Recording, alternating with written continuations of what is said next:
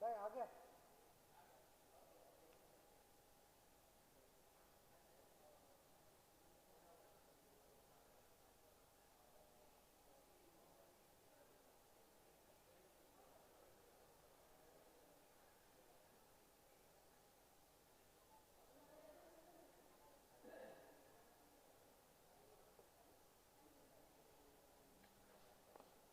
ये PSA दिया है ना, अच्छा जितनी इज्जत रखा PSA के ऊपर, अभी कभी नीचे नहीं गया।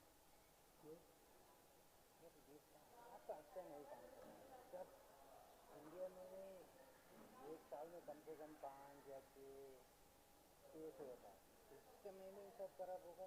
ऐप डाउन है, यहाँ अपडेट हो रहा है, तो सारा दिन क्या होगा। लास्ट मैच में यहाँ सेकेंड गेम चल रहा है, फर्स्ट गेम कब हो रहा है PSA का। लेकिन मैं सोचता हूँ कि हमारे जूनियर की ऐसी बहुत बेटर है।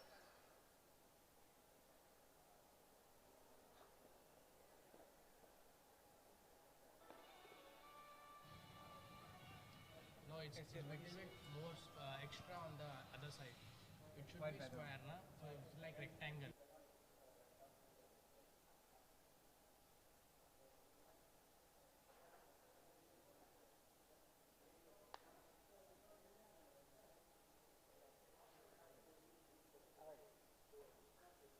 Very nice pic. Black and white में देखा, ब्लैक एंड व्हाइट में फोटो, हाँ अच्छा न्यूज़ किया। But I love that time audience का दिखे ना, कमाल का था।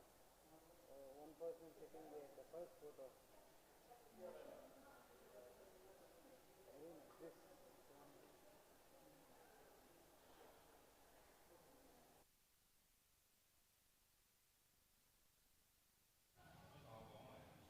हेलो, क्या हाल है? भारी आवाज।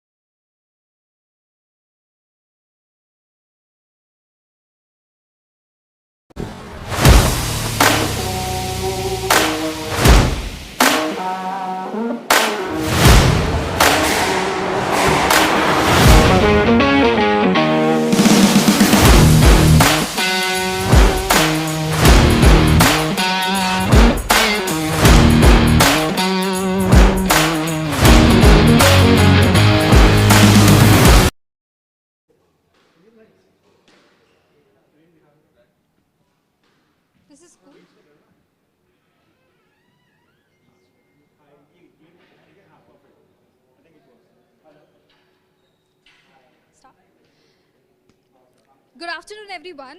Welcome to the Iconics Auto Club today. We are HCL PSA Challengers Tour 2. This place has been a platform for a lot of national champions, and today it plays to host yet another important event. This is PSA Challenger event, a part of the global pathway for players to earn professional ranking and make their mark on the international circuit. This event is brought together with partnership with SRFI, Squash Racket Federation of India.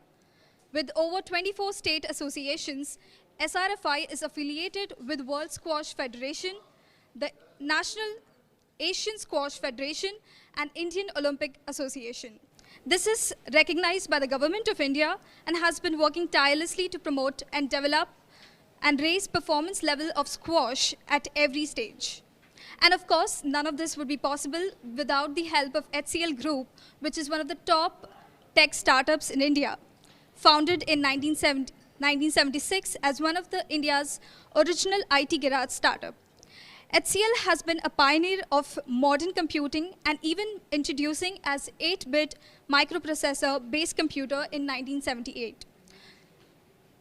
Today, HCL has grown into a diversified enterprise across technology, healthcare, and talent management.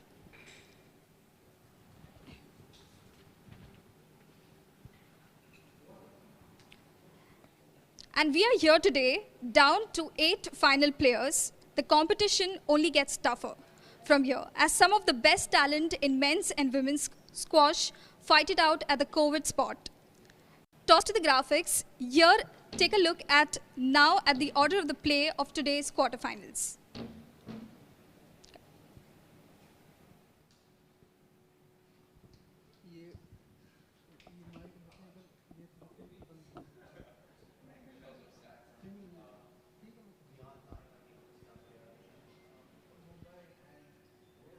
Mouth-watering clashes ahead of us. With me in the commentary box, I'm Mohit Lalwani. With me in the commentary box is Vamanap, national champion, Asian champion, and a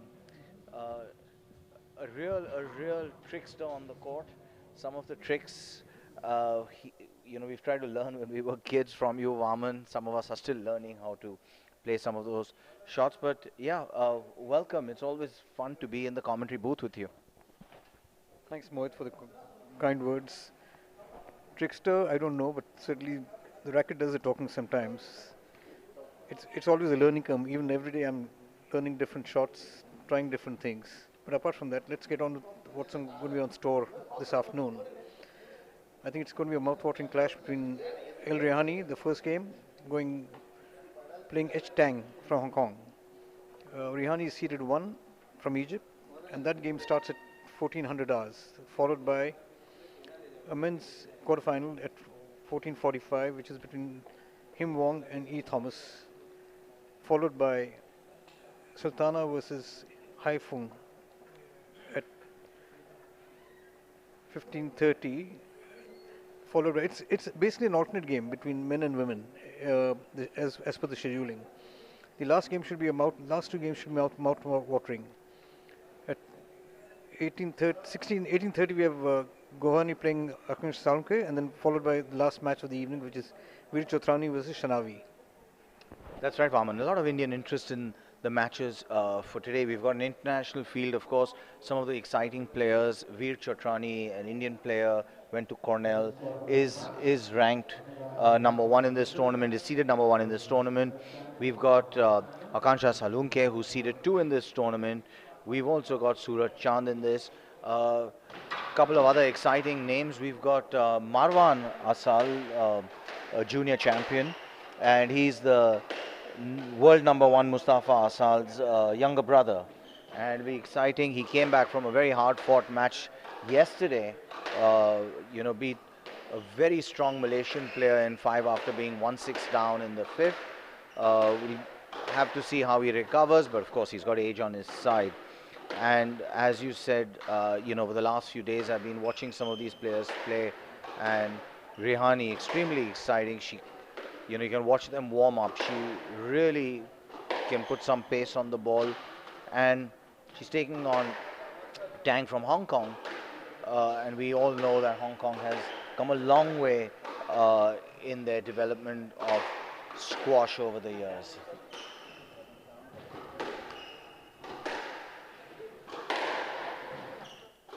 So we've got the number 1 seed, Amina El Rihany versus Helen Tang, the number 5 seed from Hong Kong. Players are on court,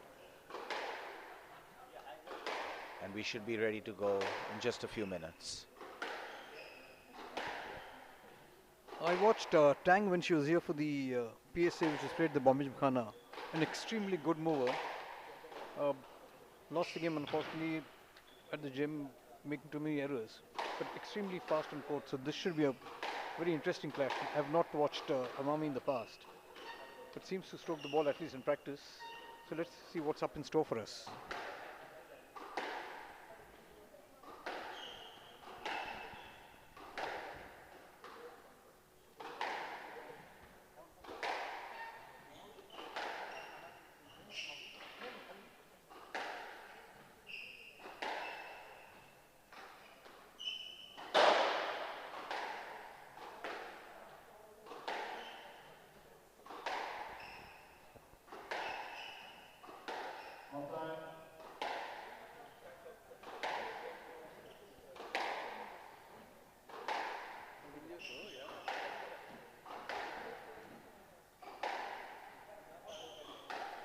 Healthline there is a saying, exercise is a food for the body.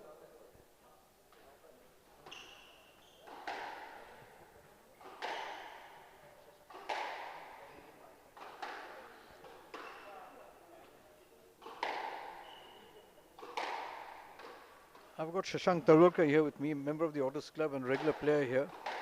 He has been watching the proceedings over the last 2 days. I want his views on what his views are over the last 2 days. I believe the squash is one of the best game which you can play all 12 months of the year. It's called indoor game. Yeah. So let's enjoy health. Yeah. Okay, thank you. Vaman, I'm just watching them warm up, and you know, one of the things that's really striking me, the way Helen Tang is striking the ball, she really seems to be timing the ball extremely well. You know, just watching them play. Now, of course, there's the experience that a player like Rihany has. You know, she comes from Egypt. There's obviously a great developmental program going on out there. We know how they've dominated squash over the last couple of decades. You know, but I'm just watching. If you just watch the way she's hitting that ball. There's, well, not that time, but. No, as I said earlier, that I've watched her play. She's extremely fast on court, hits the ball very well. I think it's going to eventually in this game. I think it's going to boil down to who's going to make the lesser number of errors. You're right, and the other thing also is that, and I find that especially, you know, there is a vast difference between the speed and pace that the men's and women's game has even now, even though the women are playing some fabulous squash right now. But I just feel that some of the variables, which is less of a leveler because the men are all very, very quick, right? But in the women's, I feel that a big advantage comes to the players that are a little bit quicker than the others, just getting to that front court a little quicker. Yeah, true what you're saying, but there's also a question of mental strength at the end of it. Who's going to be stronger mentally on that day is the issue. I think, as I said, again, this game should be an interesting one. Amami strikes the ball well. Tang is quick. So let's see what's in store. I think they're just sort of getting ready to get on court to proceed with the 30 game. seconds. The referees just called 30 seconds.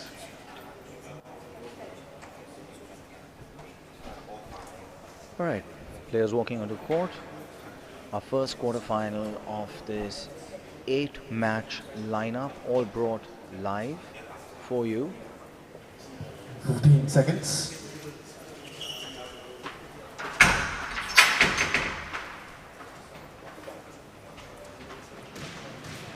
Rihany standing on the backhand. It would seem like Close the door, Helen's won the toss. Players. Let's go, love all. Rihany. Rihany, please close the door. Close the door, close the door. Thank you. HCL Squash India Tour 2, Mumbai 2025. Women's quarterfinal match. Helen Tang of Hong Kong, China to serve. Amina Al Rihany of Egypt to receive. Best of 5 game. Love all.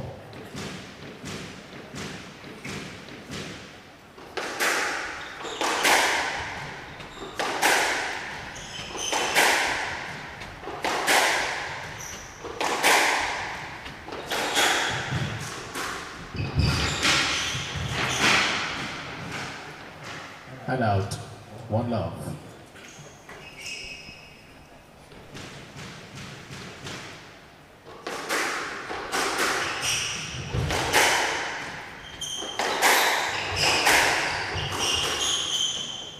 That was good. There's nothing wrong. 2 love. And out. 1 all. Tough call. Want to miss it. Yeah, it was.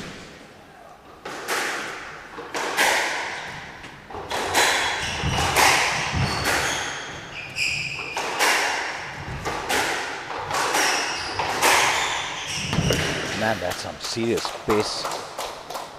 She's 2, got the ability 1. to put on pace.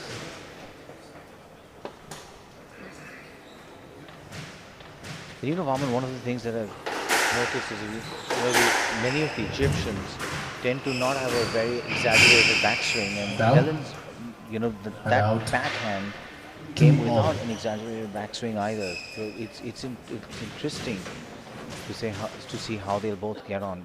There's a lot of pace in this game.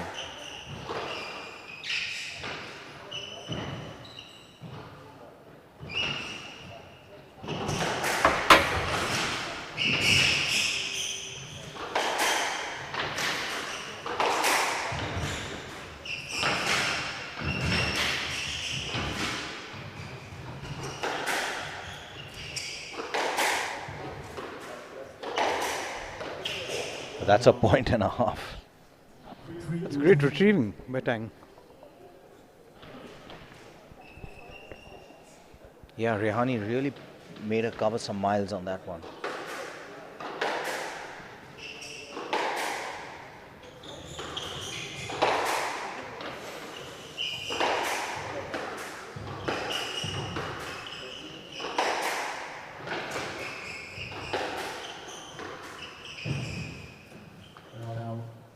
And out. 3 all.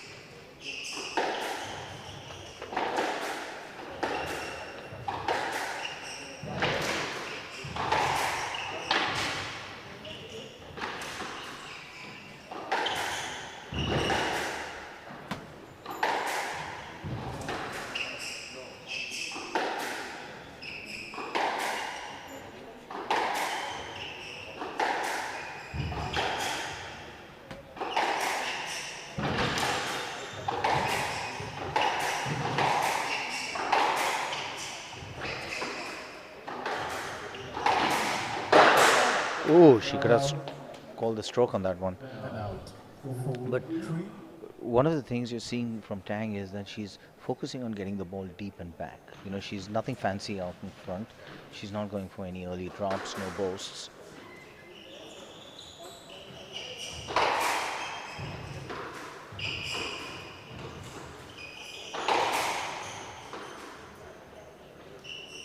It's a great shot. Stroke to Rihany. Stroke. 5, 3.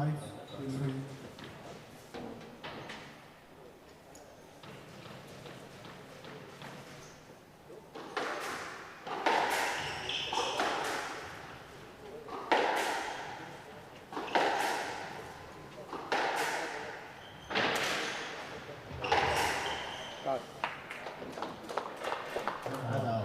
4, 5. Good cross court on a weak return from Rihany.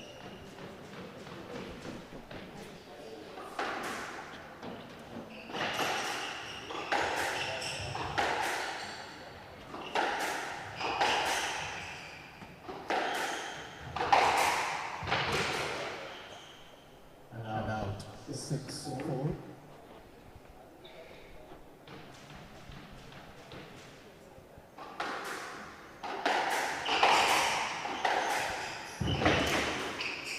That's tight. Rihany. 7-4.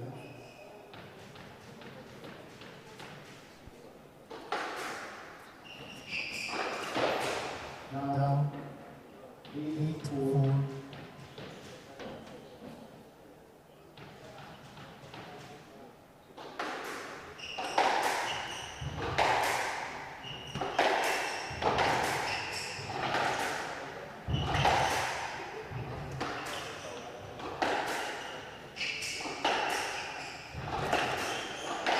Shot. Great shot. Terrific volley drive from Tang.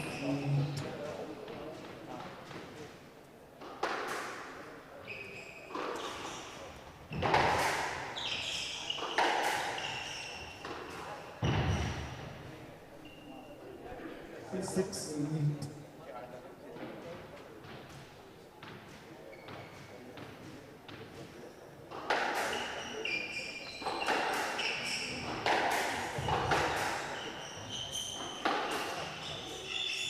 Excellent. It's a correct call by the referee 6-8. at 6-8.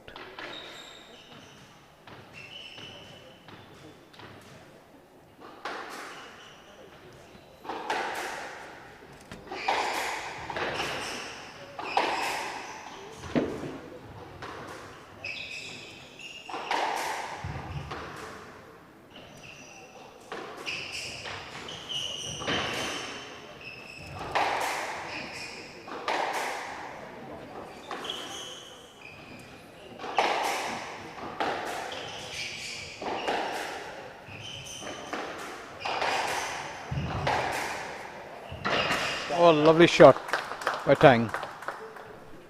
Going right across Rihany.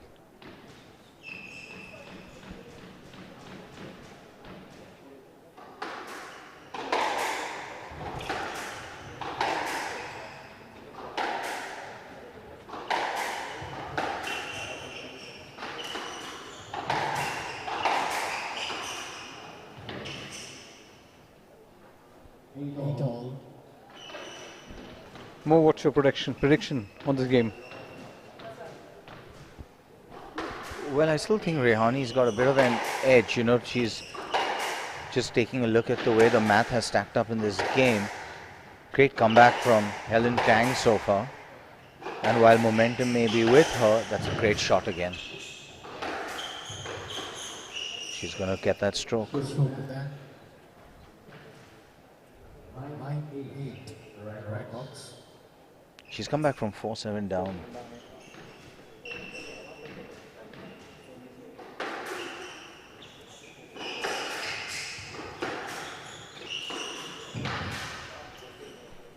And out. Okay, this is the big point of the match.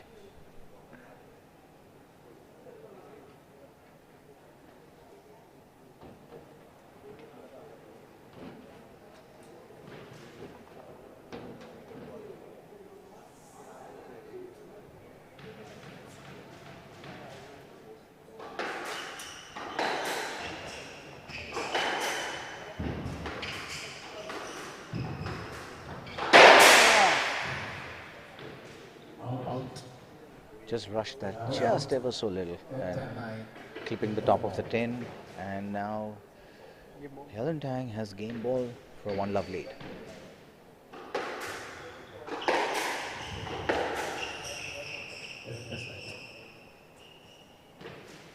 That 9.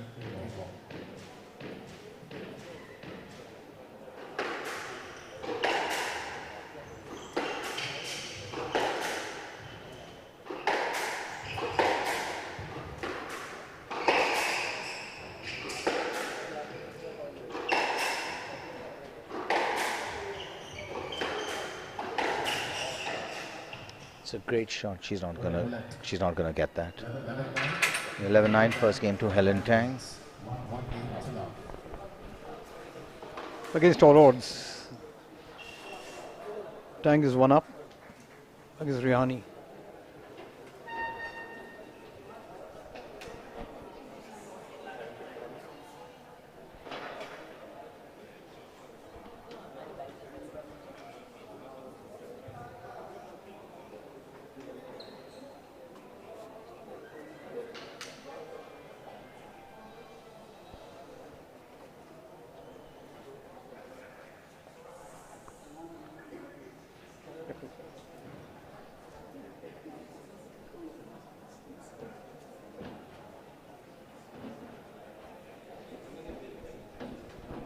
It's not connected. It's connected.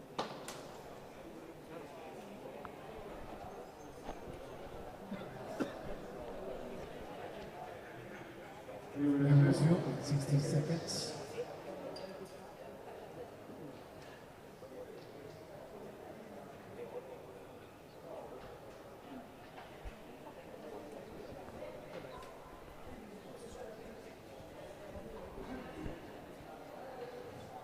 Really tough game that went down in the first one. And, you know,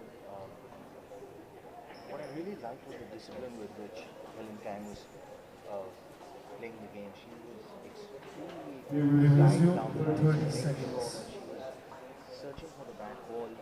You know, each time she got an opportunity. You know, just looking back at the game, there were really just one or two opportunities that she really took to play that drop shot or the kill shot, and she really made the 15 most of it when seconds. she did. And I think that has a lot to do, and you know, something for juniors who are watching this. You know, it's what Kareem Abdul-Jawad famously said: you've got to win the game in the back first before you can win it in the front. I just think that's so important.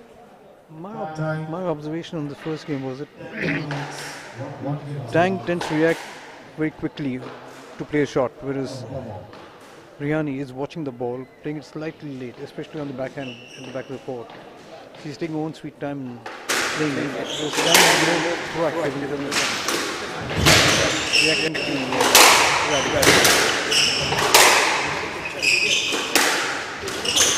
Shot.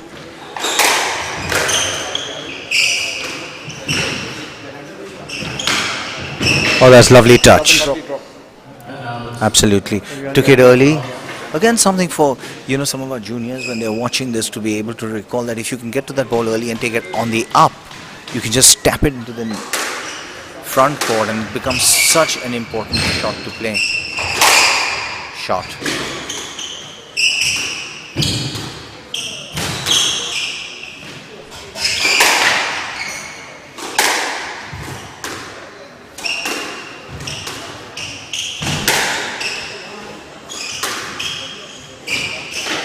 oh, lovely lob. Absolutely gorgeous lob, finding the nick in the back court.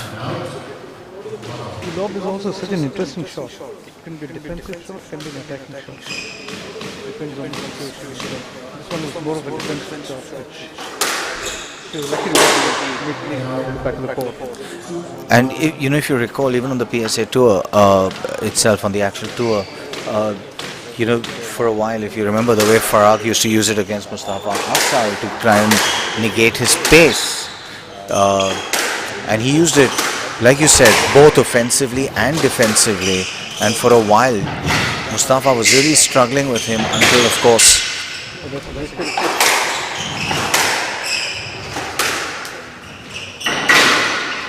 opportunity.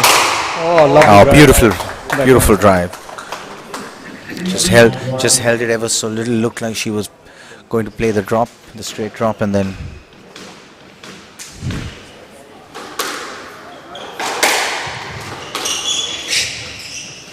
Oh, yeah, she's not going to get the leg. Helen Tang had cleared.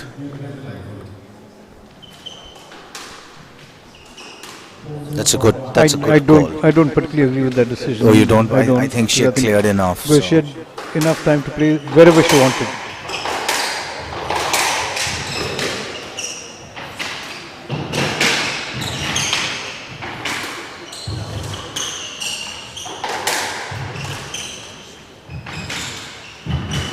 Oh, that's really great good rally, squash. yeah, great squash.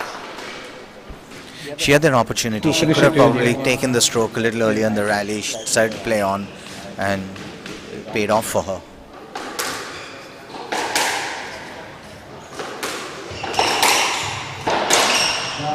Just rushing that.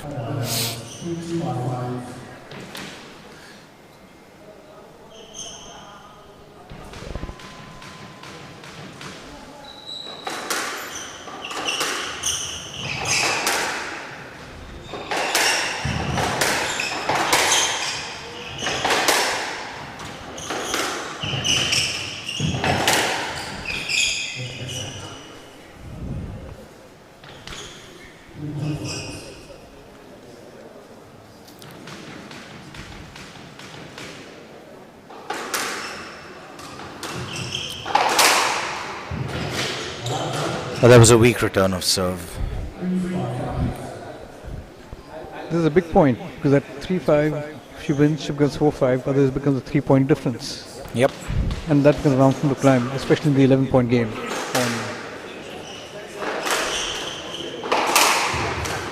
Now, Vaman, we've had an opportunity to play pretty much the 11, the 15 and the 9 format. What was your favorite?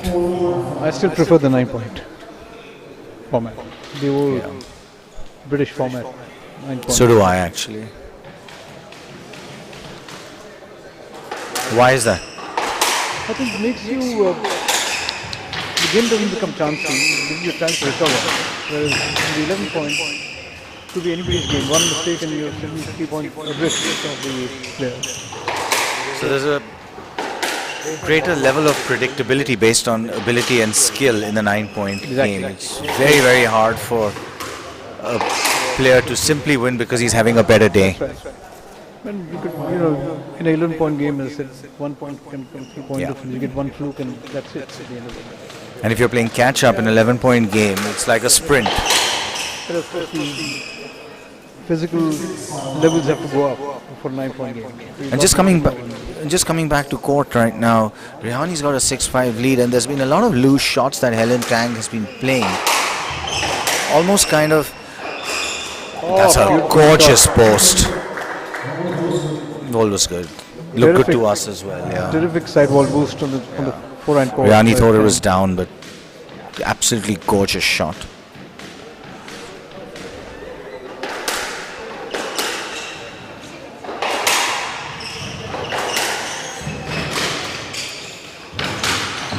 Yeah, it's clever. Nice shot. She set it up with the earlier shot. Helen was going the wrong way and was late to the ball.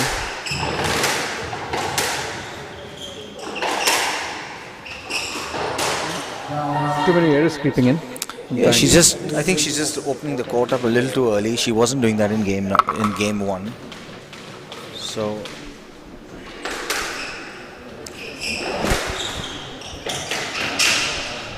Yeah, she's just bringing Rihany into an offensive position way too early in the rally.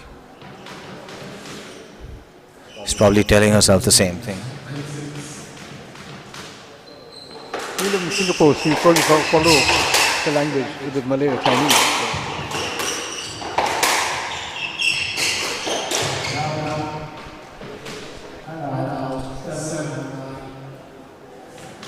Big point.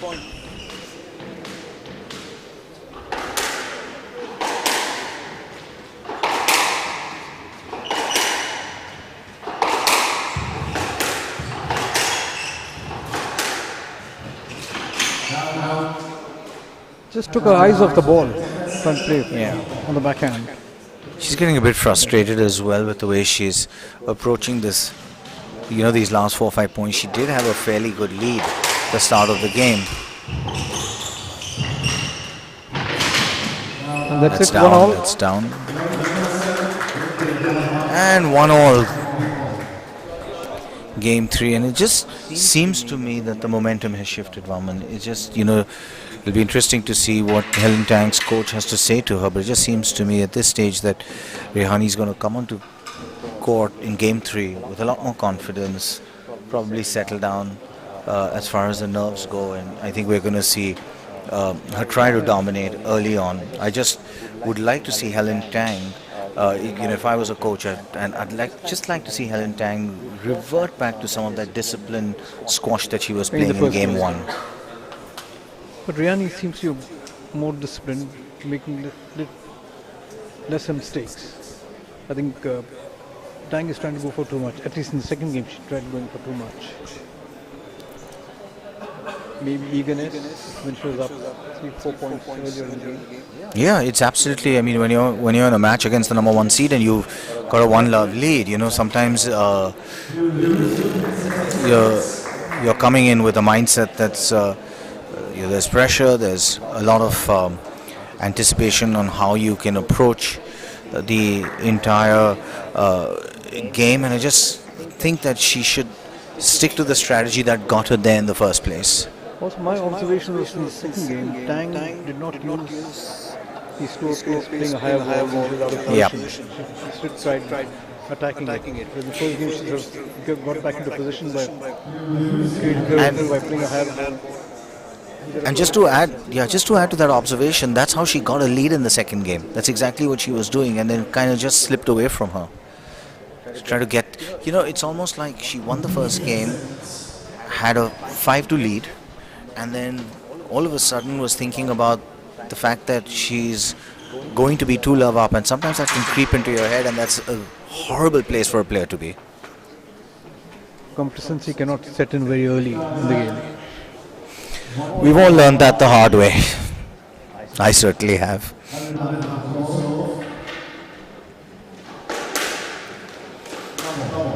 Rihany 1 point at a time, right? She seems to have settled down now, Rihany. Yeah, she has. She walked off court looking very composed and very reassured.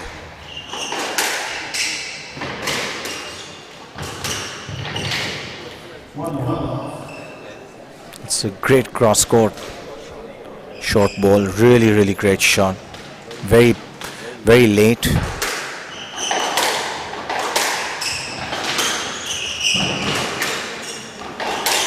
Oh, that's gorgeous, absolutely gorgeous.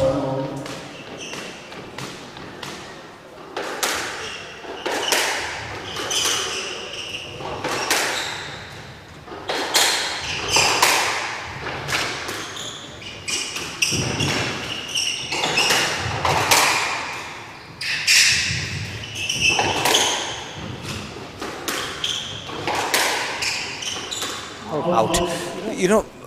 Vama, just let's take a look at that point again. And one of the things that she had an opportunity, the ball was a bit loose. And I just think that as a player, when that happens, when you have a really great opportunity and the ball is loose, one of the best things you can do is reset instead of going back for the kill again. And she didn't do that on that occasion. Another mistake from Tang. And that's just it. It starts to get into your head, right? And you start to lose faith in what you're doing. It's an interesting law.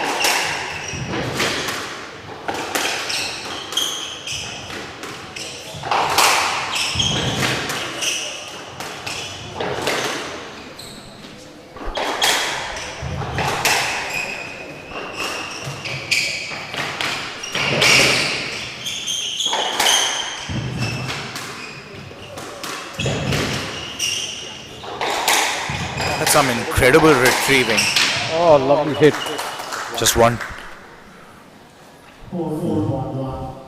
one shot too many for her to go after. But that was some incredible retrieving. I think Rihany is making a play with more number of balls to get the mistake out of Tang. Not leaving the rally short.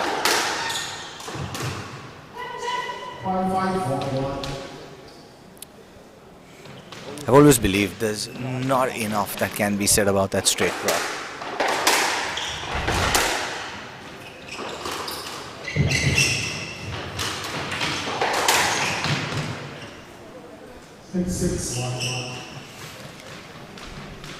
She seems to be running away with this game, and if she wins this next point, I think it's going to be a mountain way too high for Helen Tang to climb, at least in this game. She's going to have to regroup and come back in the fourth.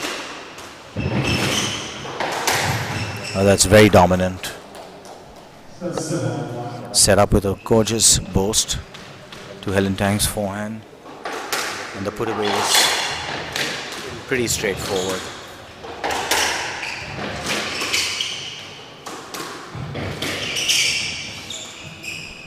I think one of the things which Rihany is doing now is pulling her up in front, playing the drop, which Tang obviously has to lift. And she's out of position and is pushing the ball back. Going cross, especially from the forehand court.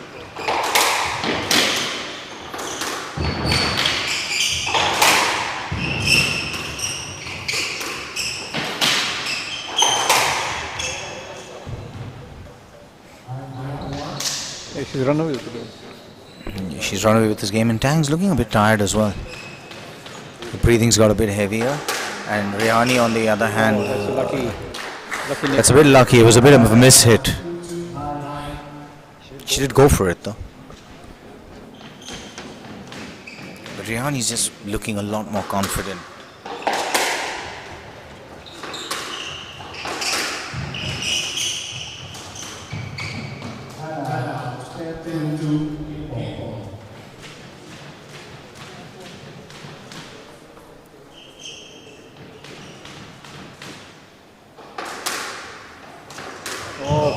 Another nick.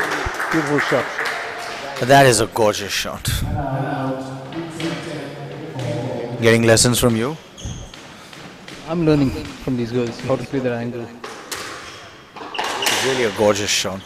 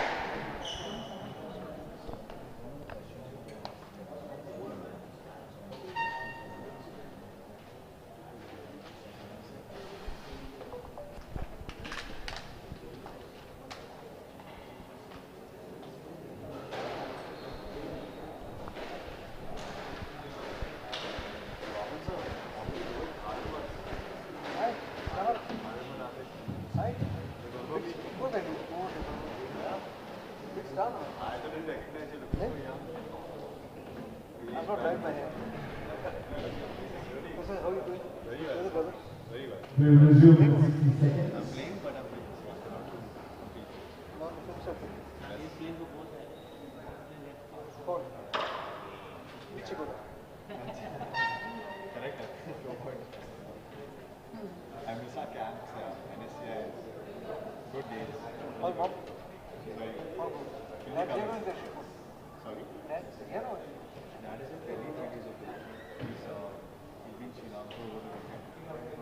We will resume in 30 seconds.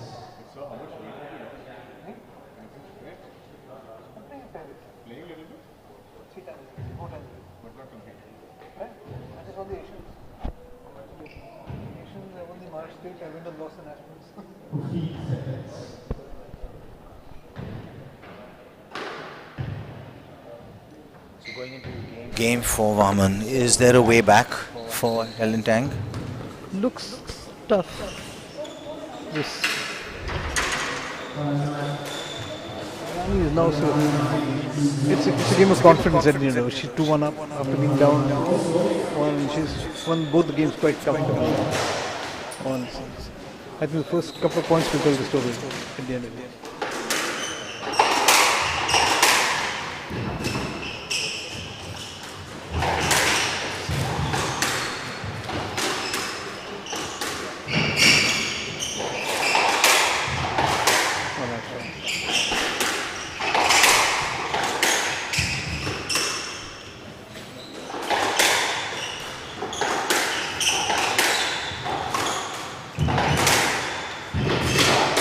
She's playing, Rihany is forcing Tang to play so many balls from behind her that the pressure is just getting to her. And these aren't really unforced errors, these are forced errors.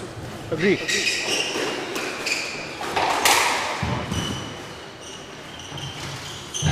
Oh, that's a great shot. That was down. That's a great shot. And again, it's so important, Mohammed, at any level of the game, to put enough pressure on your opponent so that they're playing the ball from behind them. It's such an important aspect of this game. Just strategically, if you just focus on that out of court, stick to the basics. It's such an important way to just think about the game.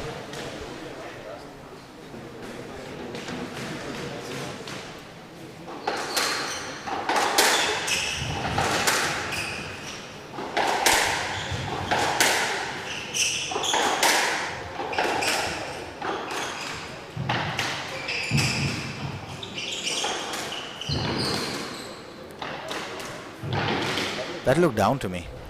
Yeah, it went off the frame. Not that it matters because Rihany won the point, but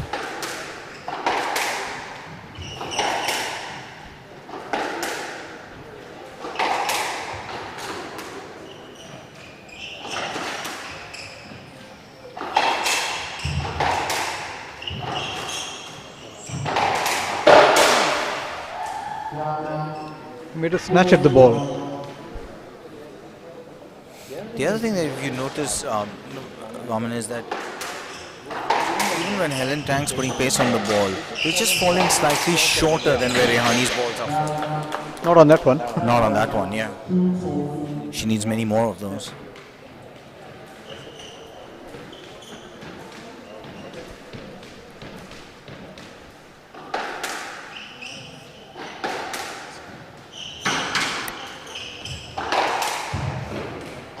That's a nice hit.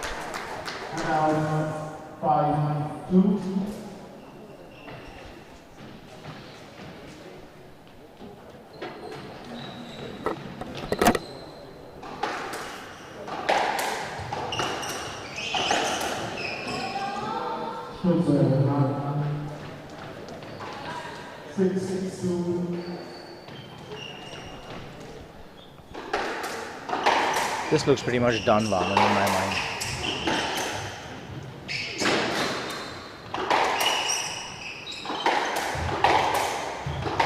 Again, just too short.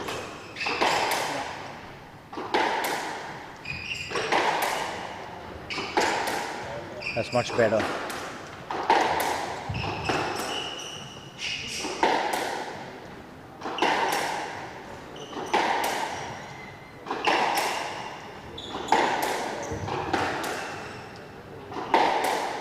That's just so much better for Helen. She's more comfortable doing that anyway.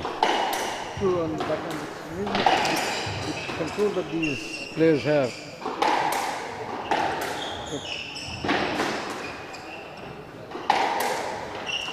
That was too short. Too short. And Rihany made the most of it. Rihany is 4 points away from placing the semi-finals.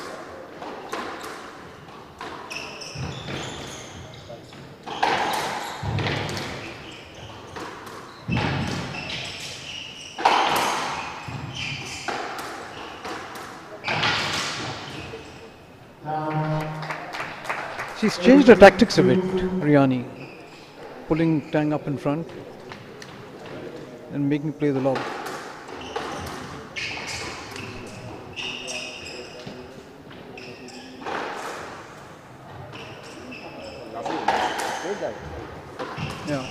Two really lovely lobs. She played them both so well.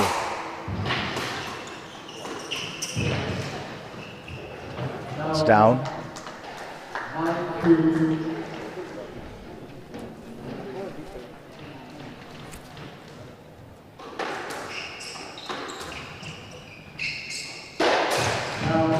Unforced error from Rihany. Well, it was a fair shot at 9-2 up. I may have done the same.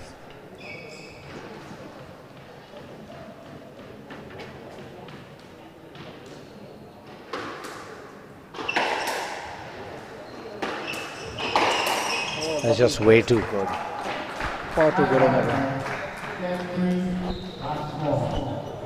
Match ball at 10-3.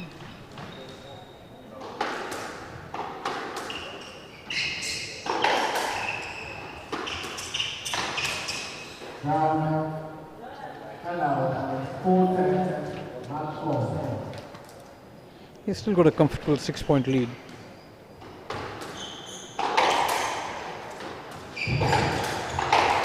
Oh, nice drive from Tang.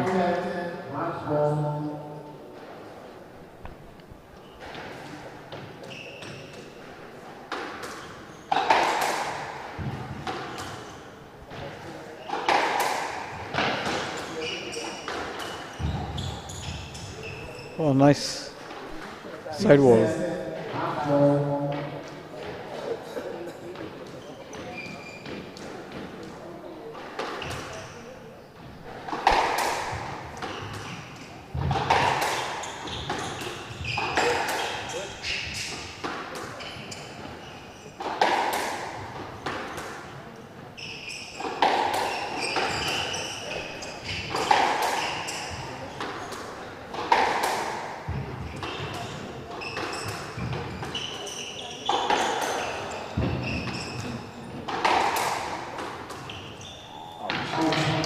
Hard luck. She slowed down the aim considerably. Game to Rihany, 3-1. Yeah, really nice match. A lot of great squash from both girls, really. I think, Helen Tang did have an opportunity. I thought she changed the strategy going in, somewhere in the middle of game 2. And I also think Rihany started to really carve out her space, put her under a lot more pressure, took some of the, steam out of her.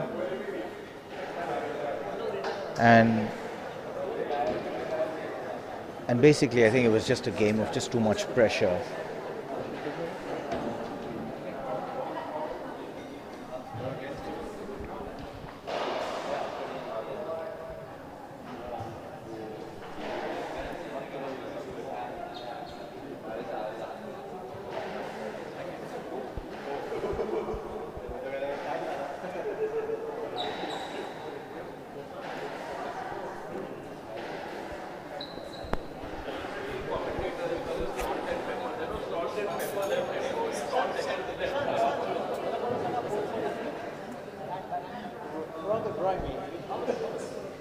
Yes, look at Star behind. Who? He's a rising star. Okay.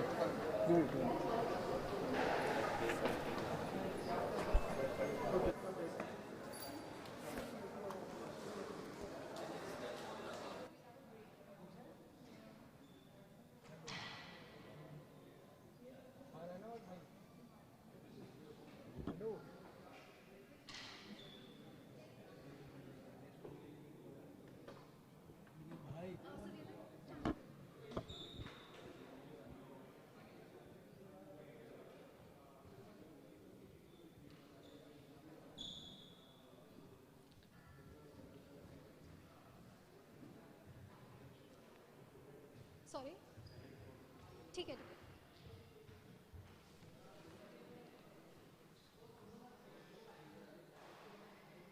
Start. Okay.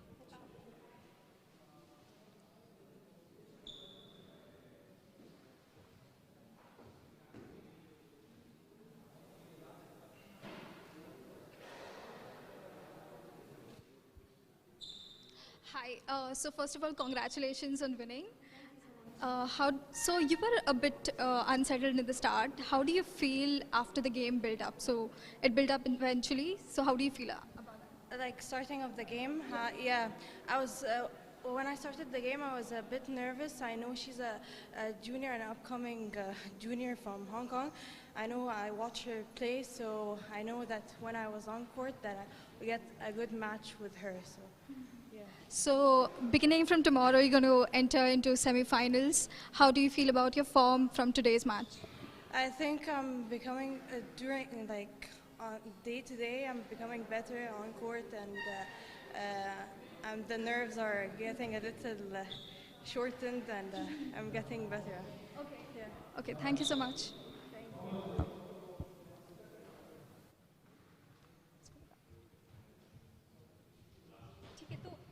Match के बाद आने वाला है. एक match के बाद हाँ आप बोला करो.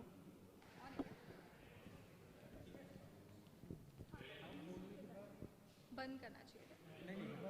कुछ मत करो, कुछ मत करो, खाली ऑडियो थोड़ा तो हर एक मैच की बात करना है। हर एक बच्चे ना, हाँ ठीक है ठीक है ठीक है, तो खाली थोड़ा पास हमेशा करते हैं ना, थोड़ा पास कर दिया करो और लास्ट में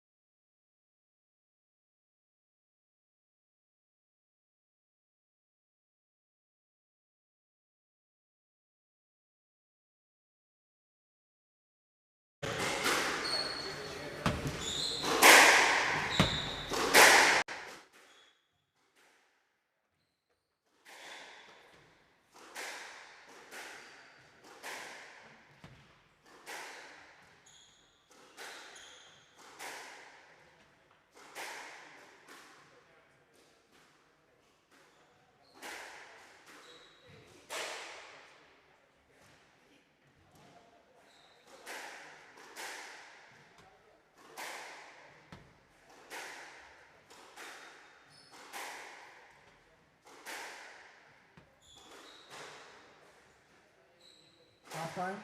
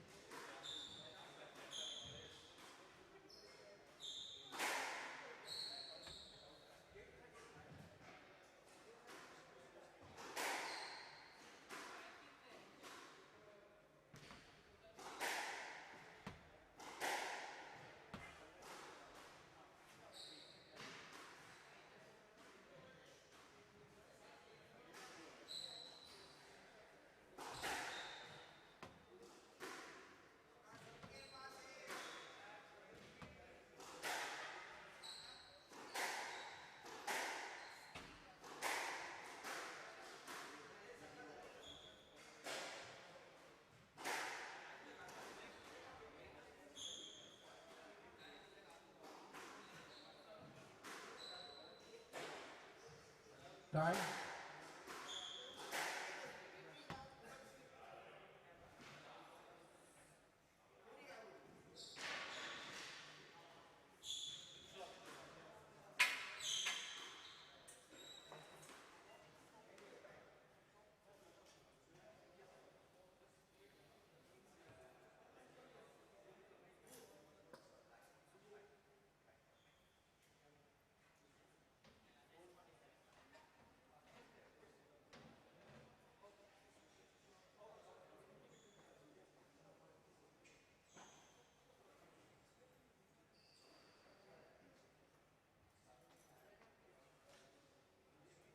They will start in 30 seconds.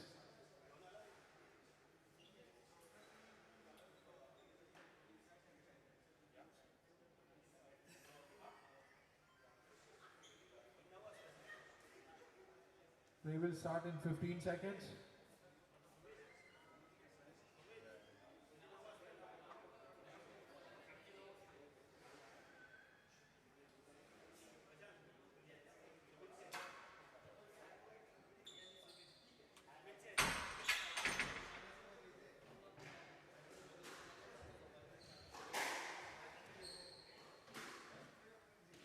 HCL Squash India Tour 2 Mumbai 2025 men's quarterfinal match. Ijaz Thomas of New Zealand to serve. Wong of Hong Kong, China to receive. Best of 5 games. Love all.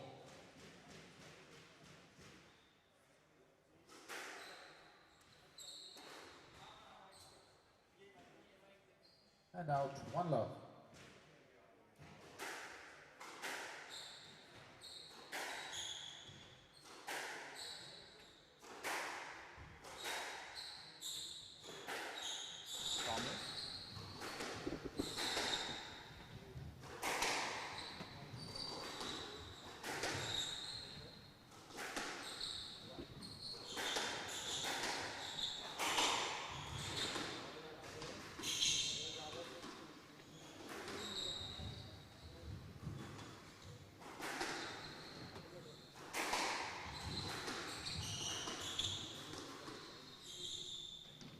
Wong, no, it's a loose shot.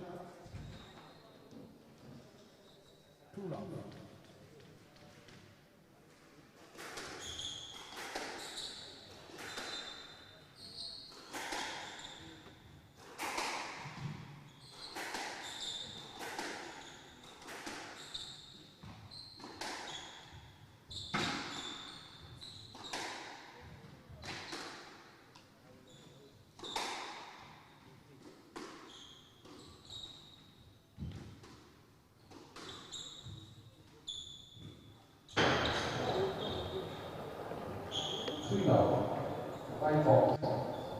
So Wong with an early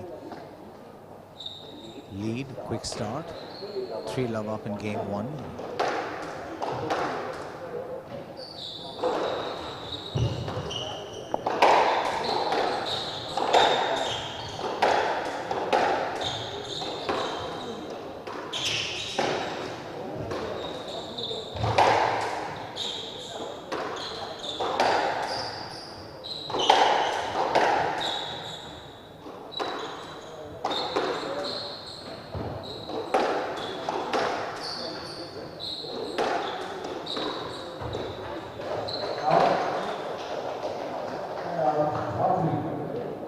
And Thomas gets off the mark. Board 1-3 down.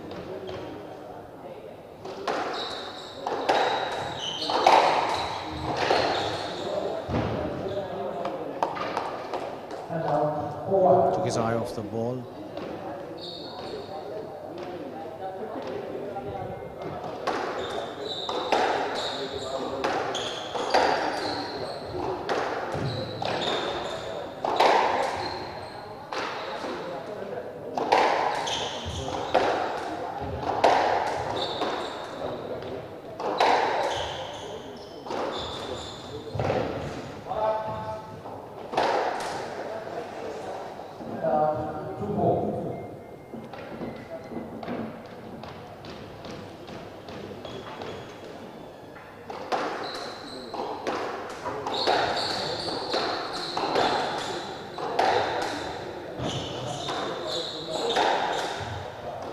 That's a lovely shot into the nick.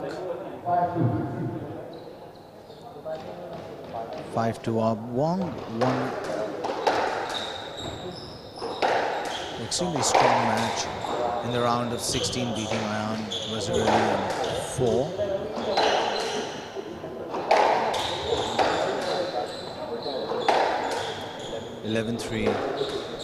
In the 4th game. Thomas, on the other hand, is the number 2 seed.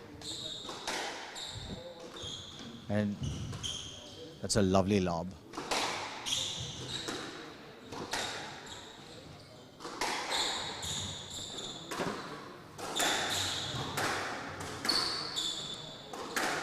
So back in the studio with me, Vaman, we're looking at the number 2 seed and a player who and a player in Wong who beat Ayan Vazirali yesterday in 4. Very strong performance. He's leading in game number 1.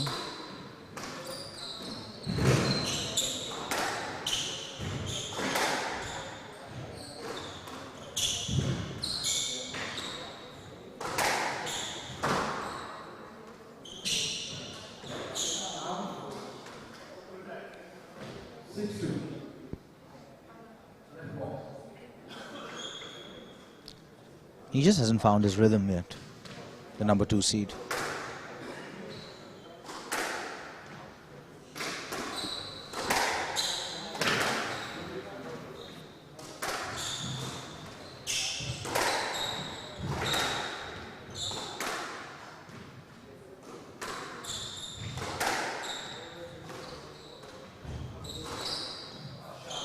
Lovely trickle boast. Waited on that, played it late.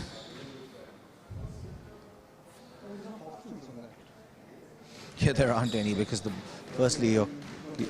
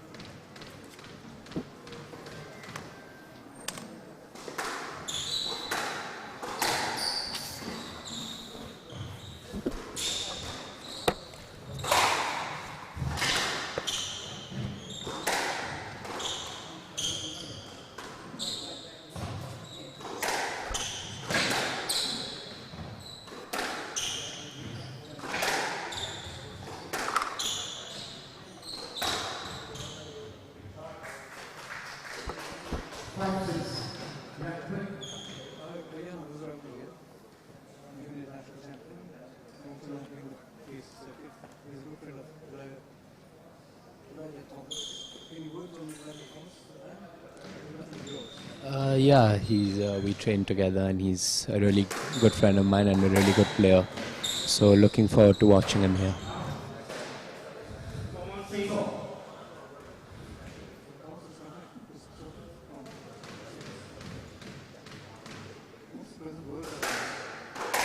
I think Elijah's now around the 90s.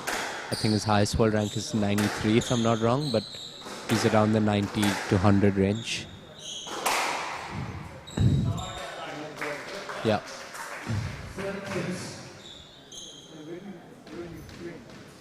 We trained together with Rob Owen in Solihull at West Warwick's.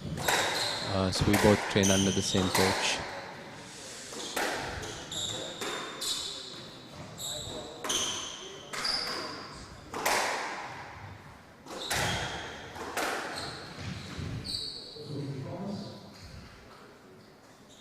It's a good comeback here by Elijah in this game.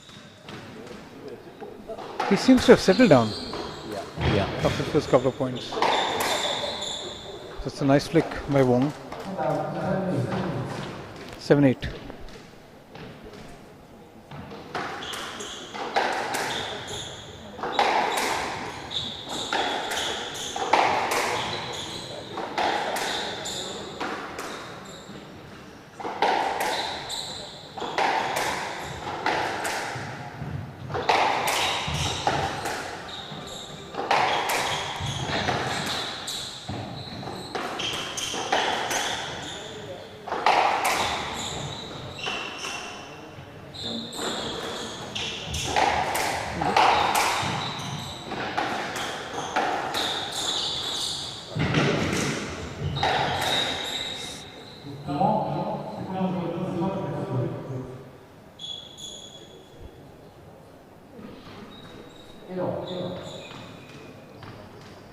crucial stage of the first game here.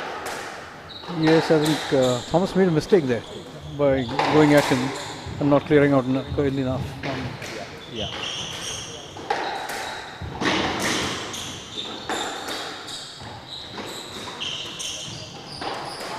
Another mistake.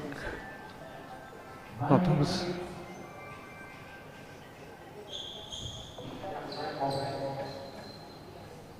What is Wong's ranking on the PSA? I think Wong is around 105, 106. I played him yesterday and lost 3-1. He's quite a tricky player.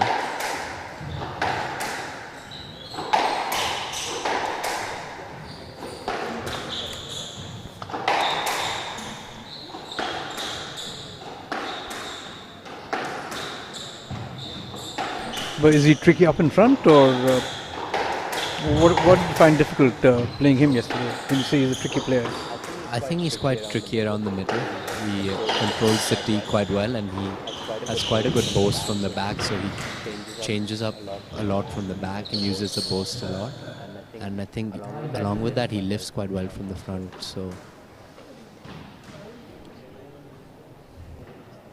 in short, his defensive lobs become attacking lobs. yeah.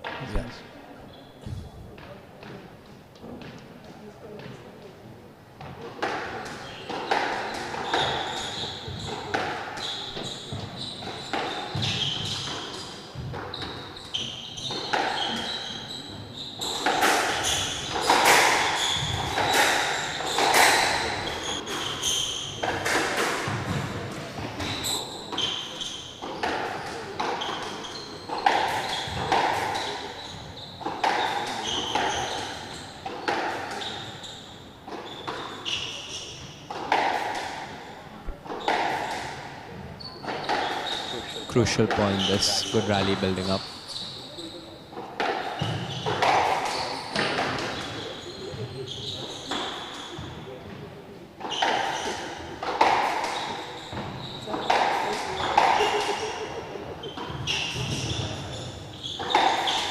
Wasted that opportunity, finishing the ball.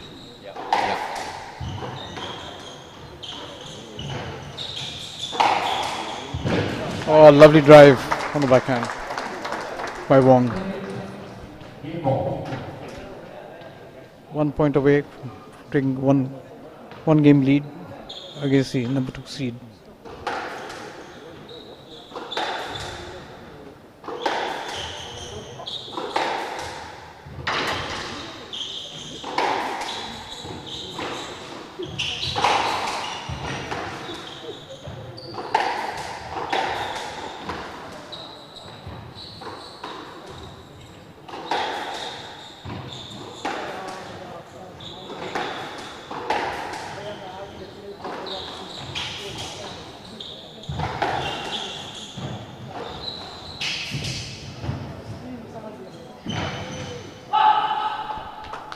Nice drop.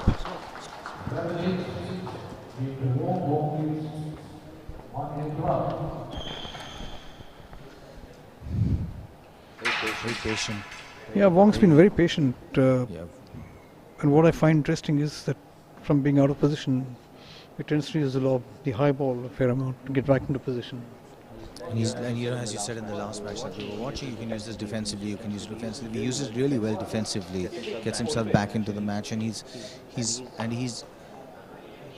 not fazed at all by the fact that he's playing the number 2 seed. He's willing to stay in the rally.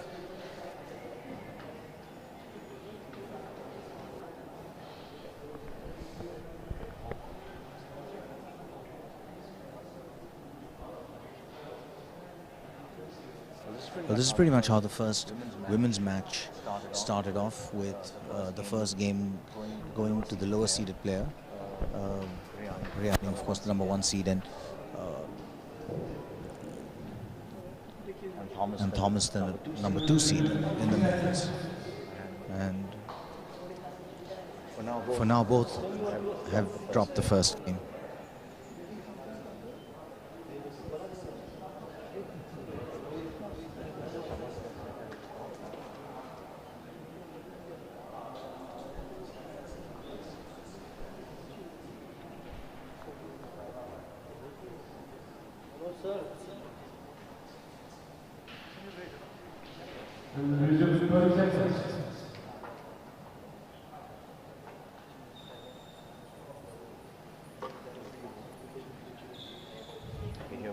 we go. Game 2. 15 seconds. Love all.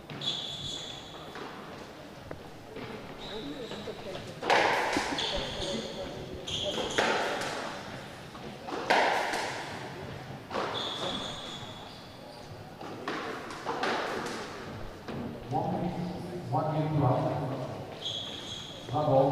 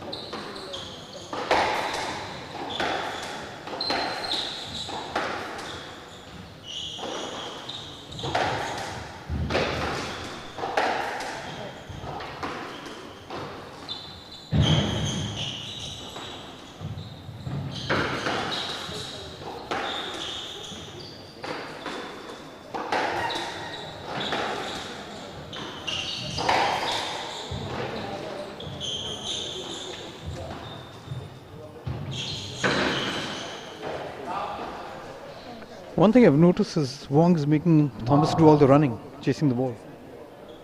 Seems a lot more in control, especially on the front of the court. Yeah, I feel Elijah needs to get his length a bit better and start making Wong do a bit more work, which he's very capable of. But right as of now, Wong is playing quite well. An unforced error from Wong. And out.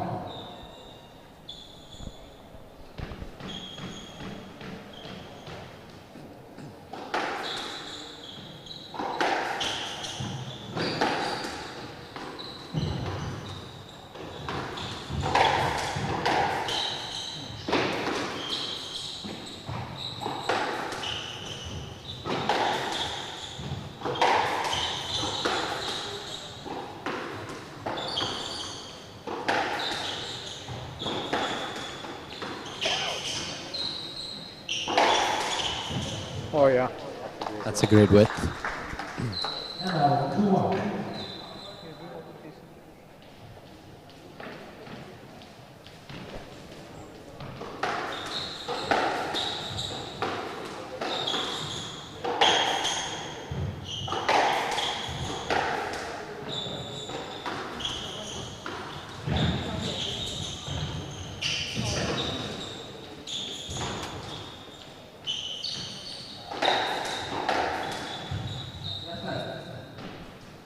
Good rally there, ending in a let. 2-1. Right ball.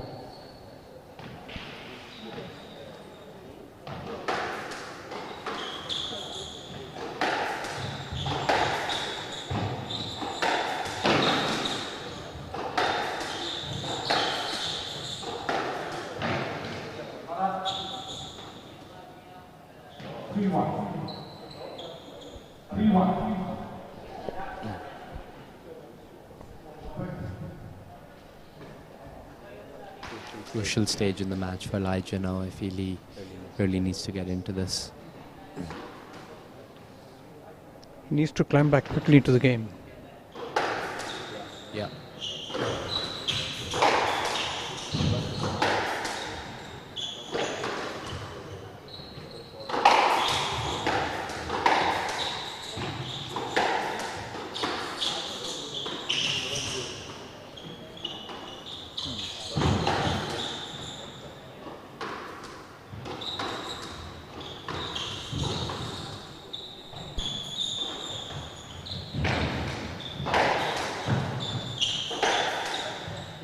Oh, nice shot. Good hold.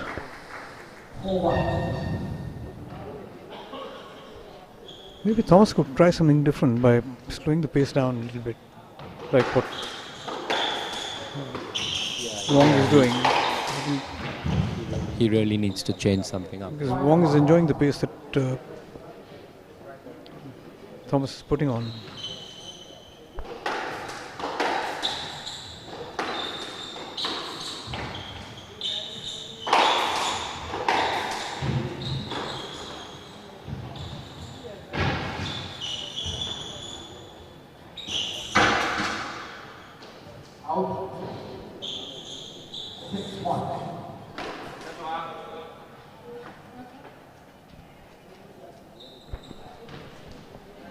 Seems to be running away with the second game against the second seed.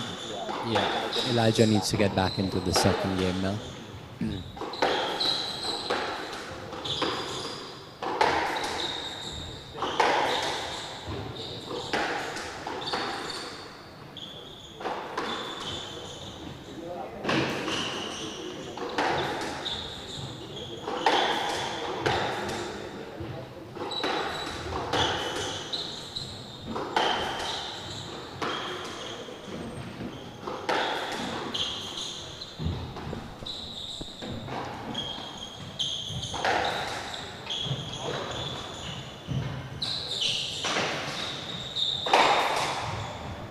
That's a good rally.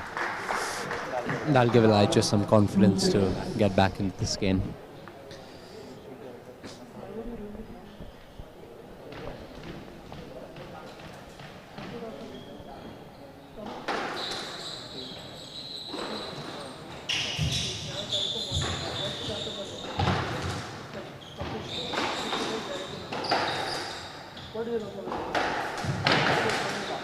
Oh, that's some nice stuff by Elijah there, working him a bit and finishing it off. The last 2 points he seems to have slowed down the game a little bit. Yeah, that seems to be working for him.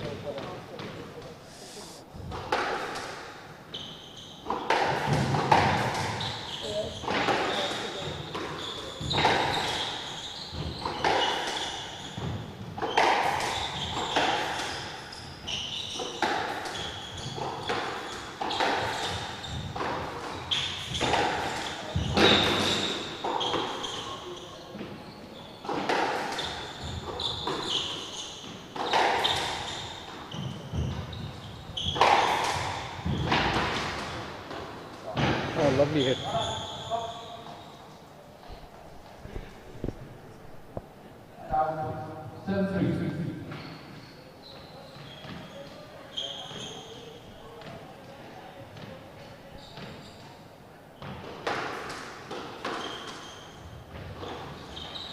Oh, nice hold.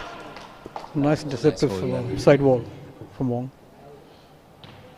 Had Thomas going the other way.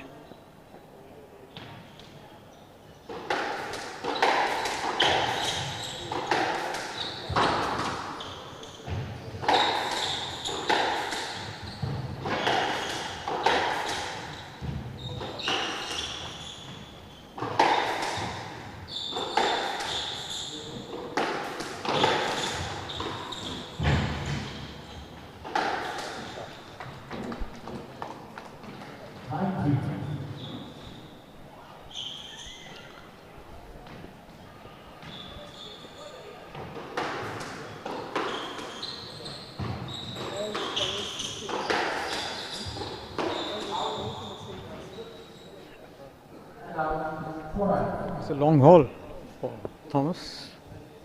Yeah, I just feel like he needs to try and get back into this game, and even if he loses it, just try find some form going into the third.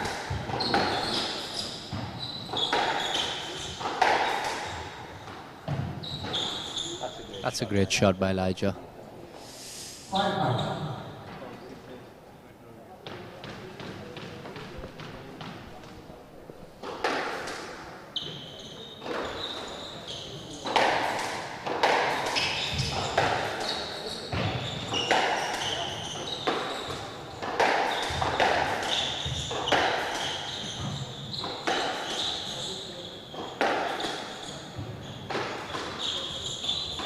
Oh, lovely backhand drop from Wong.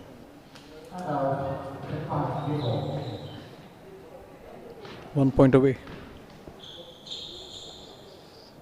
to have a 2-love lead on the second seed.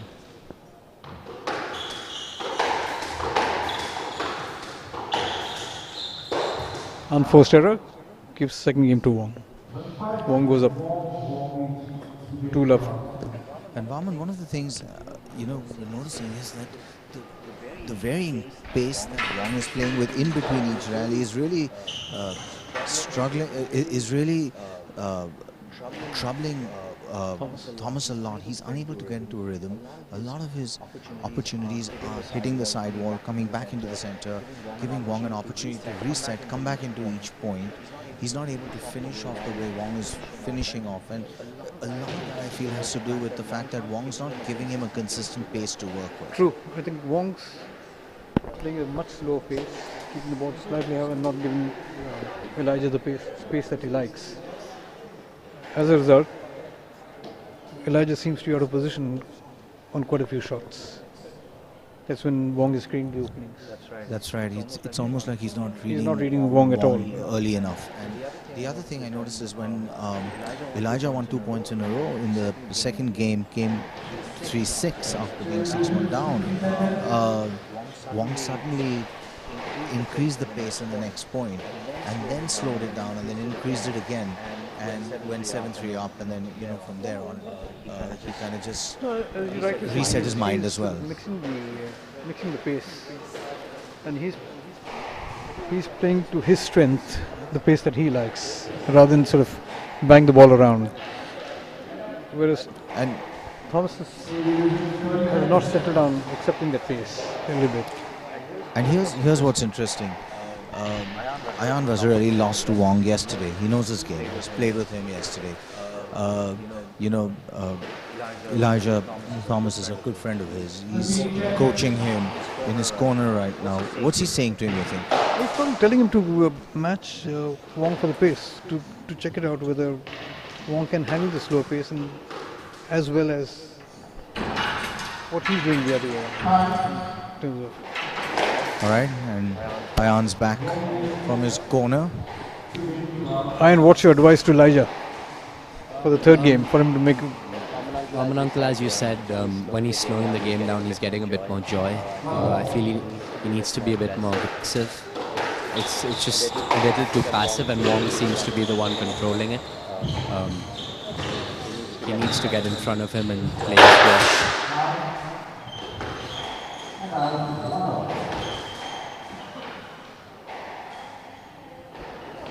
One of the things I think that Thomas does need to do is take time away from Wong. Wong just has way too much time to reset, to come back into the rally. He's wearing the pace that's really hurting Thomas right now. Yeah, you're completely right. That's why I feel Elijah needs to be a bit more aggressive to take time away from Wong, because right now it's a bit too comfortable for Wong.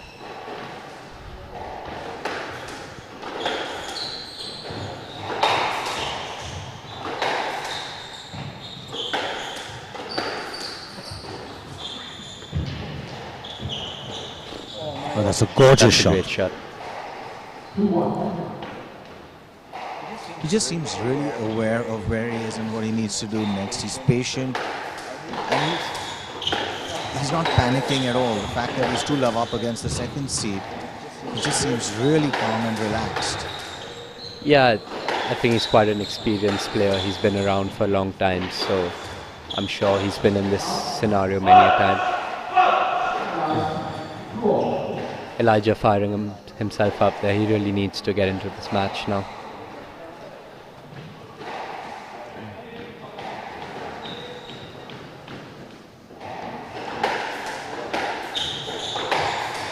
And one just feels that if Elijah can just come back and win one game, at least this one is the only game he really has to win, you almost feel that he'll be able to come back. He'll be able to find some self-belief. Yeah, I feel this stage in the match is crucial now, because if he gets the third game, it's really game on.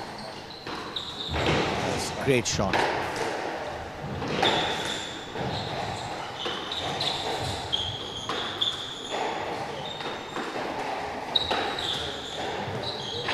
That's tight. Wong's ability to get himself out of trouble with just clean, basic squash is just so remarkable. Yeah, his defensive skills are really good. He lifts really well from the front, and that's a lovely shot. Gorgeous shot.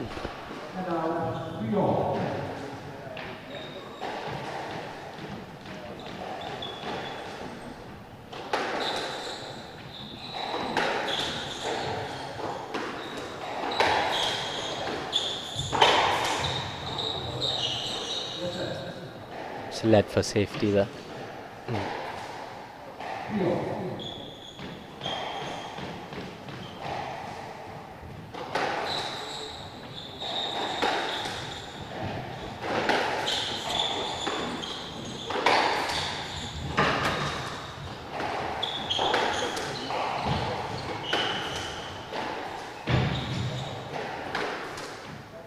Very sporting. Yeah, Elijah's really fair.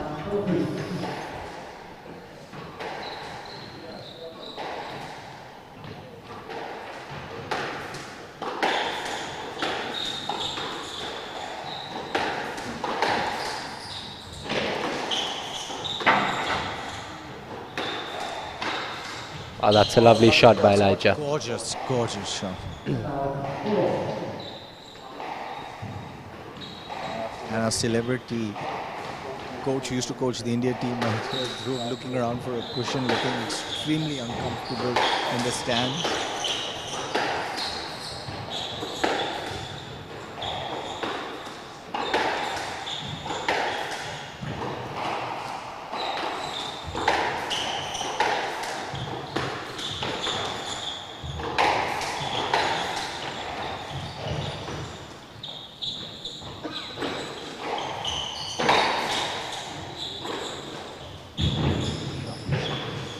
Oh.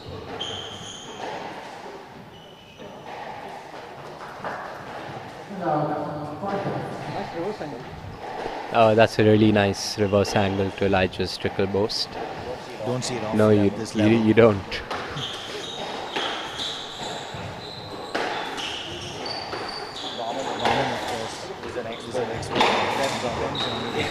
At this stage of his career.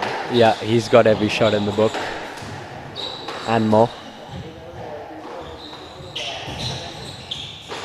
That's a good squeeze by Elijah there.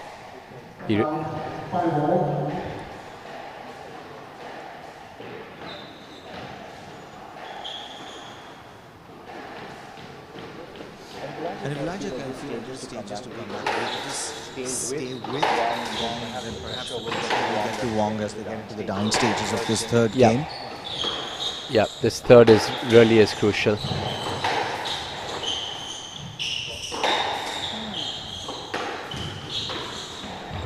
That's a great squash. Some good patterns of play going in here by Elijah. That's good squash. That's really great squash. Super rally.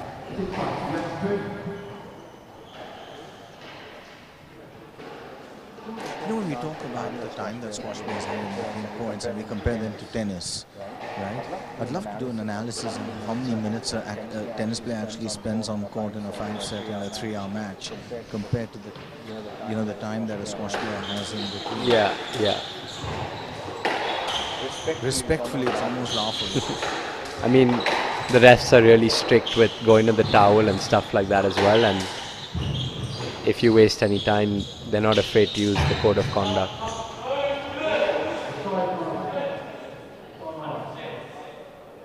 That looked way up to me.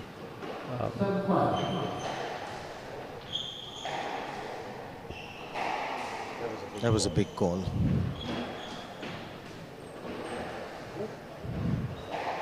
And the question is now, can Elijah dig deep and come back? Yep.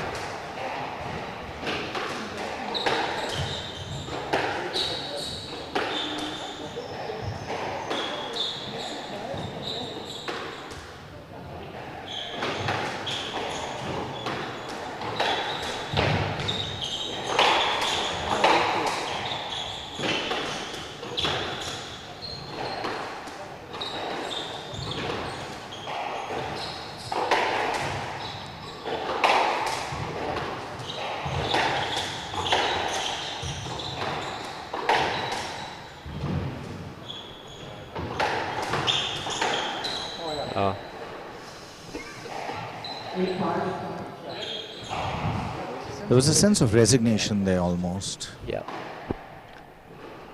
He really... One of the things I do, we talked about the earlier point, the big point, 7-5 up to Wong. Elijah was good, and in the earlier game, Elijah pulled the ball down.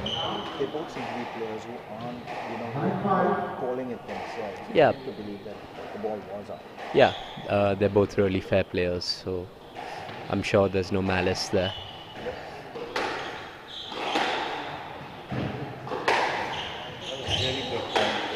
Yeah.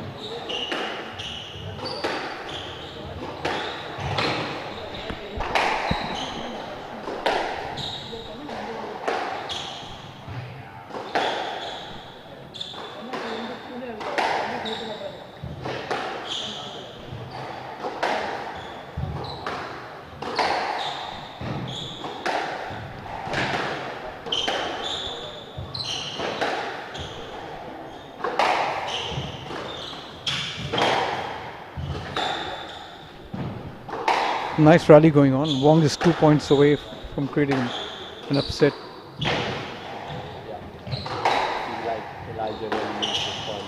Yeah.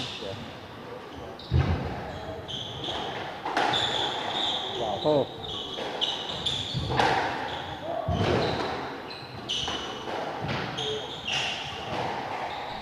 Nice lob. 1 point away now.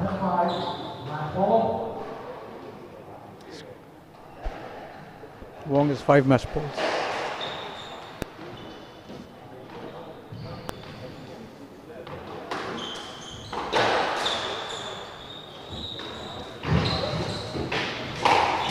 And it's all over. Wong 3-0 against the second seed. Very well played match. Ayan, thank you for your time in the commentary booth.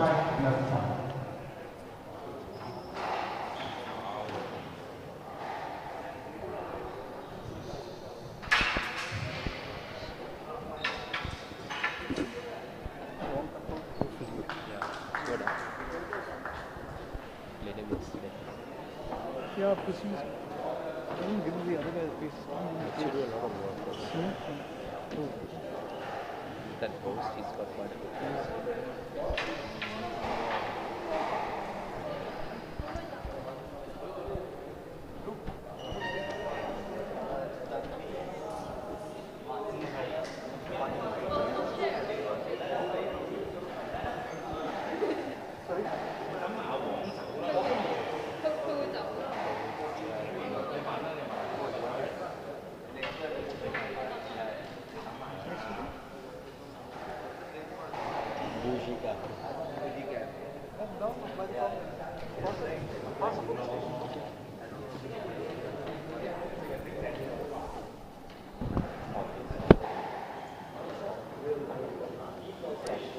That was some performance, a lot of patience. You varied the pace a lot in that game, and he seemed to struggle with that. Yeah, I've played him before. I know his style is like keep on the same pace, like high pace, but he can keep it consistently. So I have to stick to my game plan that varies a lot of the game pace, like slow it down and then have chance and make it quick. So let's just go to one point in the second game, I think it was, and he, you were floating the ball to him, and he won 2 points in a row, came back to, if I'm not wrong, 3-6 perhaps, and then he was down 3-6, and then suddenly he picked the pace up, you picked the pace up, and you found yourself running away with that second game. How calculated was this for you? How much strategy went into this? Actually, it's not calculated. If the game went to my way, then I think I should be like keep running when I'm 6-3 up. I shouldn't let him get it back like 6-5 or 6-4, and that's what some of the mistakes this game might make. But I'm glad that I'm able to focus myself after he came back like 6-4 and then get to my just what I mentioned, the game plan as well. Okay, looking ahead to tomorrow, you've obviously beaten the number 2 seed. You're in a good place right now. How much more do you have to give tomorrow? Everything, yeah. Today I give everything already. I feel like it was a semi-final because, like you said, he's the number 2 seed. He's the second strongest in the draw, so I think there's a good chance. But I think there's a lot of players that coming up really quickly, so I cannot like too relaxed until tomorrow game. Okay, good luck and well done.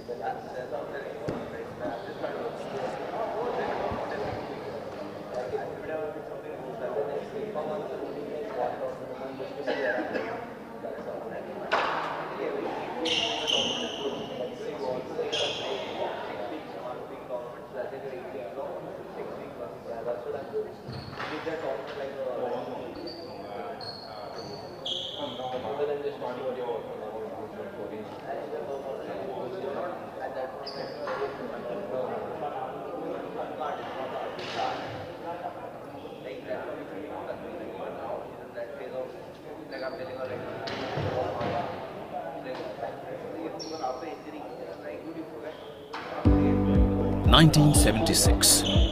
While in Silicon Valley, USA, a few companies were beginning to change the world. A group of entrepreneurs in India were laying the foundation in a garage startup for a global company. This was the birth of HCL. Today, HCL is a multi-vertical, socially conscious enterprise with a global presence across 6 continents. Powered by core values of courage, collaboration, care and curiosity, HCL transformed from a $500,000 company to multi-billion-dollar global enterprise in the last 4.5 decades. Today, the HCL Group comprises 3 businesses. HCL Technologies, a next-generation global technology company that helps enterprises reimagine their businesses for the digital age. HCL Infosystems, one of India's premier system integration and distribution company. And HCL Healthcare, one of India's largest corporate health solutions firms, providing end-to-end healthcare solutions. Beyond corporate excellence, HCL is also a socially conscious company. HCL Foundation, the CSR arm, envisions to create a source code for sustainable socio-economic development, both in rural and urban India. Since 1998, HCL has also been promoting Indian classical music and dance through HCL concerts, and in sports, HCL has been facilitating to nurture Indian sporting talent.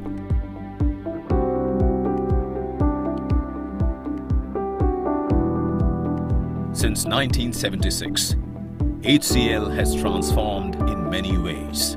But throughout its journey, the belief of multiplying human potential has remained true to its core.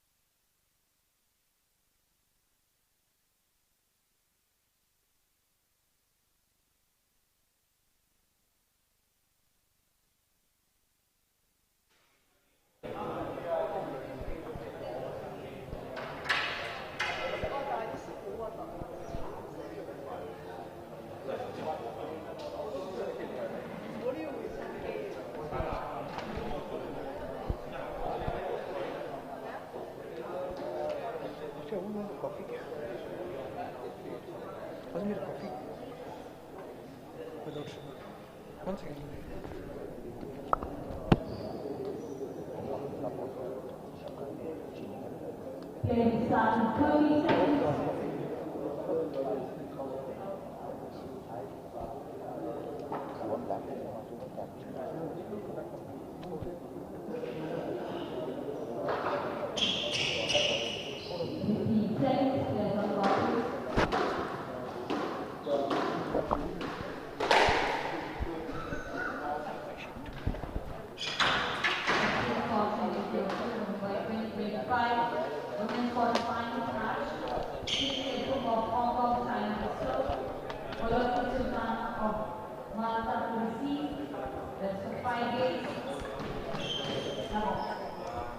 And here we go.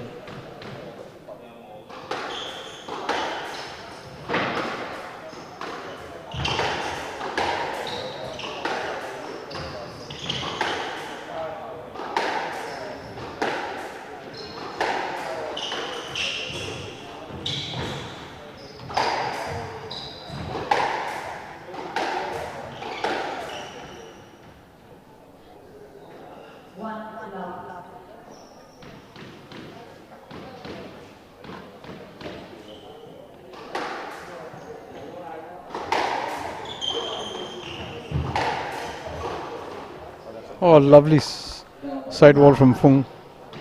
Both the girls are similarly built. So Fung is slightly on the more sprightly side.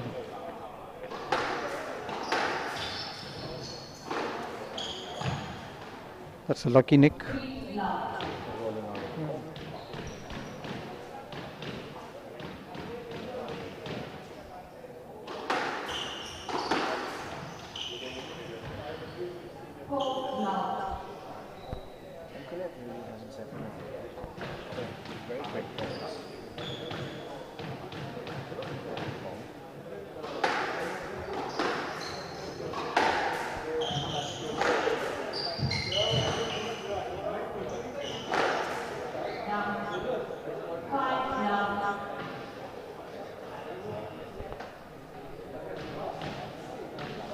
Sometimes they just need to get off the blocks, just get that first point and then at this stage you really need to find that point.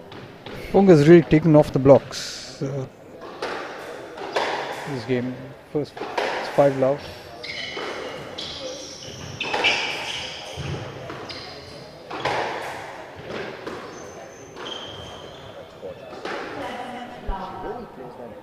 Volley both very well on both sides. We've seen that twice in this game. Very exciting. It's a wide field.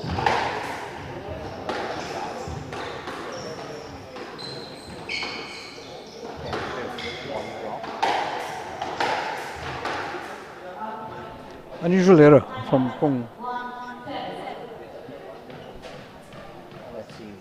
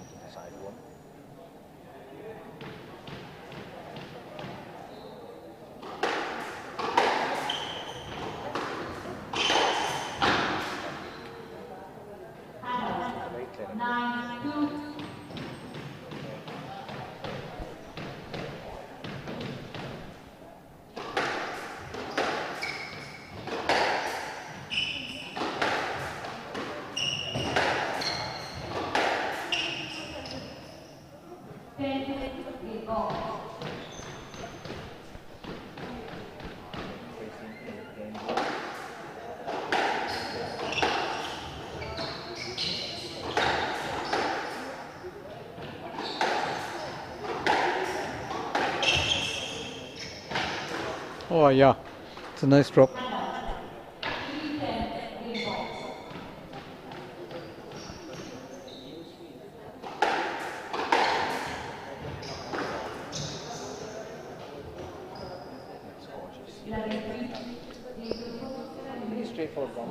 Very straightforward. The first game is that we've really not seen anything from Colette's racket that seems to be hurting Wong at any level. In fact, if anything, she's getting to the ball a bit late, the ball's getting behind her, and she's playing a lot of loose shots out in front and allowing Wong to dominate this match. Wong's hitting a pretty good length. She's hitting, the Hong Kong players hitting a very good length, which as a result is putting Sultana under the pump. kind of thing. So she's always going to be a bit short on the returns. And that's exactly what is happening right now in the first game. She's just run away with it 11-3, I think, if I'm not mistaken. Yeah, she's run away with this. And she's got to just go back and regroup. She's got to forget about this first game, find a way to regroup, find a way to find the length. In fact, almost come back, start fresh, and just get her rhythm going. You know, get the ball deep, get the ball back. You know, put enough of pace on it. Get as much, you know, get as close to the back inside walls as possible.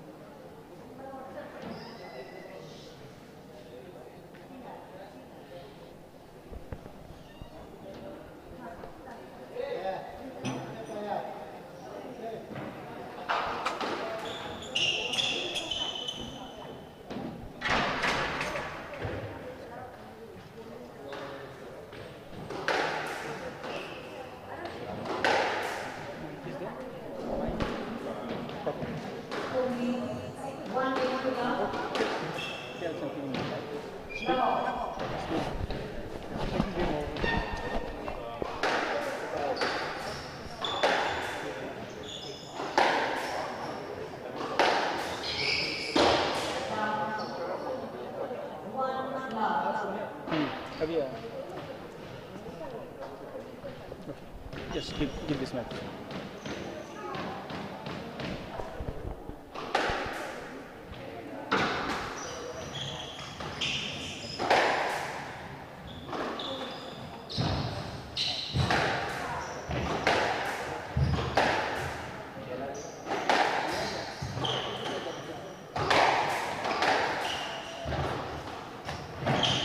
Oh, that's an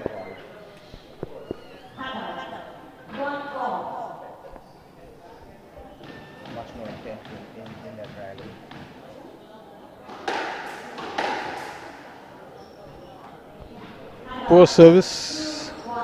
Good short return from Fung.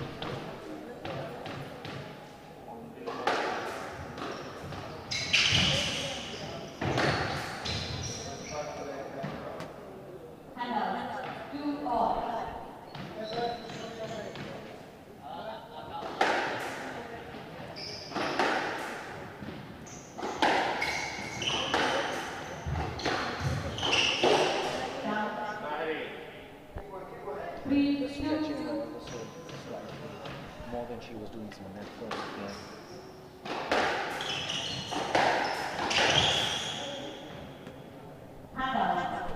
He's kind of lost sight of that. Unforced error on the service return. That's actually unforgivable at this level. Going for too much. Should have gone rather safe on that short serve.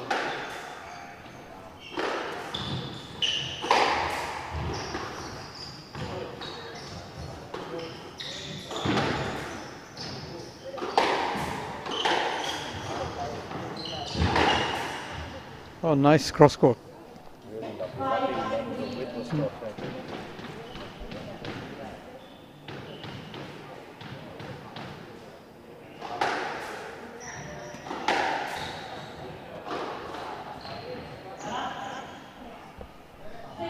She really has a clean post from, you know, really, she really helps the players to do all balls to go wide. It really stretches her opponent.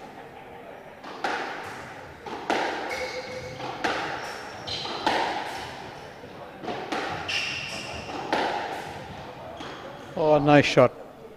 Very nice shot.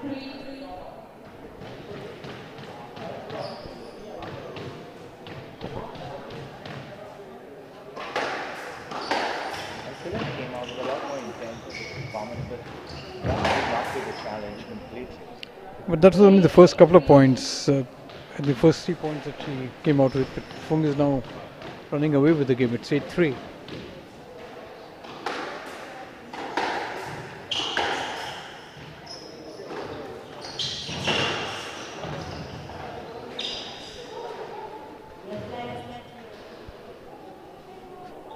Strange call. I thought it should have been a stroke.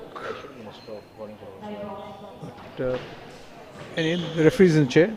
She's the best judge. We can only comment sitting out here.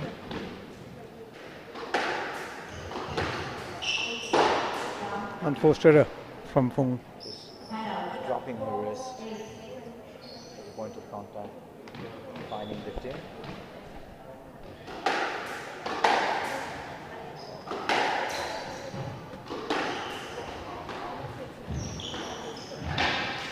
It's nice.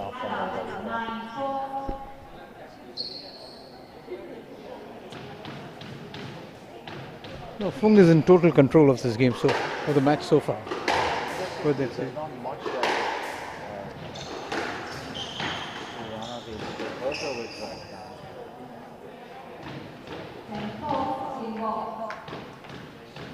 Really not in a good place right now.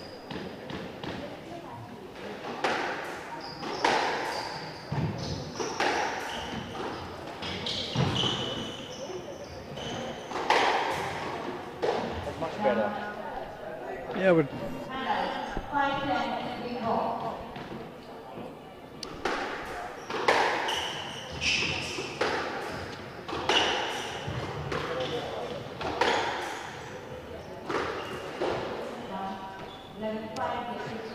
Yeah, there you go. Game 2. Game. It's very straightforward to use to love, and really, Sultana has everything before her. She's got it all to do. Oh, it's a mountain to climb for her to come back now. From 2 games to love down. Absolutely right, Raman. She's really, we've got to see a completely different level of squash Yeah. from her. It's not easy, as you know. She's really got to put a lot more pressure on Fung, take more time away from her, and she's really got to be able to find her rhythm, because she's not doing enough with the opportunities she's getting. She's tentative.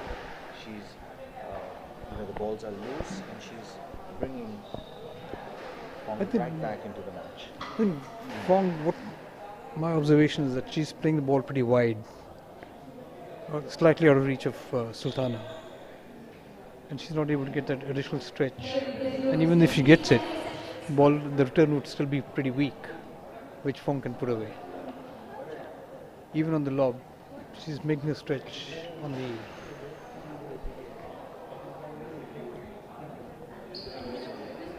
164, 587.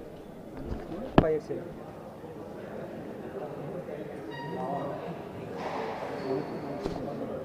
हाँ हाँ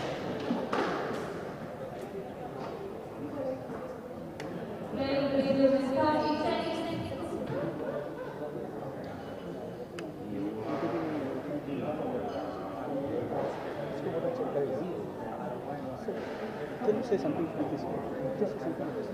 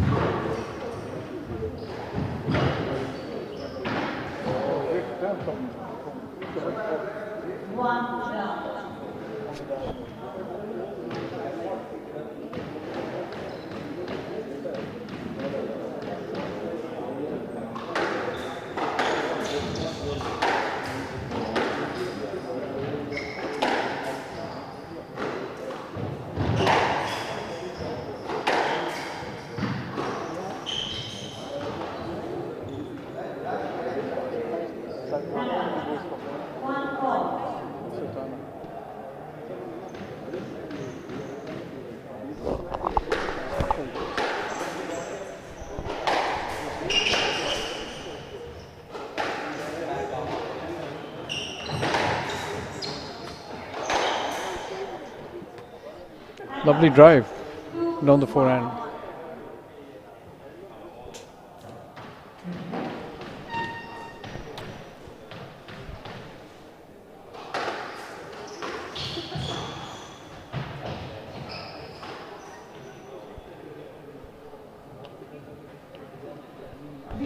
Oh,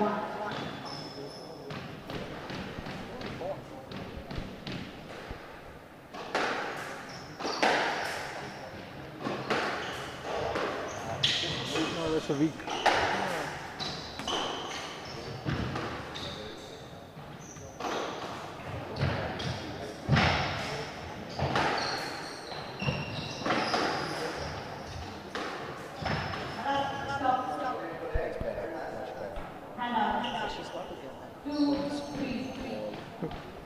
Which she's not getting so far. This far she's not getting.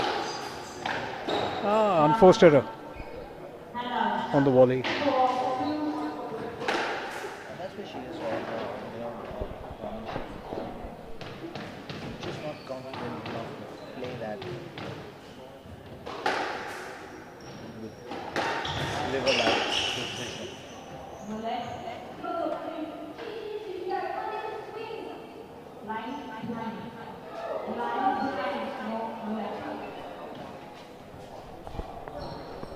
Reducing the challenge here.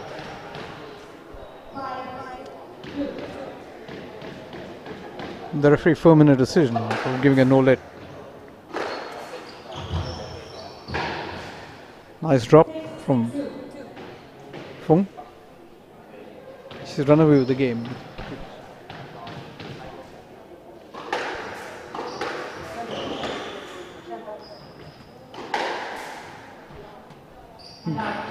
Good call from Fung. Called it out herself without the referee realizing what's happened.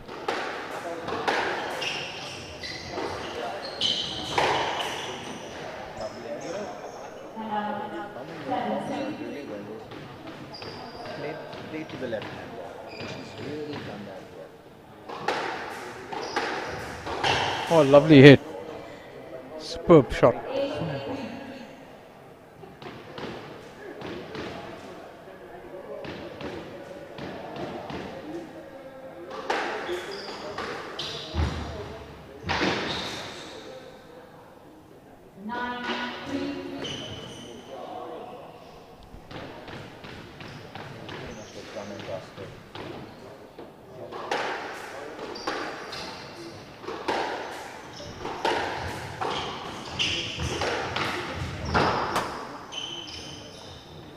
Oh, lovely drop. On a very good return off the back wall by Fung. He's got that in his neck. Or is it too late? Is the issue.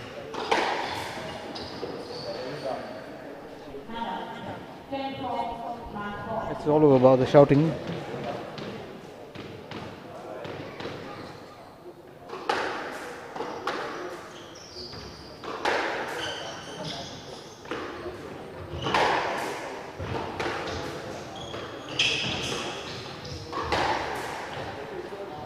Oh, lovely pickup by Sultana.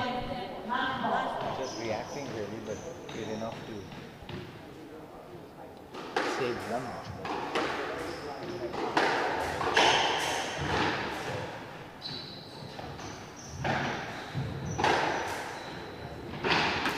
more. It's all over. 11-5.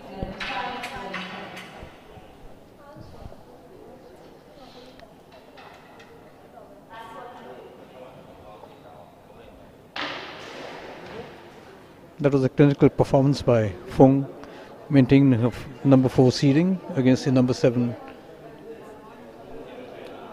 Sultana.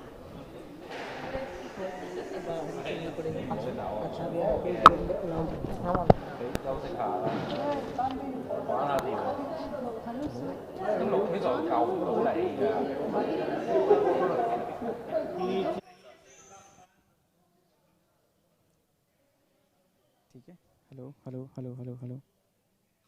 Hello, hello. Hello, check 1 2. Hello, check.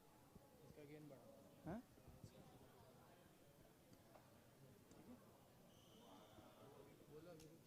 Hello, check 1 2. Hello, check 1 2. Hello, check 1 2. लेकिन audio में बहुत slow है. हाँ? Hello.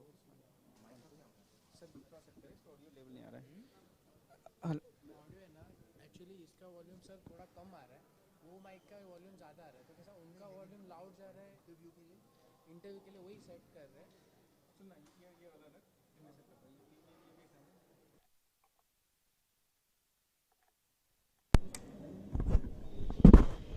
Hello, check. Yeah, it's coming. Change this. Change this. Just give it to me, Sunil.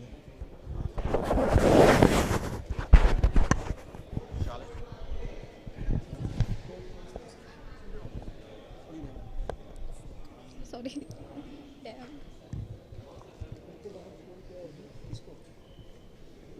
What's her name? The one who won?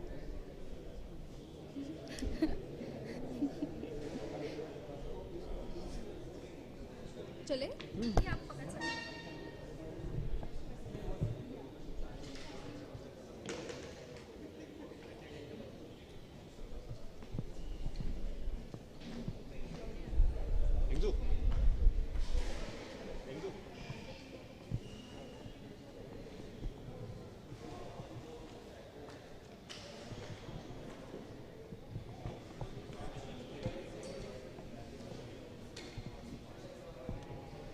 Match खत्म हुआ है.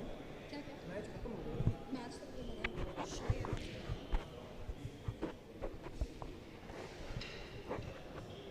Is it over? Or is it not? Is it over? The match? Okay. हाँ खत्म हो गया.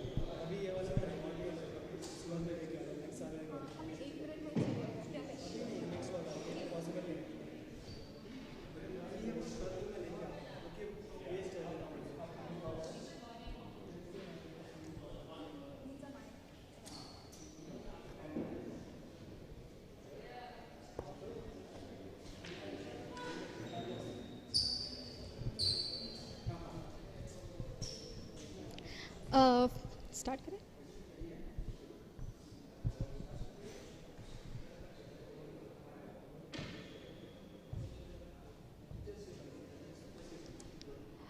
Congratulations on winning the match. First of all, congratulations on winning the match. How do you feel after winning this? Yeah, thank you. First of all, I'm very proud of myself that I managed well to get a win today. This is my first time playing against my opponent, and she's a very good player, and she loves long rallies. But luckily, I managed to win. Yeah. What was the most toughest part of the match? Since, how did it feel overall? Yeah, I think I feel a bit sore after a long travel to India, but I try to do more stretching and massage. Yeah, hopefully get better. Yeah. So how do you manage, since you said that you traveled to India, how did you manage your whole pre-workout thing? Just try to relax myself a bit more.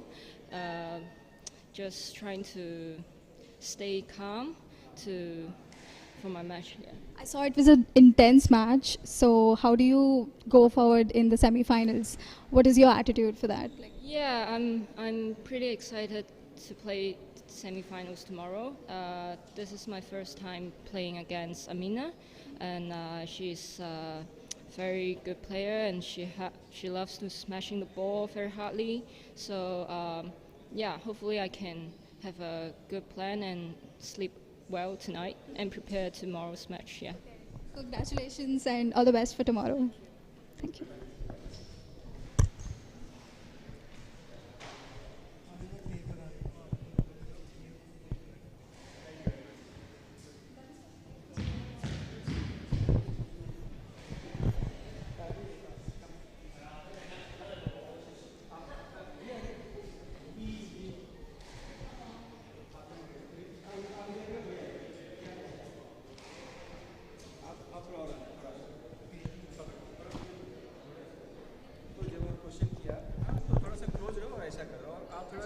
ऐसा आ जाएगा ताकि इनका frame ऐसा आएगा ना, तो क्या अभी side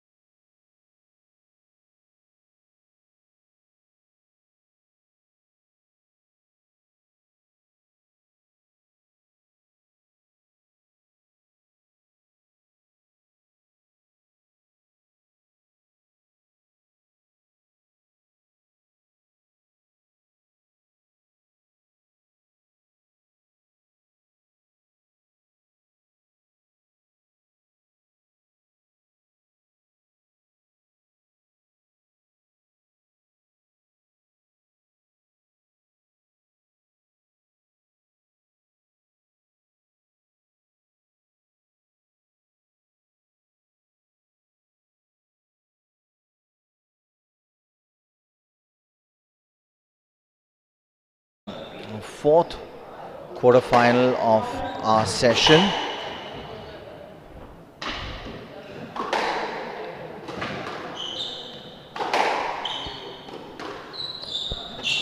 Marwan Assal, Mustafa Assal's younger brother, still on the junior circuit.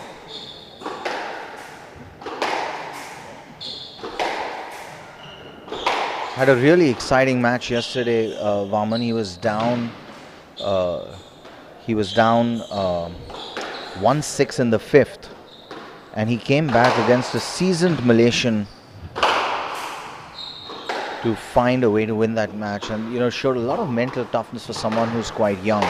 You can see he's not the finished product by any means, and obviously not as big as his brother, but certainly seems to have the same kind of flair.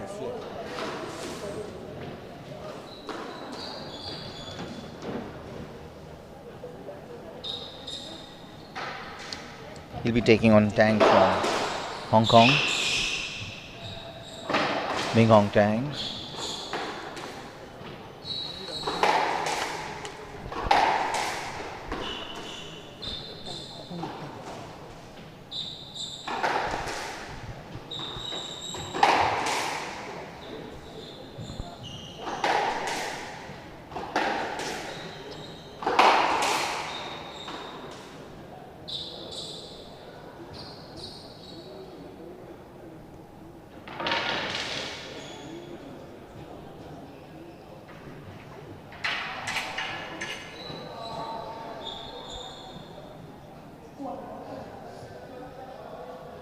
So Marwan Assal wins the toss.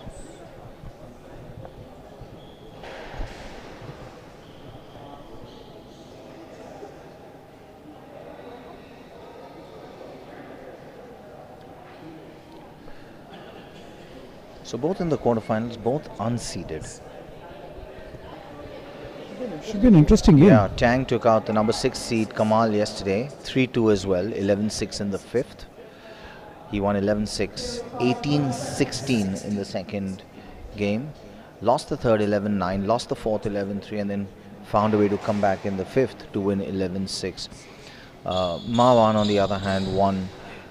He dropped the first game 11-6, but won the second easily 11-3, won the third easily 11-3. Looked to be on his way, but then kind of lost his rhythm on court. Lost the fourth 11 for Prakasam, a really solid player, and then he was 6-1 down in the fifth, and it looked all over for him, and then he just started coming back at him, and 11-9 the final score in game 5. So both coming off a 5-setter.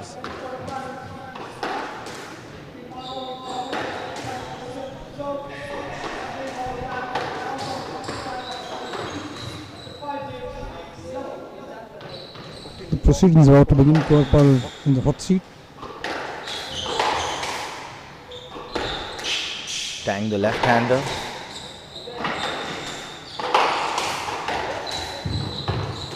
Both in white, but Assal in the red shorts. Oh, that's gorgeous. Oh, lovely touch. Drop earlier.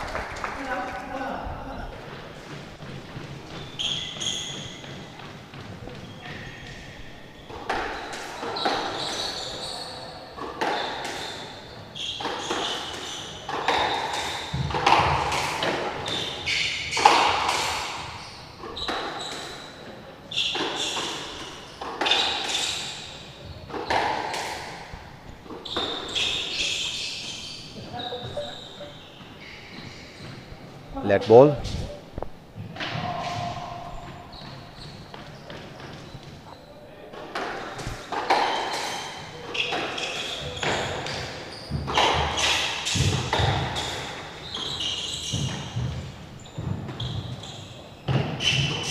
Assal still not finding his touch on the drop.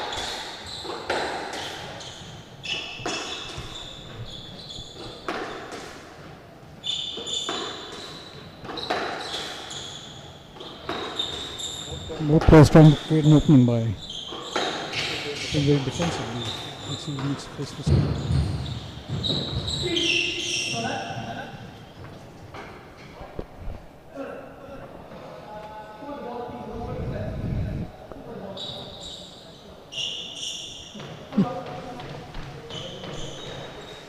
Not sure I agree with that call. He seemed to be on top of that ball and there was no other line to the ball.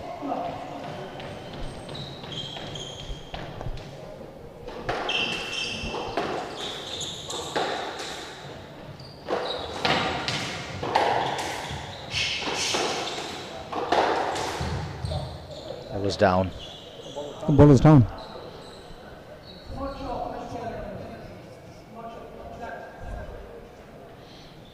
In fairness, the referees made them play late.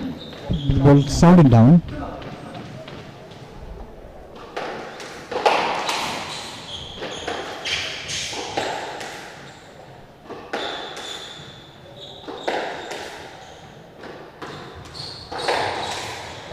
That's a lovely nice shot. hold.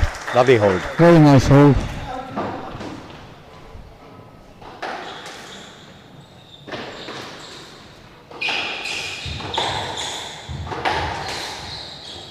Got away with that one. Lucky corner.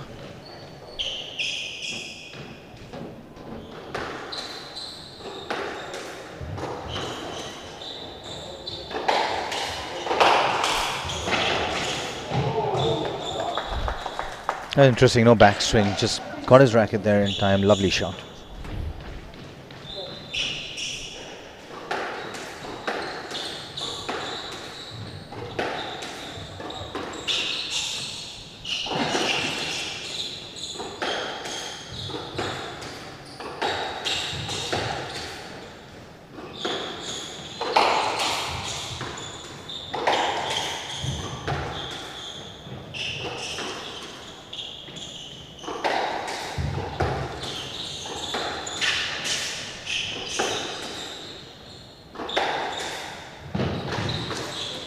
Whoa, that stayed in.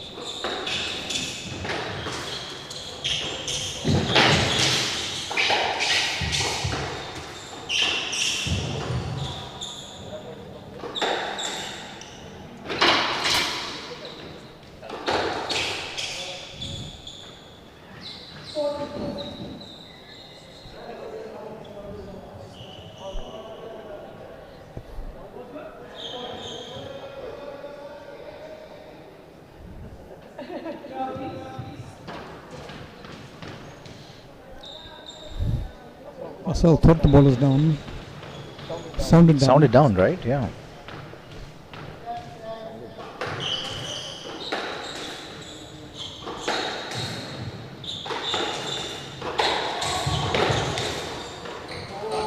Oh, yeah.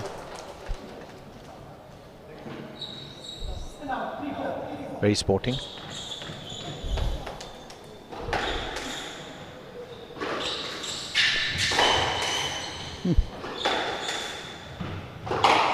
Shot. Oh, just nice Lot drive. of pace there.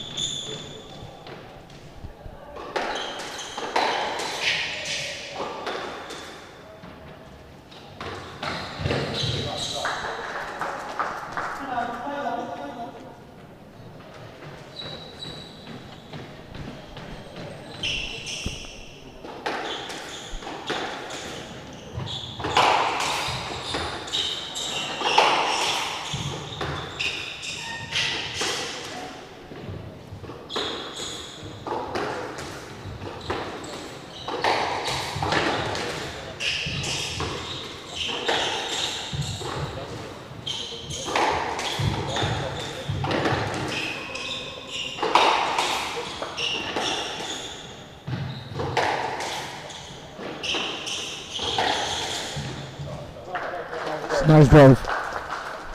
You know, having come from a rural area of playing squash, sometimes I wonder whether it's really worth hitting the ball so hard. I know, I agree with when you. it comes to the back row. We've been brought up in a different style on wooden rackets. Shot. And now moved to the graphites. It sounds good, sounds nice and crisp, but at the end of it, it's really worth hitting the ball so hard when it's given the opportunity, the chance to play it quite easily.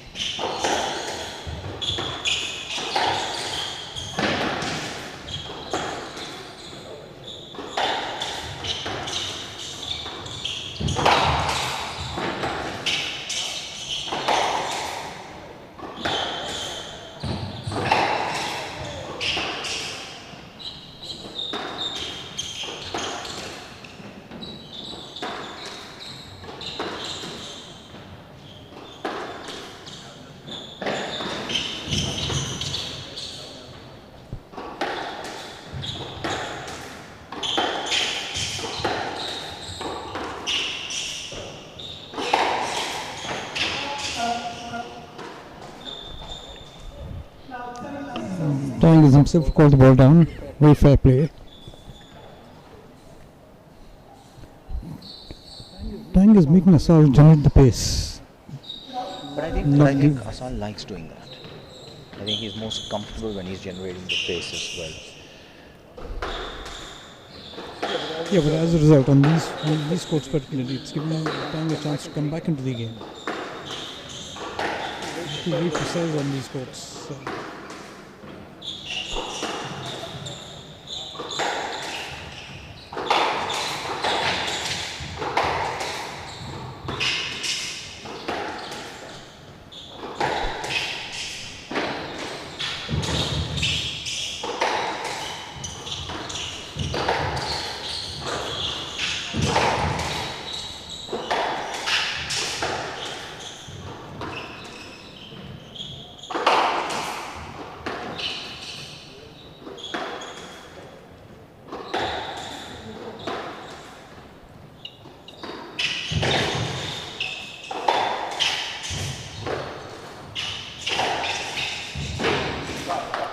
Nice shot. Very well constructed point. 7-all.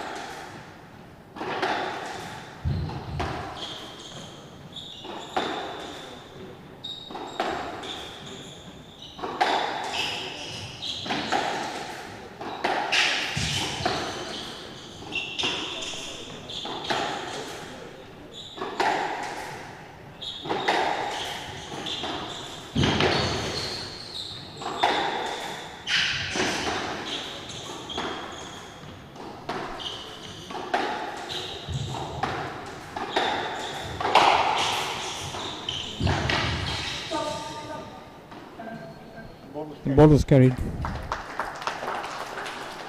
Assal called it himself. There's a big point coming up at 8-7 for Tang.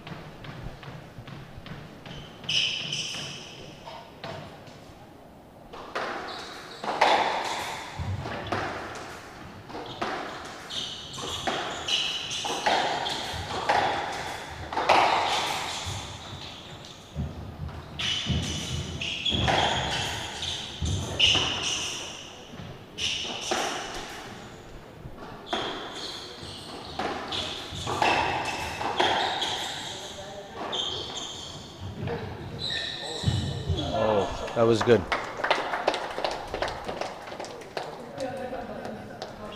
Oh, that's a really unfortunate number of calls from Mawan. That's 3 times I think he's been done. The ball was good. The ball was definitely good.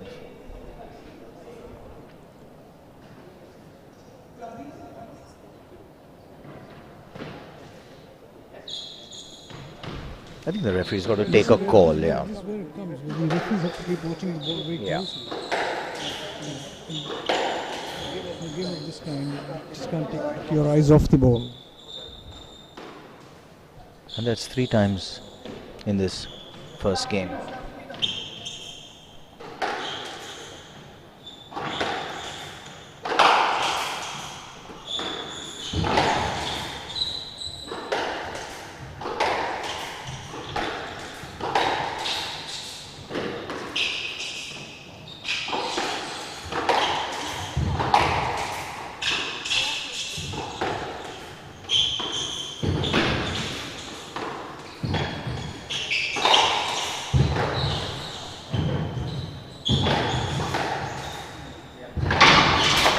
Great anticipation. Very good anticipation by Tang in that volley.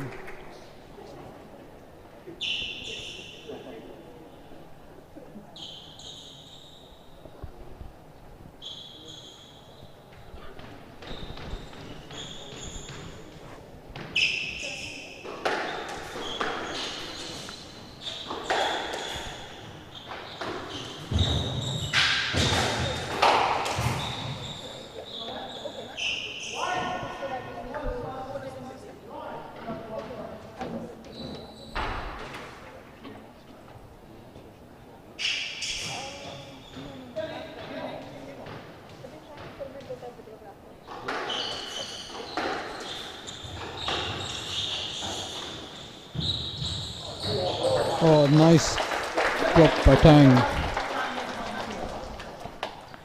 Assal did not read. 11-8 first game. Assal's going to get his mind off the refereeing calls that he's had. He said, you have to.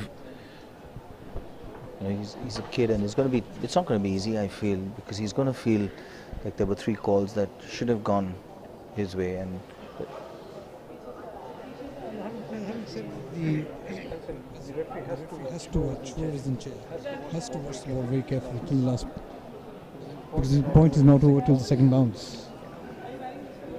And especially when it comes to playing up in front, where the margins are very, very, very thin. It's very, you have to watch it with a keen eagle eye.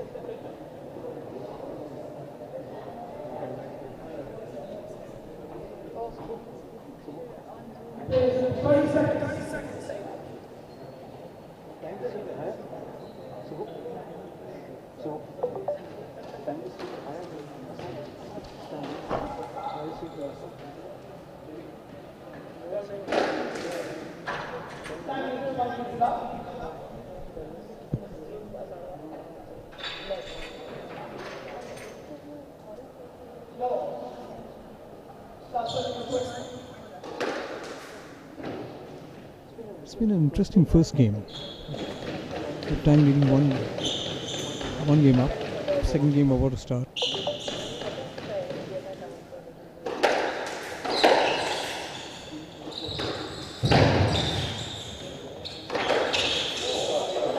Nice reverse angle on a hold.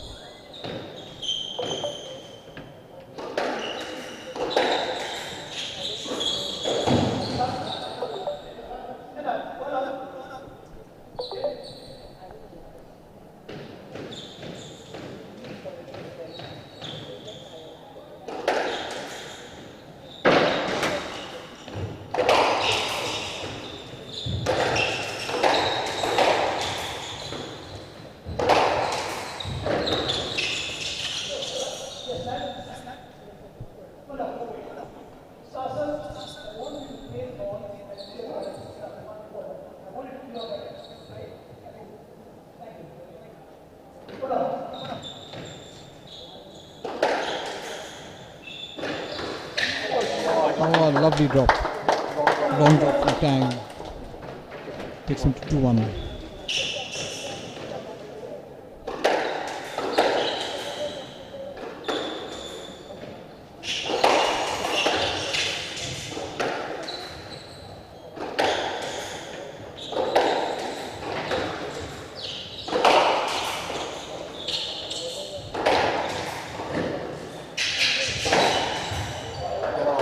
Lovely hold.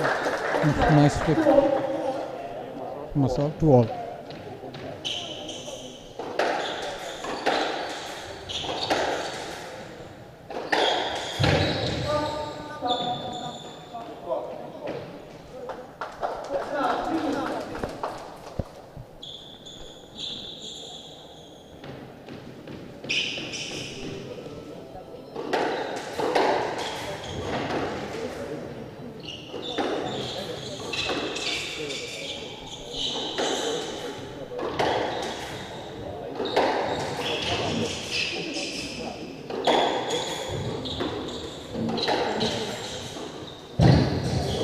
Oh, nice drop.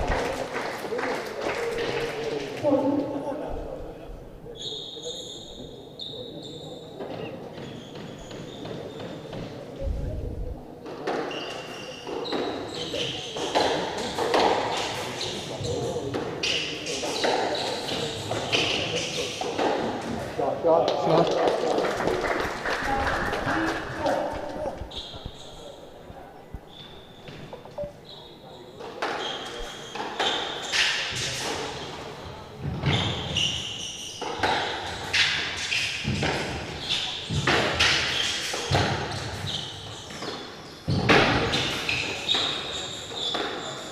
Shot. Oh, nicely.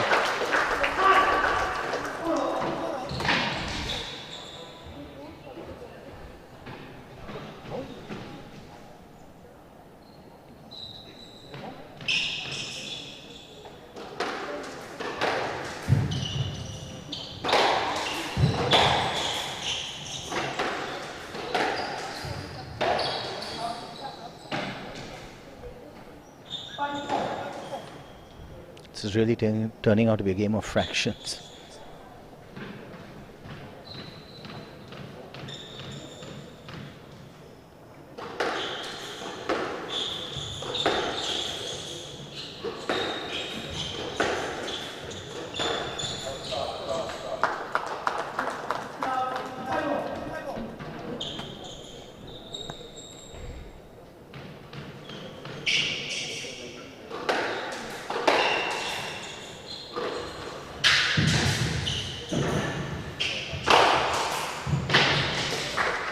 Unlucky to have missed that. Tang. Mohit, one thing I've noticed watching the Hong Kong players, they make great use of the height. They do. They absolutely do. Even the initial match.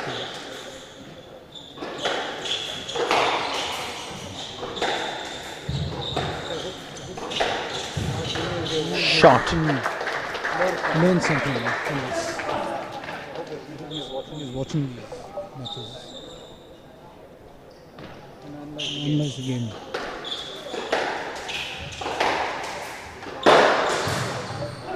Two unforced errors from Tang.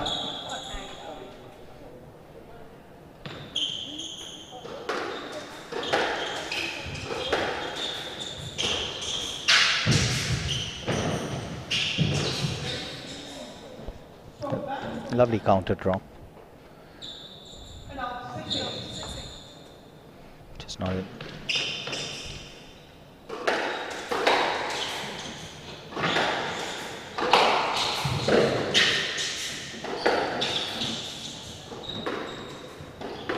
Shot. Oh, lovely shot. Very good shot. Along the rails. It's a very difficult shot to play.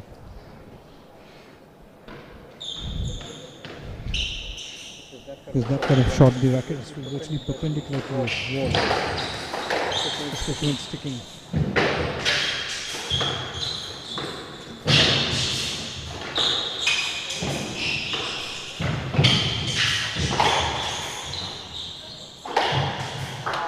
Oh, yep.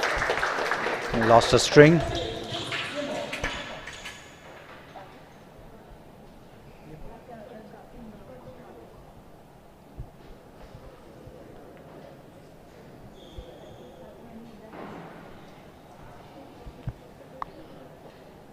Mawan really hustled on that one because he, realized what a big point it was, and it's interesting to see for his age how well he's playing some of the big points. He did that yesterday as well.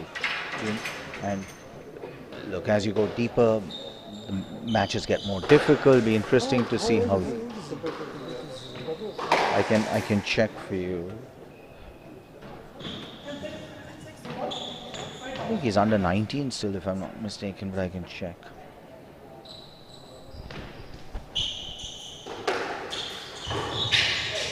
Oh, lovely side wall.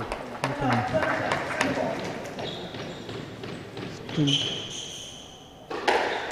game balls down.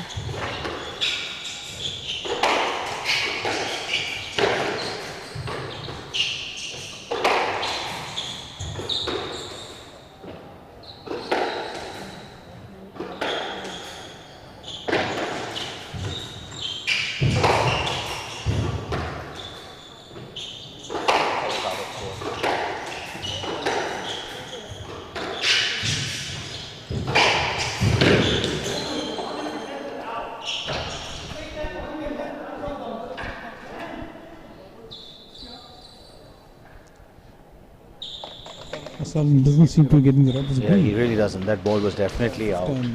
Touched the line. Fifth time that Khanna has gone against Assal.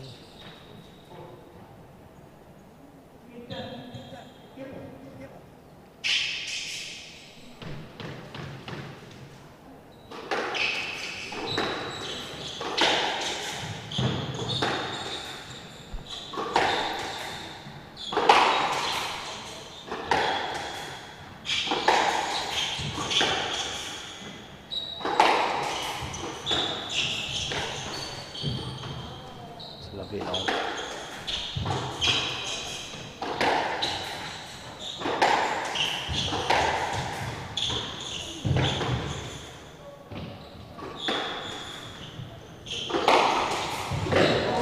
It's a gorgeous shot. A lot of pace on it. Running straight down to the back wall. 1-1.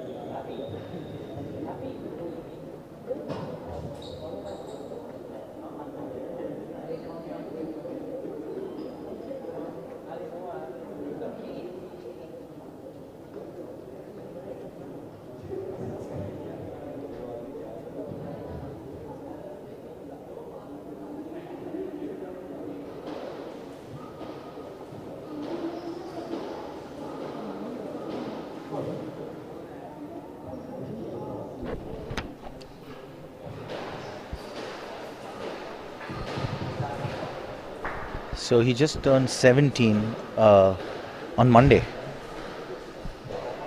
It's a big boy for a 17. Yeah. 1976. Bit like his While brother. in Silicon Valley, USA, That's the interesting a few companies were beginning to change the world. How much does he play with Mustafa? A group of entrepreneurs in India.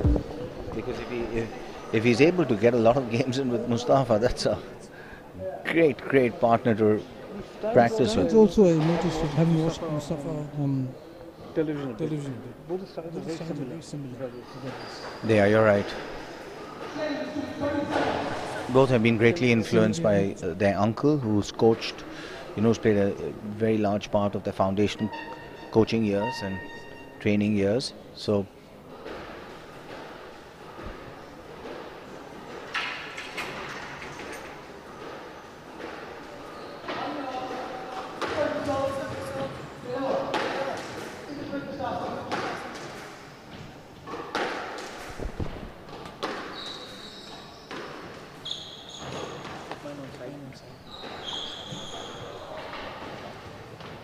One game all, third game, south serve.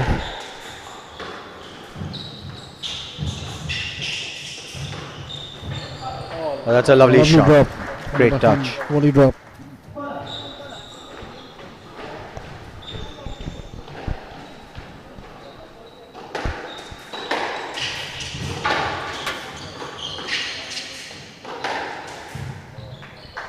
Very sharp. Short ball is such an effective shot, if played correctly. So one of the things I noticed, and especially in this point, Vaman, is that in the first two games especially, every time Tang got the ball extremely short, Assal just seemed slightly off balance when he was retrieving that. This is the first time I've actually seen him completely in control of his counter drop or the short post dance. Lovely backhand again from A great shot.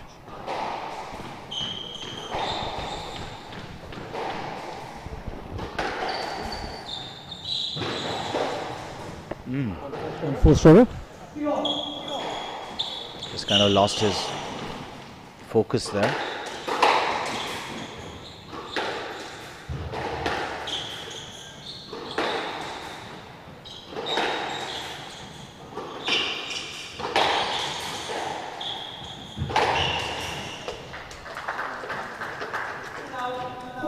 That was a total give.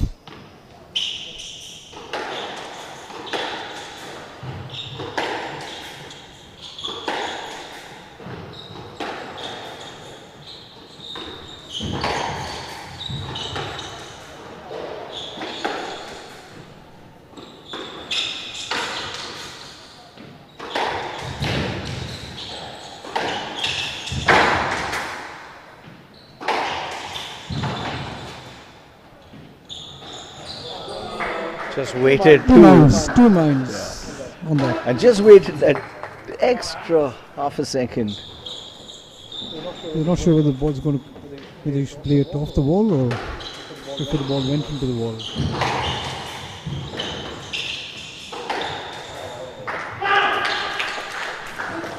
You notice, Waman, that Tang is systematically going short suddenly. I think he did see Assal struggle in the beginning as well.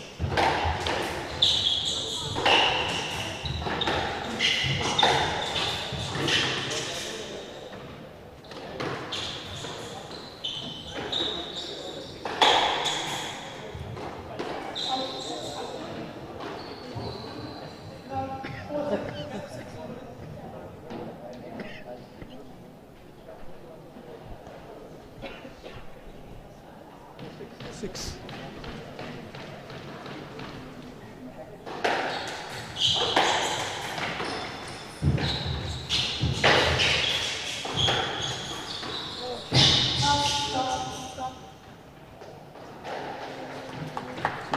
He's doing that wrong. He's bringing him to the front and he's getting him a little unbalanced, and that's the weakness that I'm seeing right now in Marwan's game. And he's been able to exact his pound of flesh from him doing that.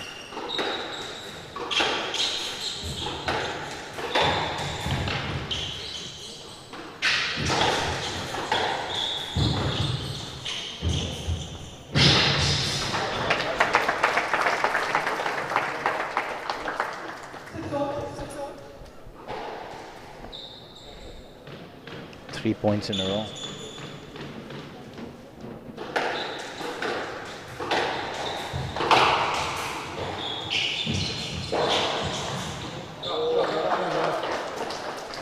He's going to go for the lob. Split a counter drop.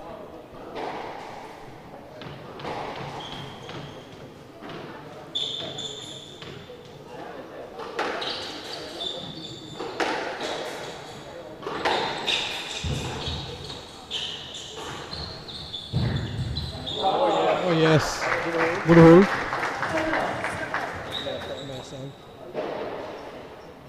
Really turning out to be an extremely entertaining match.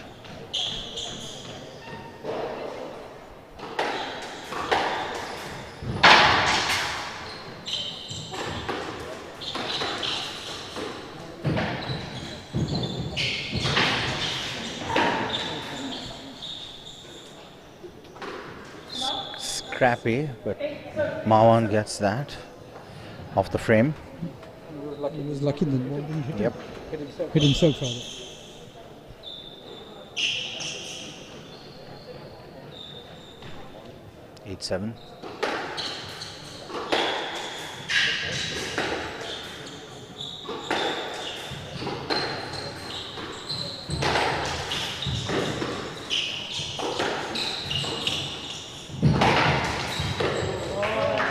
nice shot.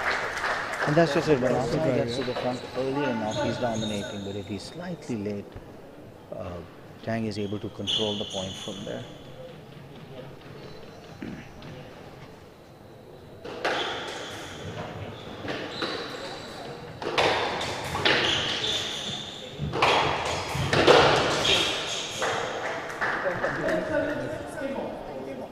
Head covered.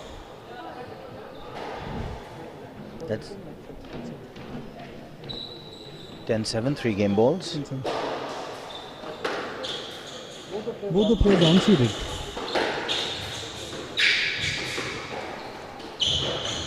Oh, that was almost a resignation shot. So Assal goes 2-1 up. It's interesting. It is. It's not over by any means, because Tang could come back just as easily as he did in the second game when he was 6-3 down, and he came back and he really made Assal work to win this game.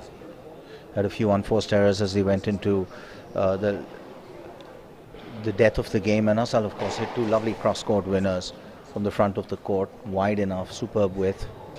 Which courts do they boys train in Egypt? In Cairo? Or They're in both in Cairo. Both in Cairo.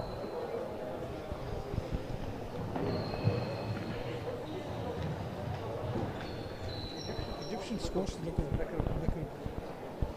a machine. Throwing people out. It really is, and they really found the formula. You know, they've really found the formula. There's a, you know, they you see a lot of their players, they take the ball much earlier, shorter backswing, you know, and full follow through. It's look, you've got the Diego of the world from Peru catching up with them. Paul Cole has been #1 in the world. You know, you've got your players who come through, but you're absolutely right. The kind of players who are coming through the ranks right now, both in the men's and women's, is really exciting. You take a look at someone like Amina Orfi in the women's, and she's such a young girl. And I mean, the pace that she generates while hitting the ball is just unbelievable. The speed that she has moving to the front court, she's always on her toes. Really a pleasure to watch.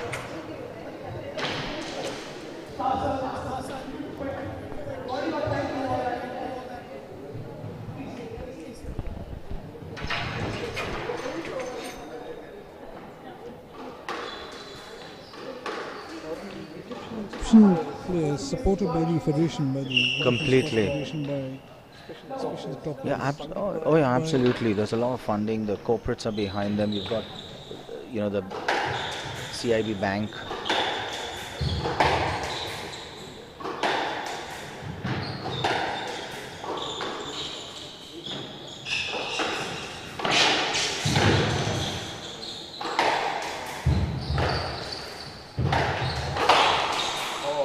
That's a big hit. A big counter.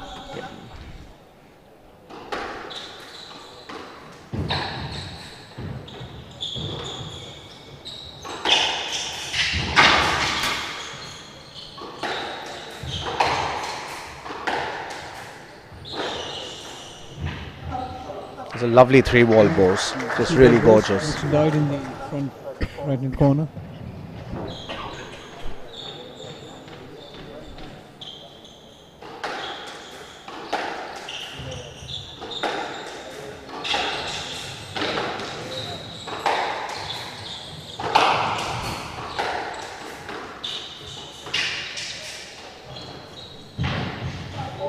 That was a great drop. Soft hands. Really lovely. He was airborne when he played that. Just took all the pace off that ball.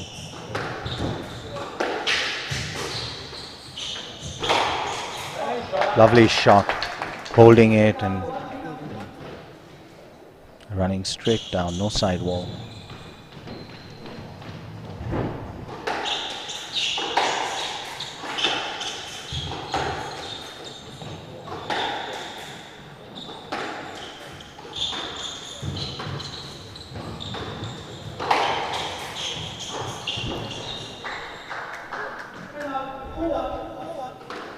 Assal seems to be in cruise control at the moment. Well, the thing is also I feel that Tang is, he went to the short game early in the first and second games, and now Assal's reading it just slightly better.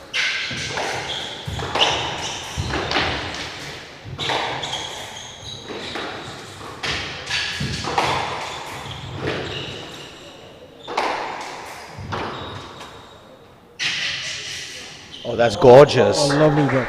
It's really gorgeous. Spin drop. Who does it remind you of? His brother. And you. And you. I was telling someone the other day, I've learned to develop a topspin boast thanks to you. Lovely shot. Hit. Too loose on the serve. Shouldn't be thinking about the dressing room at this stage.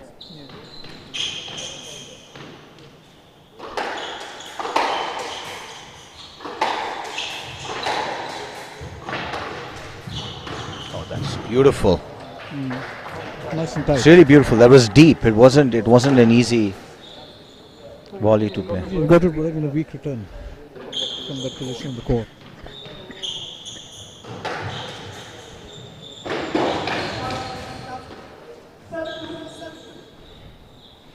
Now is when he's really got to put his head down. He's near the winning post. It's wonderful to see this 17-year-old where he is.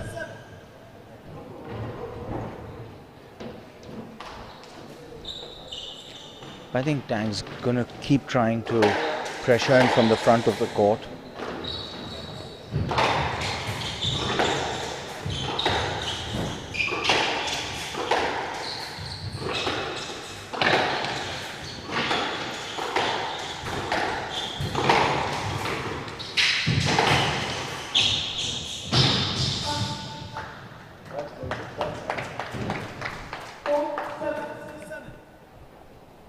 It's not over yet, Vama. It's a big point here. Tang's too good a player to write off.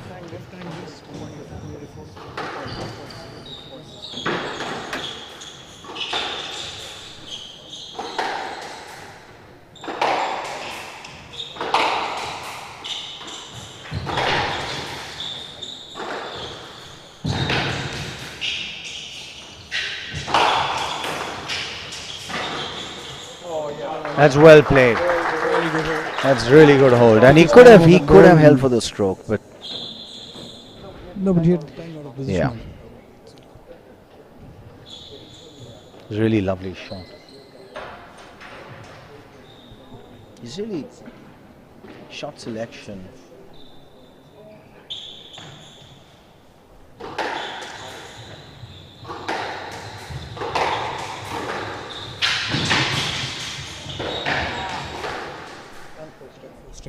Yeah. And the reverse and the reverse boss nearly got Mao.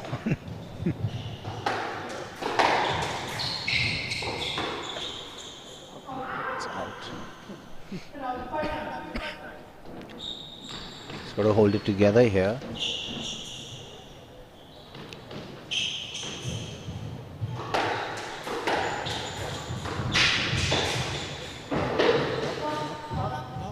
The ball was a double. Yep. Which surprising Tang didn't acknowledge, which he did in the previous games. Match ball.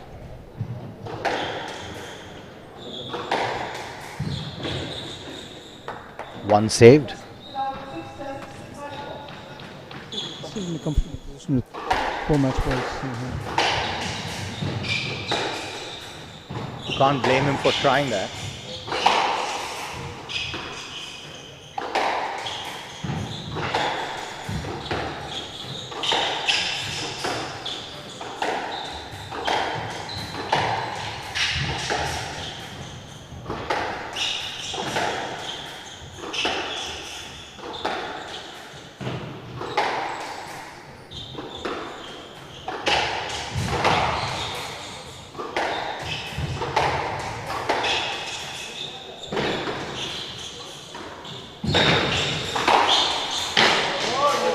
Well played.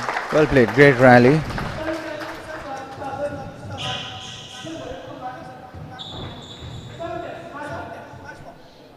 referee being a bit too strict? I think so, yeah. Obviously, Assal the breather.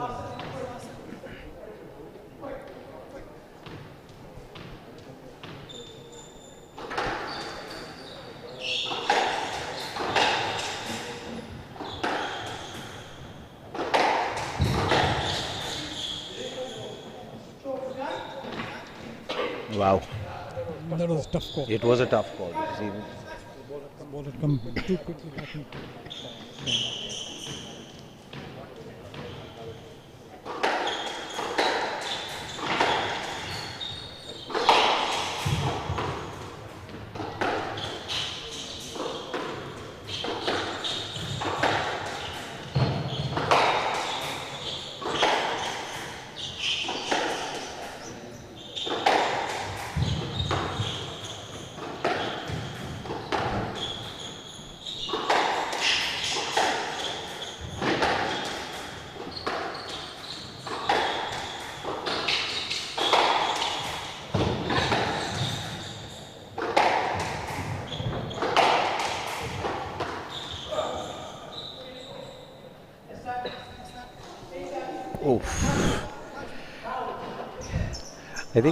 I think he cleared right into his path, Vaman.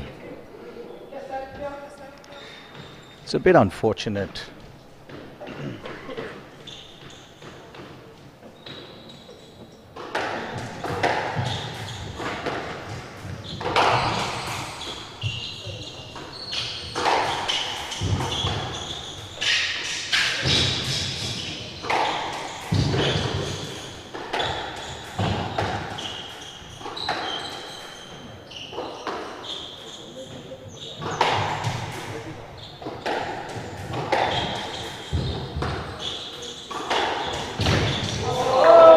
shot.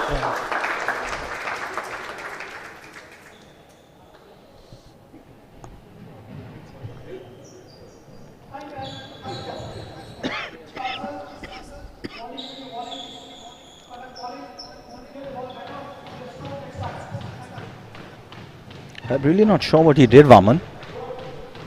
Not a mic here. Yeah, he's being. I think the referee's being a bit tough with him. Great comeback. Yeah, great comeback. 5-10 down.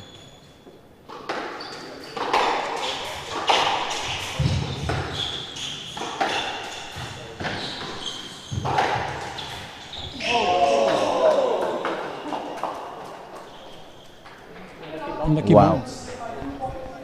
10-all. Yeah.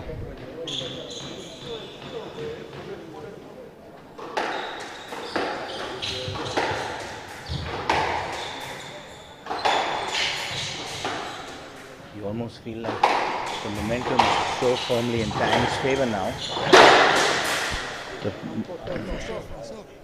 After being match ball to Tang. 11-10.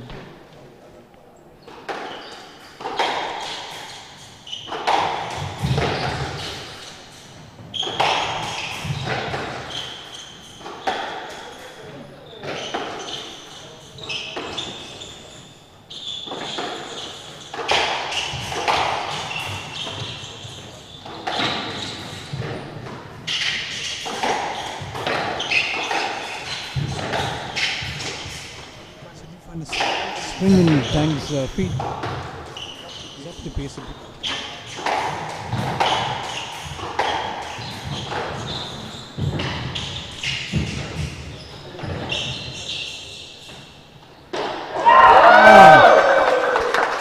Silly mistake by... It's an incredible comeback out there. What a fantastic comeback by Tang. To make it Full 4-all. credit to him.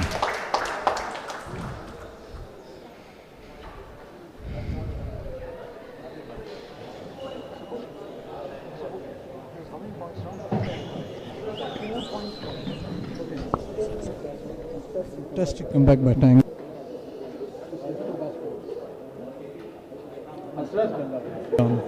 Couple of silly errors from Assal, especially the last one. An easy ball onto the 10. Assal's looking a bit tired, Vaman. Interesting to see how he comes back out in this last game and what he can produce.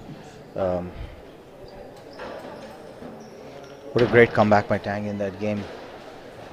Assal will have to put that game back. We'll have to forget about the game. He's got to forget about the referee, though. Reset on fifth game.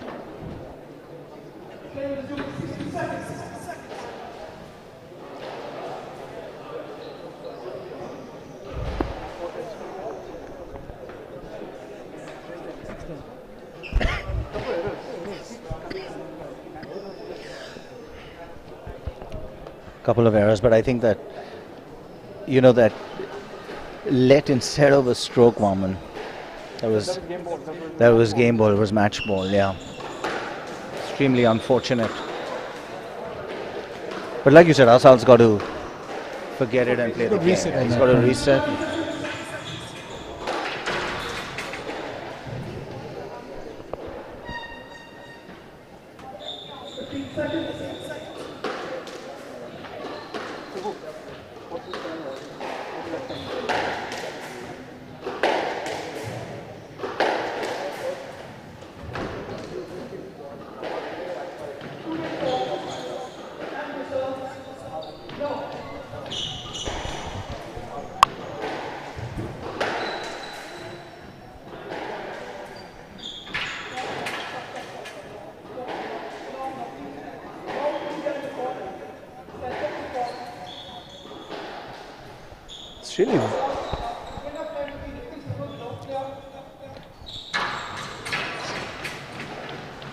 It's really weird, Warman. I think he's talking about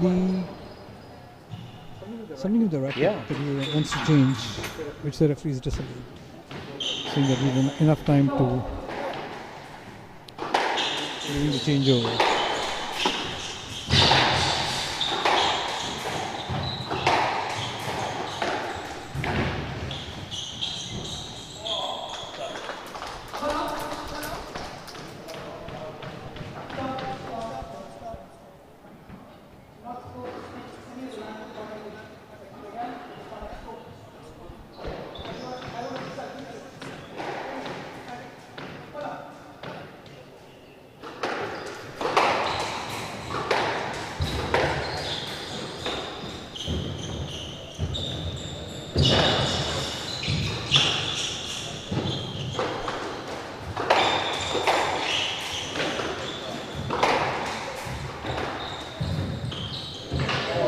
Great shot.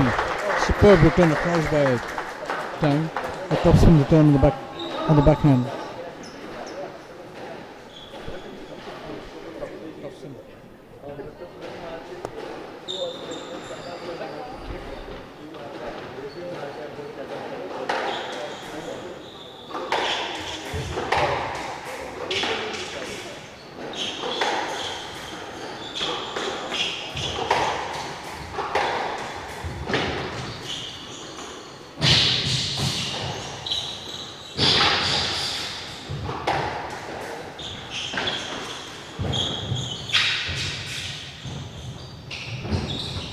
Oh, that's really a great stretch.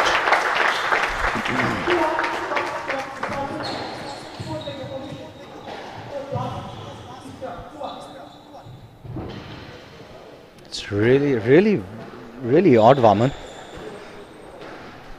Well, he's a man in the hot seat.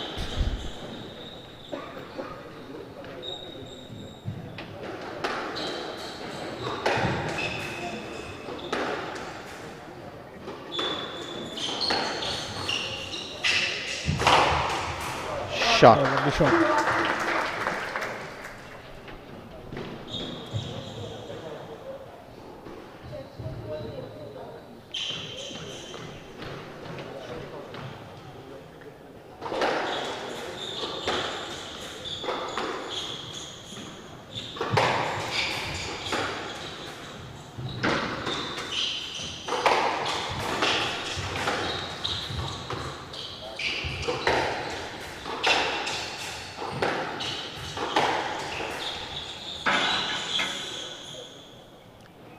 Stroke.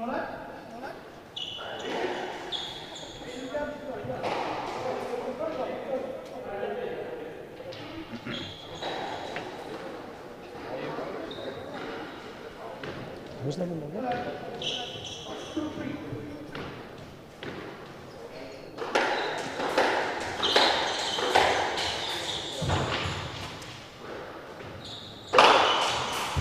Shot. Oh, lovely. Nice depth on that ball. Oh, sorry.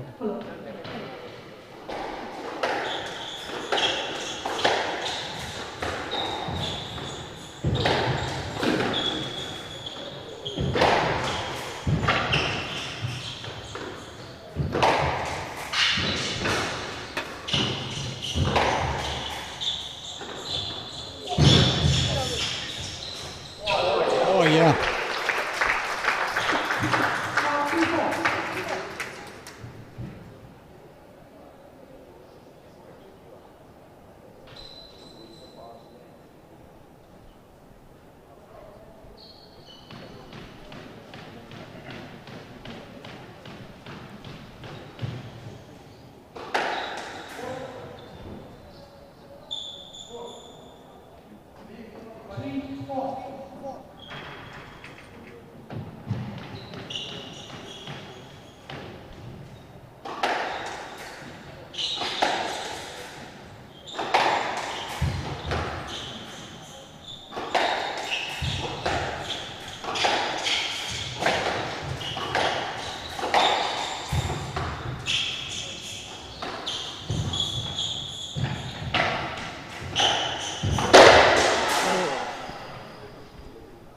Did he have the stroke there, Vaman? No? No. Enough clearance. Just cleared the ball.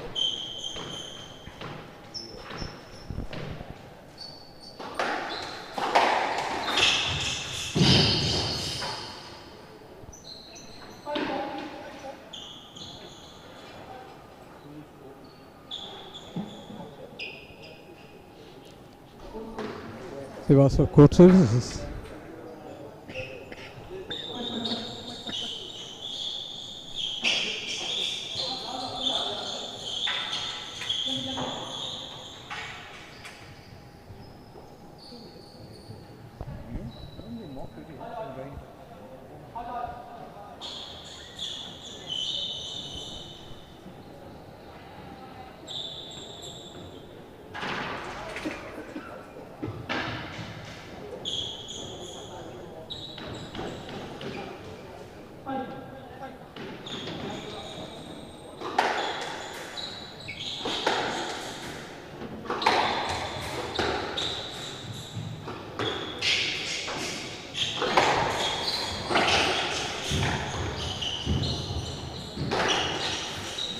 They totally miss it on that ball.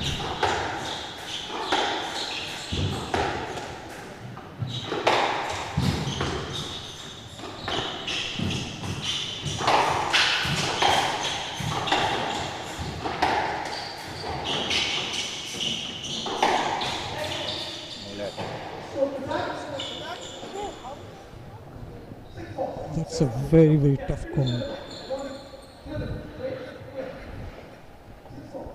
Thoughts, Vaman? I don't think yeah, so. even I don't think so. Shocking.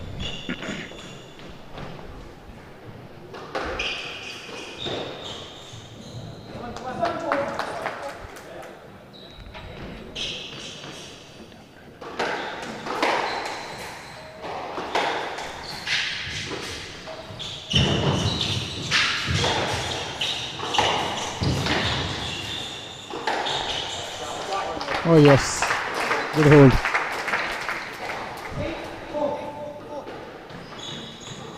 If Tang wins, it's been a fantastic comeback after winning 4 match balls down. That was carried. That was carried. That was carried.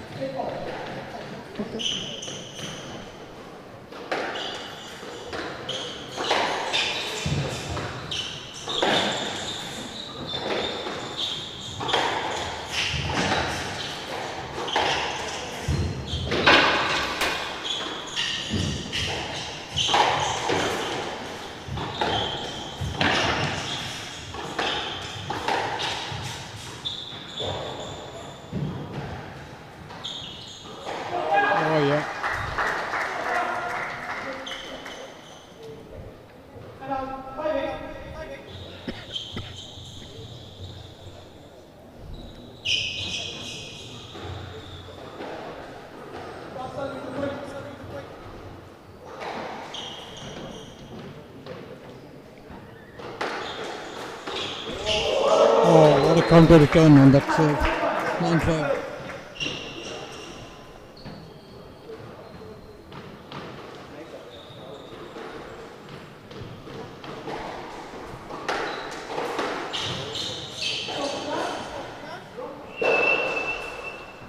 Ten-5. 5 match balls. Fantastic return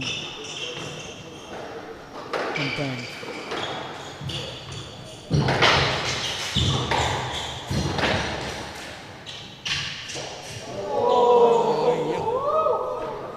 There's a twist in the tail. 16. Like happened in the previous game where Tang came back in a Yeah. mistakes. Well, that was, Similar scoreline at 6-10. but not that time. Fantastic win. 11-6 to Tang.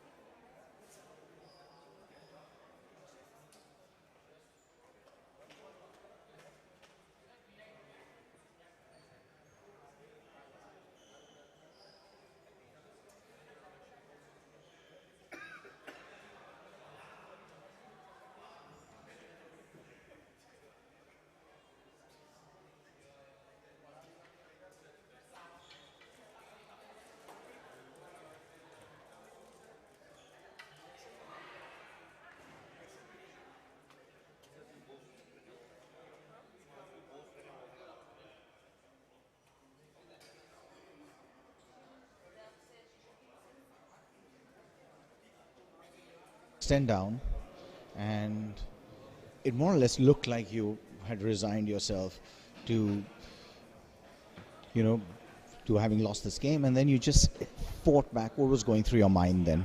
In the fourth game, when I'm just like few points down, I just clean my mind and I tell myself like just try the ball, keep the ball alive, and see what happened. Yeah. Now, one of the things I noticed in your game is that you were going short and you were trying to get him to the front because you seemed to be able to just extract a little bit of sting from your short ball. Was that something that was deliberate?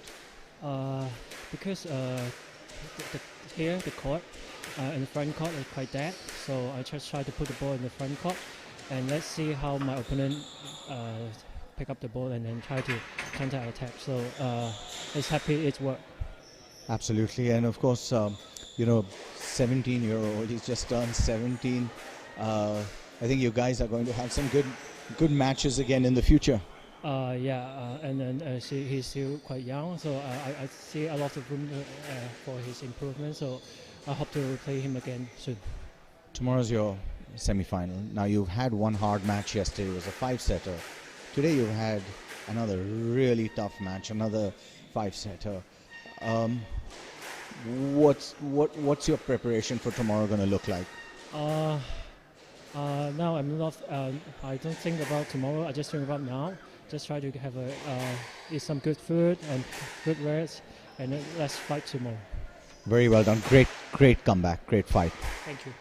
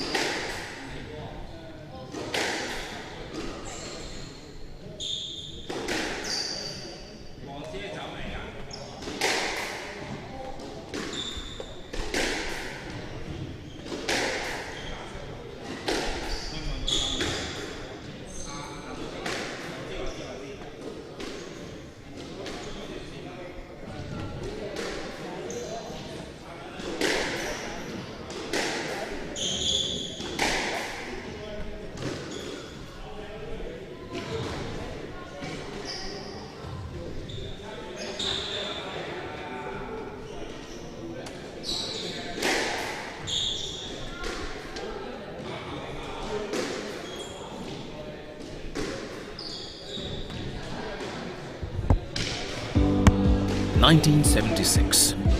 While in Silicon Valley, USA, a few companies were beginning to change the world. A group of entrepreneurs in India were laying the foundation in a garage startup for a global company. This was the birth of HCL. Today, HCL is a multi-vertical, socially conscious enterprise with a global presence across 6 continents. Powered by core values of courage, collaboration, care and curiosity, HCL transformed from a $500,000 company to multi-billion-dollar global enterprise in the last 4.5 decades. Today, the HCL Group comprises 3 businesses. HCL Technologies, a next-generation global technology company that helps enterprises reimagine their businesses for the digital age. HCL Infosystems, one of India's premier system integration and distribution company. And HCL Healthcare, one of India's largest corporate health solutions firms, providing end-to-end healthcare solutions. Beyond corporate excellence, HCL is also a socially conscious company. HCL Foundation, the CSR arm, envisions to create a source code for sustainable socio-economic development, both in rural and urban India. Since 1998, HCL has also been promoting Indian classical music and dance through HCL concerts, and in sports, HCL has been facilitating to nurture Indian sporting talent.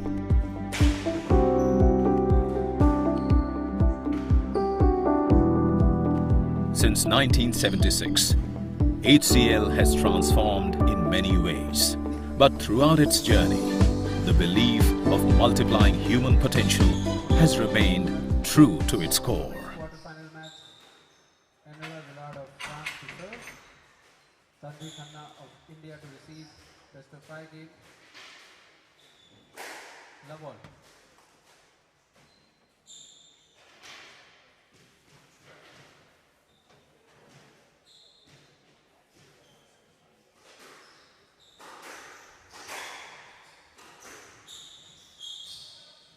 Okay, stroke to Villard. 1 love. Contact with the racket.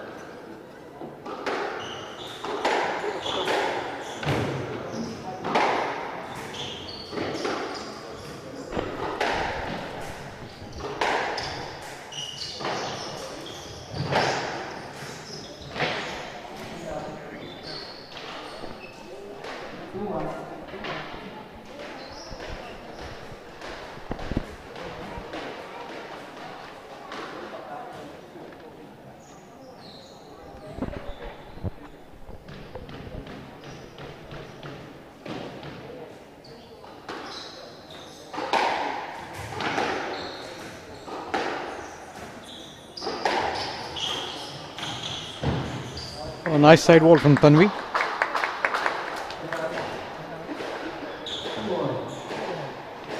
Tanvi is the current India number 2. Coached by Dhruv Dhawan in Delhi.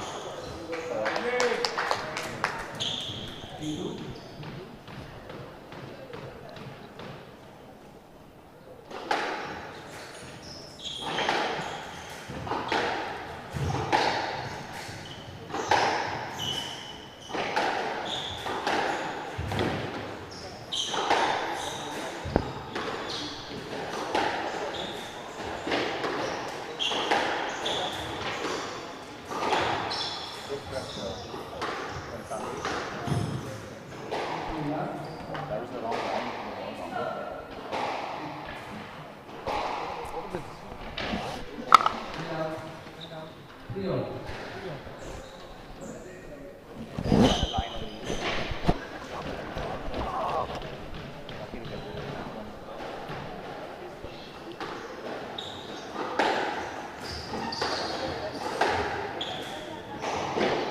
I'm not mistaken, Enora Villard used to train in Chennai some years ago. She's been coming to India quite often. Ball looked good, but obviously called down with no argument from Enora.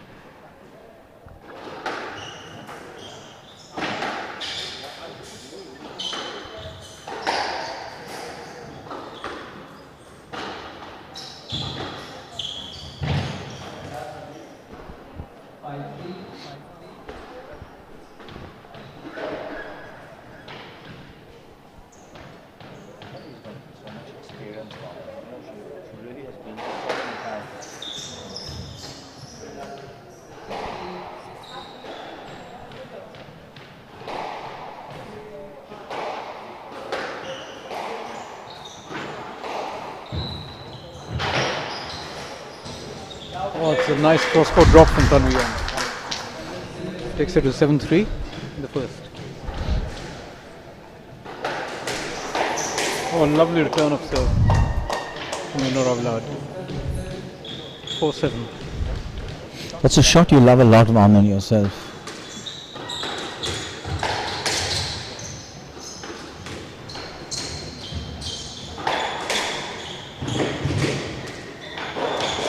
Oh, that's very, very well played. Very controlled. Patiently waited for the ball to come to her racket. She had an option of playing it off the floor. She opted to play the volley drop.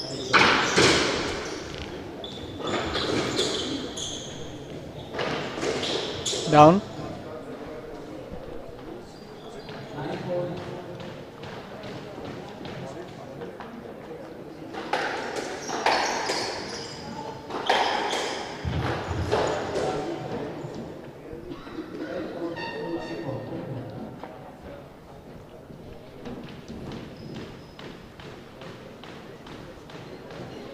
Villard seems to be very error prone in the first game. And a lovely cross-court drop again by Tanvi. Takes it to 11-4, first game to Khanna.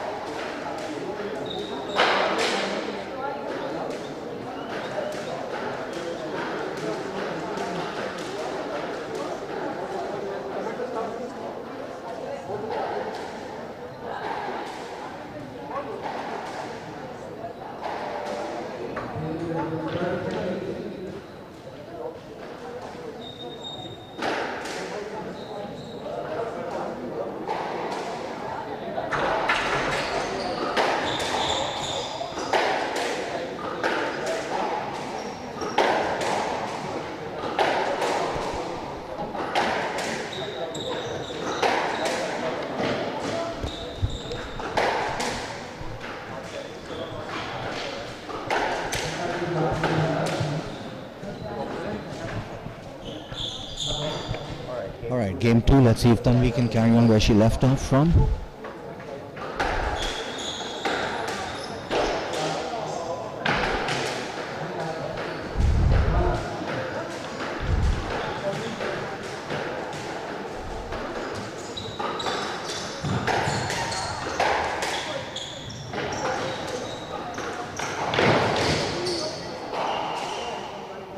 It was down.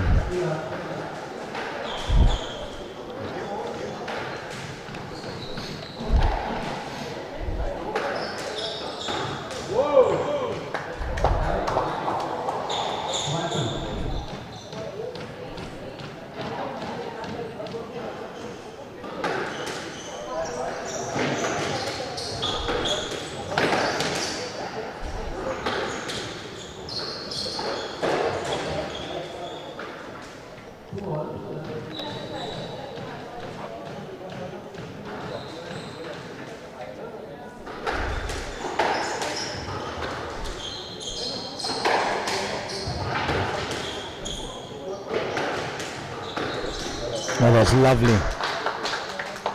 Super balance.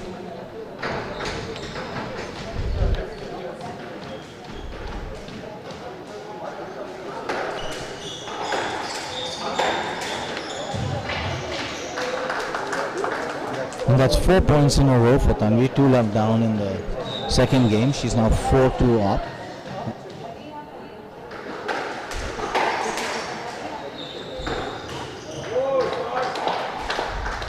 Surprising Villard with her drop from the backcourt. 5-2. It's a bit short, that ball.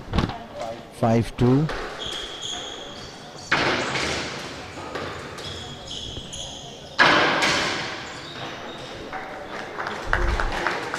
Tanvi is in total control of this game, even for too much pressure. She's putting her opponent under just way too much pressure. Villard unable to handle it. Having said that, unforced error. Take Villard to 3-6. Just played that a bit too early.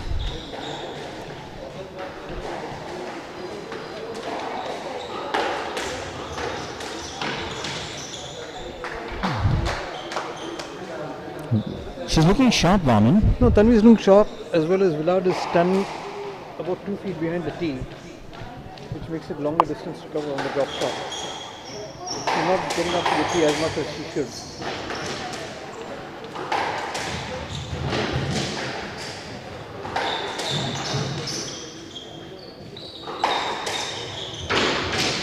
Nice drive. Lovely length.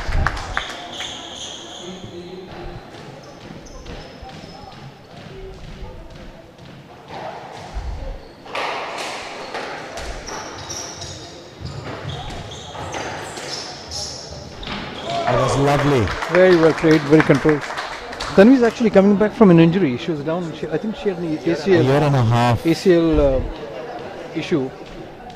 So I had operated, I think. But things seem going pretty well.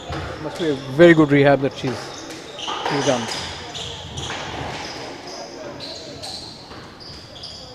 Now let.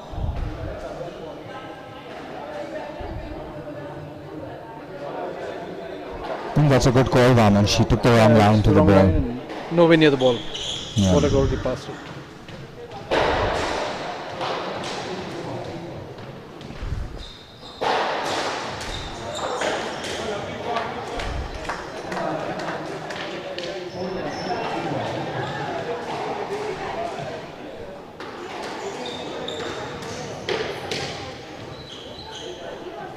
Yeah, still a bit comfortable with 5-10, 5 game balls.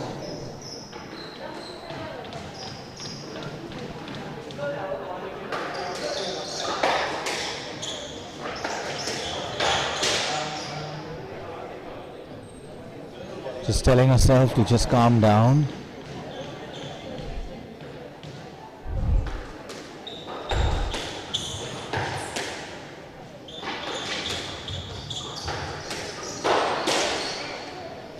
Three unforced errors.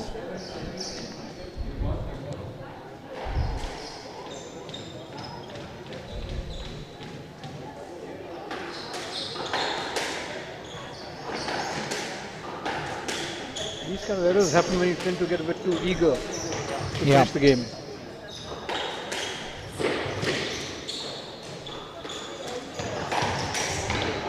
Oh, lovely That's hit. a really nice shot. It's reminding us a bit, The previous games where people have come down for 4-10 and 6-10. Yeah, that's right. 8-10.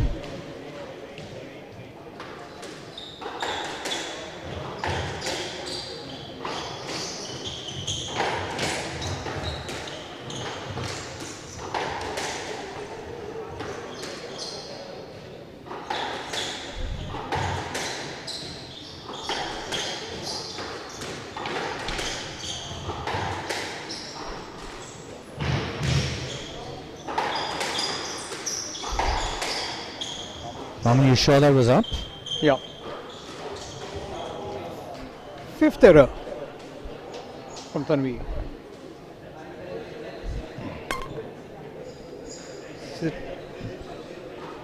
Hit 5 tins in a row.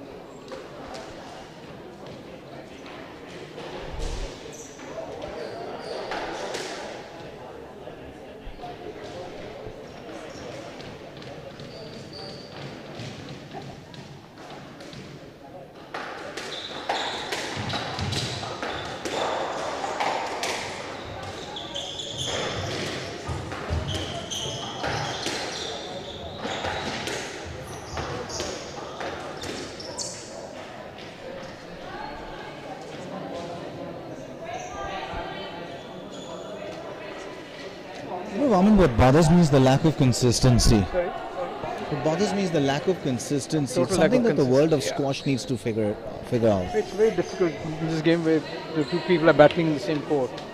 Yeah. No-let strokes, all very, very subjective. Yeah. And between referees, the consistency just Because there's no- unfortunately just doesn't exist, right? Can never. I mean, it is a challenge. It's not an easy problem to solve, but at the end of the day, There's no consistency. Well, it's very difficult in this game.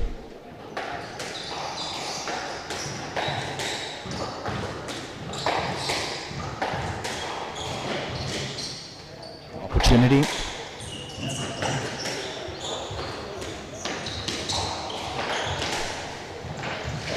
Ah, Shivani got it. All right, she does it on Finally that she's got it. occasion.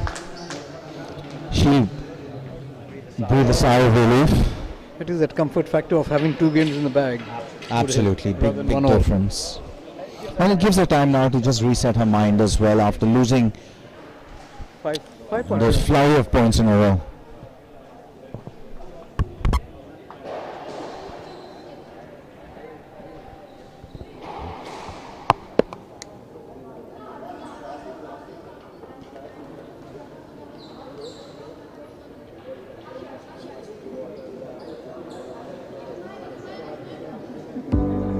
(1976). While in Silicon Valley, USA, a few companies were beginning to change the world. A group of entrepreneurs in India were laying the foundation in a garage startup for a global company. This was the birth of HCL. Today, HCL is a multi-vertical, socially conscious enterprise with a global presence across 6 continents. Powered by core values of courage, collaboration, care and curiosity, HCL transformed from a $500,000 company to multi-billion-dollar global enterprise in the last 4.5 decades. Today, the HCL Group comprises 3 businesses. HCL Technologies, a next-generation global technology company that helps enterprises reimagine their businesses for the digital age. HCL Infosystems, one of India's premier system integration and distribution company. And HCL Healthcare, one of India's largest corporate health solutions firms, providing end-to-end healthcare solutions. Beyond corporate excellence, HCL is also a socially conscious company. HCL Foundation, the CSR arm, envisions to create a source code for sustainable socio-economic development, Khanna's 2 games both to love. in rural and urban India. Since 1998, HCL has also been promoting Indian classical music and dance through HCL concerts, and in sports, HCL has been facilitating to nurture Indian sporting talent.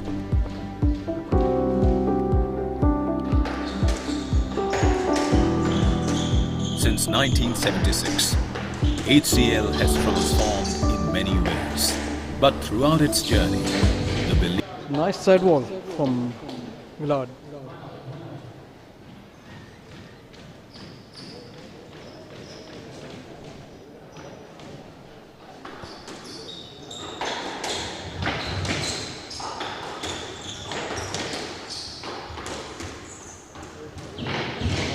Nice volley drop.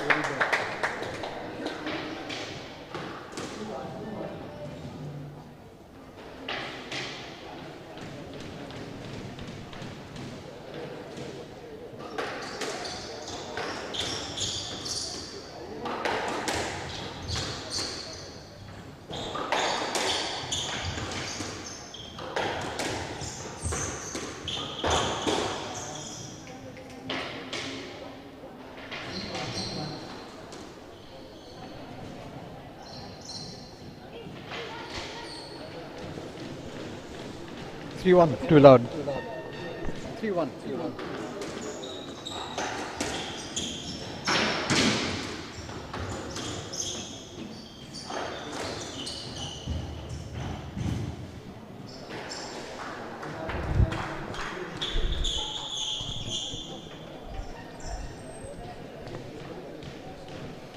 You know, Vaman, what's interesting is the comeback in game 2, and you just wonder, you know, clearly Villard has what it takes to trouble Tanvi when she wants to, right?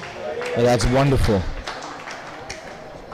While there were many unforced errors of Tanvi's racket, but to give Villard credit, she did play a much stronger and more consistent level towards the back end of that game.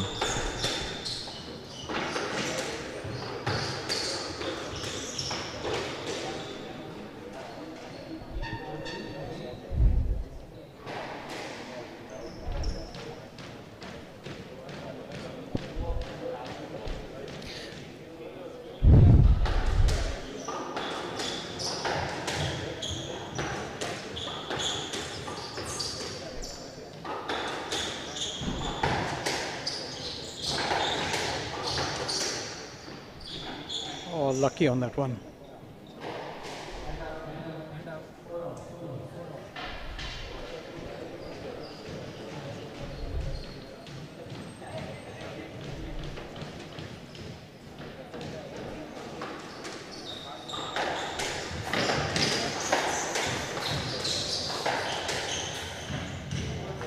Good hold by Tanvi. And we've seen Tanvi do that a few times. Not necessarily in this match, but over, you know, that's a shot she loves playing. She does it really well.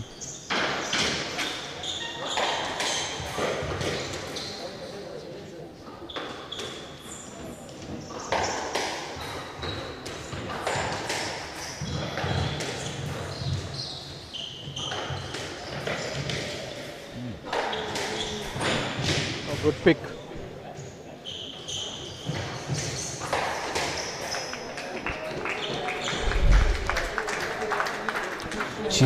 She's really made her cover a lot of miles. She's really made Villard cover a lot of miles on that one.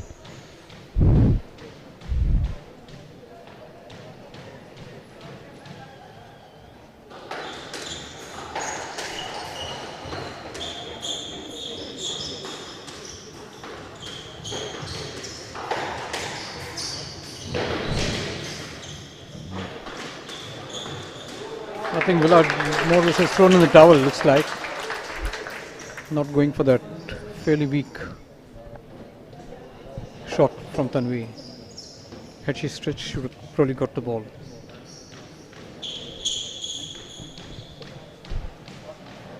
Seven 7-4 to Tanvi. 2 love up.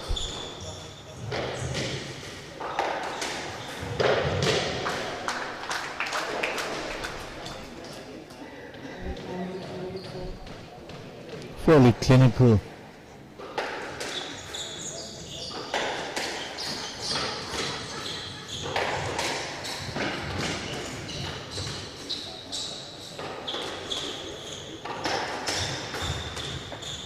That's a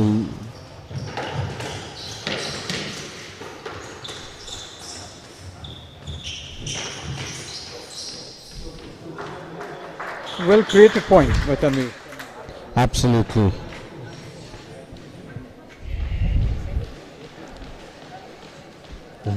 A constructed stroke.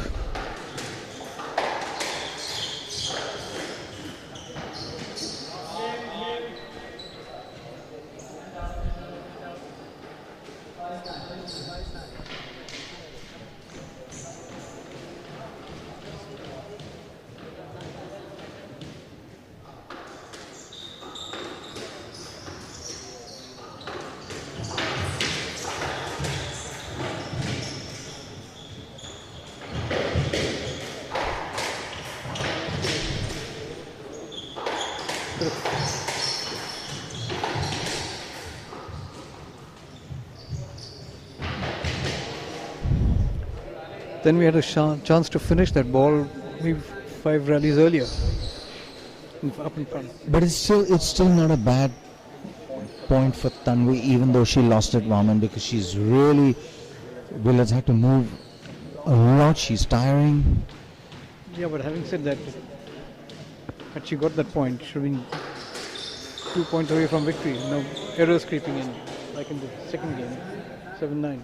Starting to look a bit like the second game, suddenly. She would have been at match ball and she finished it and not played that week return.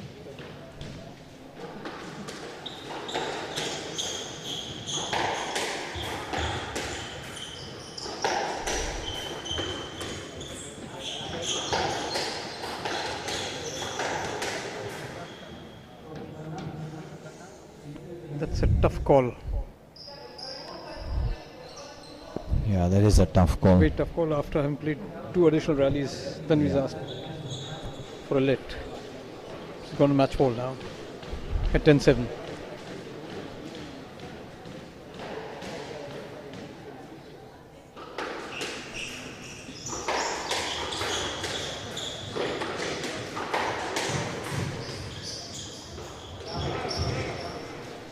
Sometimes I wonder very often in the flow of the play, you can make contact with the opponent. It should be a stroke every time. It shouldn't. I agree with you. It's got to be. It's got to be big. Yeah, absolutely. It's got to be how minimal or how material the interference was.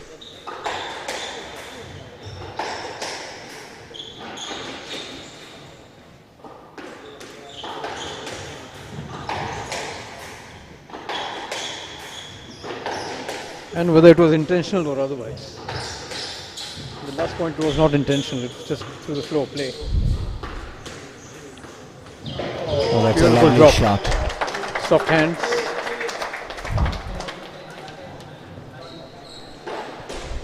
Big point coming up. Match ball at 9-10.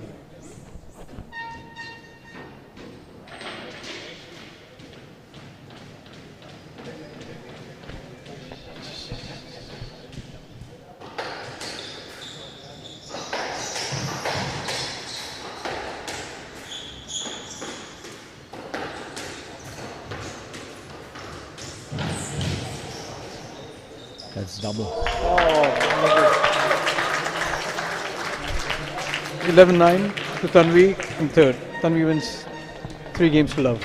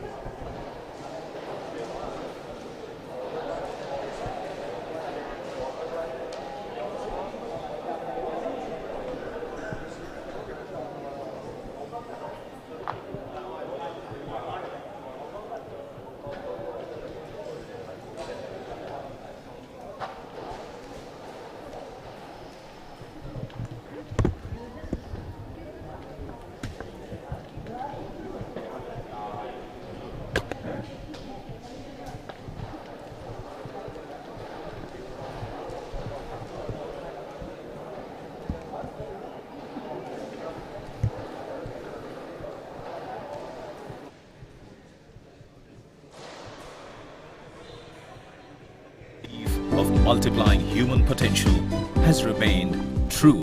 1976. While in Silicon Valley, USA, a few companies were beginning to change the world. A group of entrepreneurs in India were laying the foundation in a garage startup for a global company. This was the birth of HCL. Yeah, it's like. Today, HCL is a multi-vertical, socially... So in your second and third game, your opponent started coming really strong. What are you taking back home from this whole match? I feel like I played well today, and I had a tough match yesterday, so it kind of prepared me for this match. I didn't expect yesterday's match to be as tough, but it was really hard, and it was a 5-setter. And I feel like today I was really ready for everything. and my shots were all going really well. Inora played well to come back in the second and third, but I just stayed with my game plan and it worked out in the end. That's really great. Also, congratulations for winning. Yeah. Conscious enterprise with a global presence across 6 continents. Powered by core values of courage, collaboration, care and curiosity, HCL transformed from a $500,000 company to multi-billion-dollar global enterprise in the last 4.5 decades. Today, the HCL Group comprises 3 businesses. HCL Technologies, a next-generation global technology company that helps enterprises reimagine their businesses for the digital age. HCL Infosystems, one of India's premier system integration and distribution company. And HCL Healthcare, one of India's largest corporate health solutions firms, providing end-to-end healthcare solutions.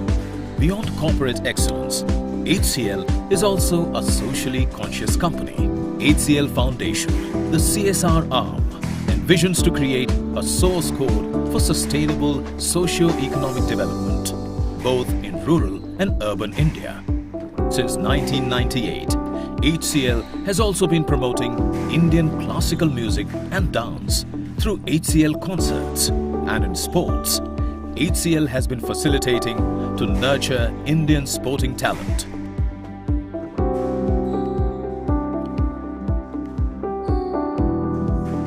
Since 1976, HCL has transformed in many ways.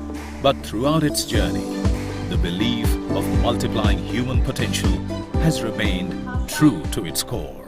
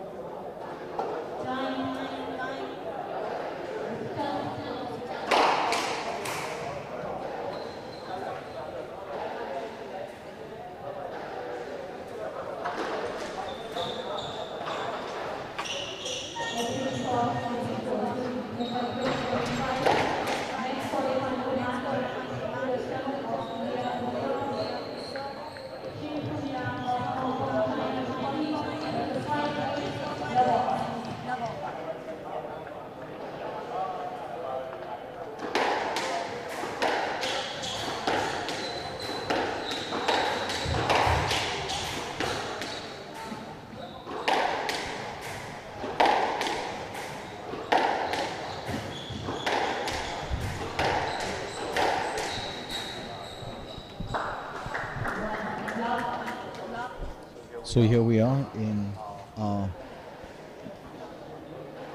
third men's quarterfinal. Lam from Hong Kong taking on Suraj Chand from India. One love to Suraj Chand.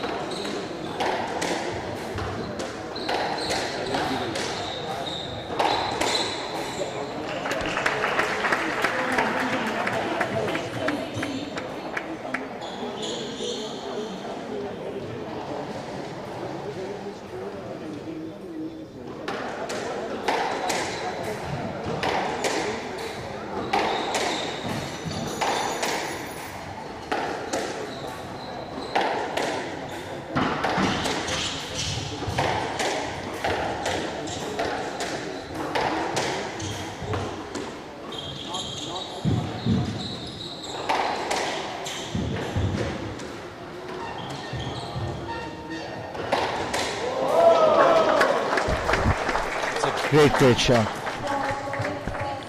Really great shot. Almost like a shootout this match.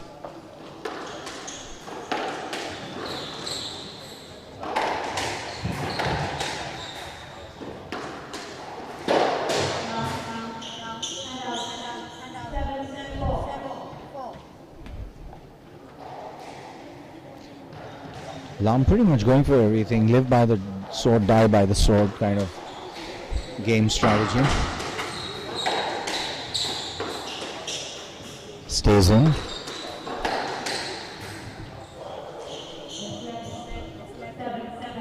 Now there's the question mark I have in the Marwan Assal game that wasn't given as a let. And here it is. The consistency in the refereeing is. It's a great shot.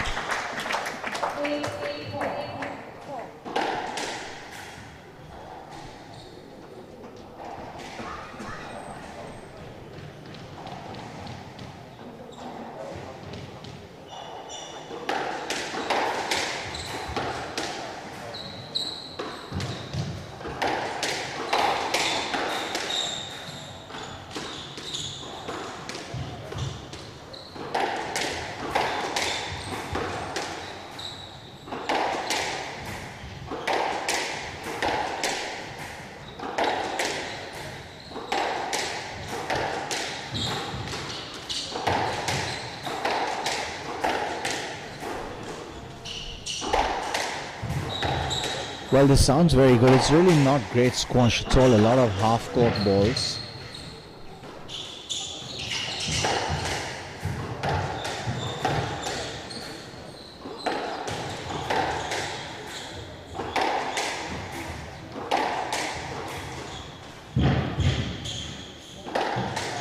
Lovely shot. Beautiful hold. Suraj going the wrong direction.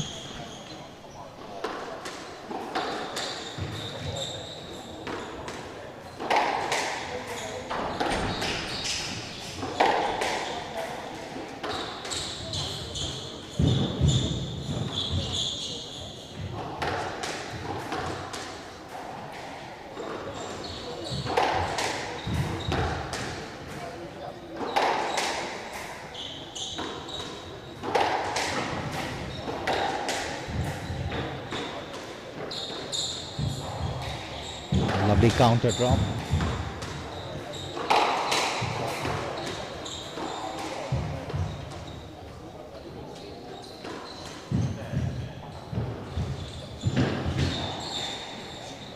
It's a gorgeous lob.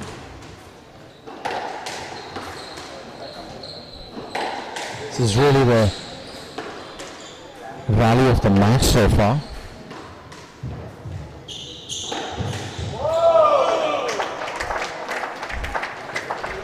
Suraj didn't read that. Lovely deception on that shot. Just held it.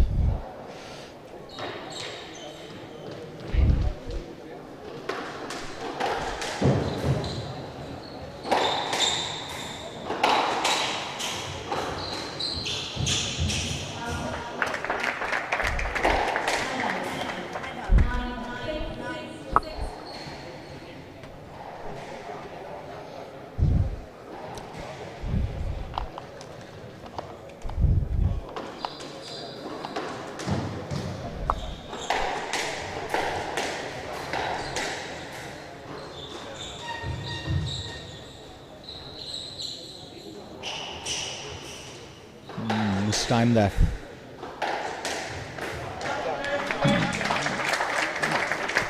Ten six, 4 game balls.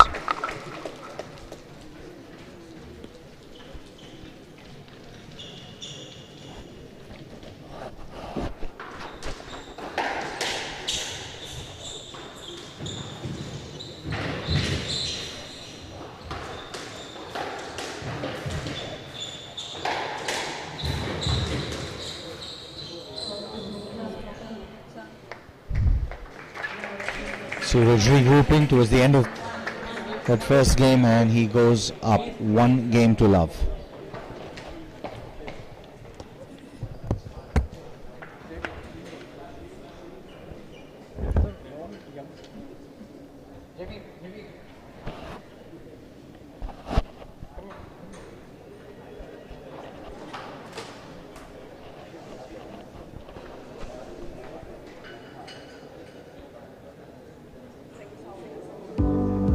1976.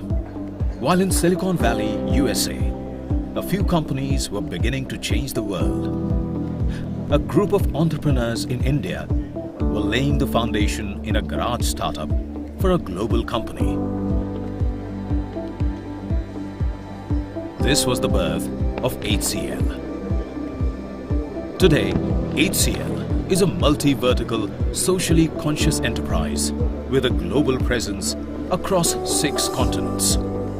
Powered by core values of courage, collaboration, care and curiosity, HCL transformed from a $500,000 company to multi-billion-dollar global enterprise in the last 4.5 decades. Today, the HCL Group comprises 3 businesses. HCL Technologies, a next-generation global technology company that helps enterprises reimagine their businesses for the digital age. HCL Infosystems, one of India's premier system integration and distribution company. And HCL Healthcare, one of India's largest corporate health solutions firms, providing end-to-end healthcare solutions. You get into the second game. Beyond corporate excellence, HCL is also a socially conscious company. HCL Foundation, the CSR arm, envisions to create a source code for sustainable socio-economic development, both in rural and urban India. Since 1998, HCL has also been promoting Indian classical music and dance through HCL concerts, and in sports, HCL has been facilitating to nurture Indian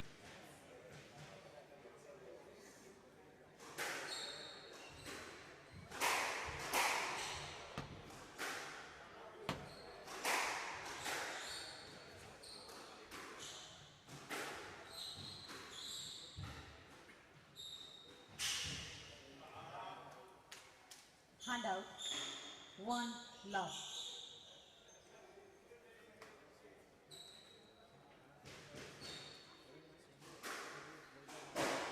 Down, 2 love.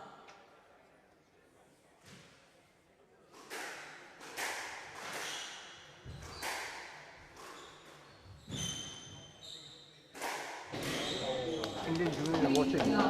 We learn something from how they control the game. It's not hard hitting, it's a very controlled hit. And very good use of the height on. Not only that's definitely there, and they are watching that it's only not bang squash, but I can also see, if you see the Hong Kong players, they're very disciplined in their play, and if you no expressions, no emotions, just play the game, and it's a lot of discipline on what shot is being played and how to play it and everything. So it's not some rush for some fancy nonsense. You don't see too much of that. Of course, you do see the deception, but it's very beautifully played in a, like you said, in a controlled way. But having watched the Hong Kong players, they seem to come out of the same mold in terms of their style of play. There's been fantastic return by Suraj.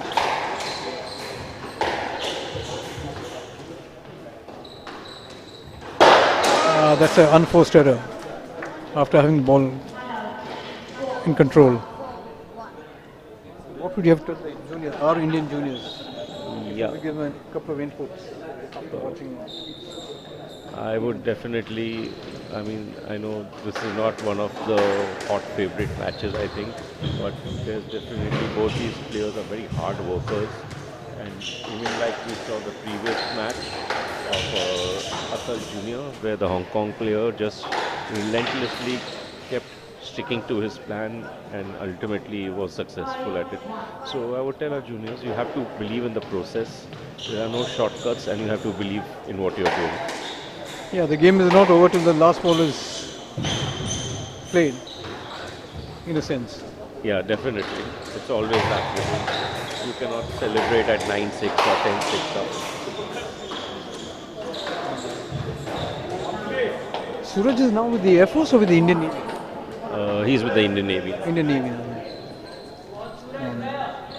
A fairly good mover on court. Needs a lot more exposure like this. Most of the Indian players need a lot more exposure. In fact, I meet Suraj very often, and he does sessions with a couple of my kids. So, I mean, he's also still exposure, yes, but he's pretty much sort of in a little learning phase also, and he has put some attacking shots to his game previously whenever there's so that's good. I'm sure he'll develop more as a player. And he's one of those players you might silently see who's just going to go through the draw without any fancy stuff. In this particular draw? Yes, in this particular draw.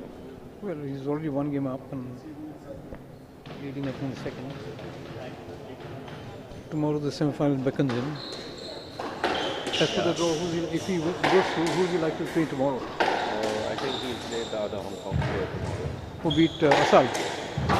No. Or Tang? Yeah, Tang. Should be an interesting game tomorrow too. Yeah, and I guess it's going to be a very long game, knowing that the two Hong Kong players are if they land up playing each other, or Suraj has to be prepared for maybe another long game.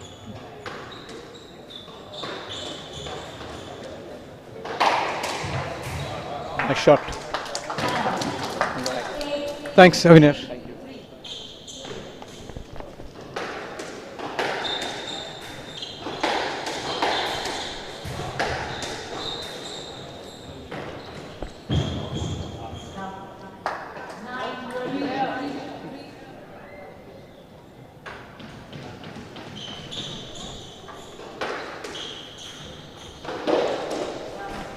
Unforced error from Suraj again.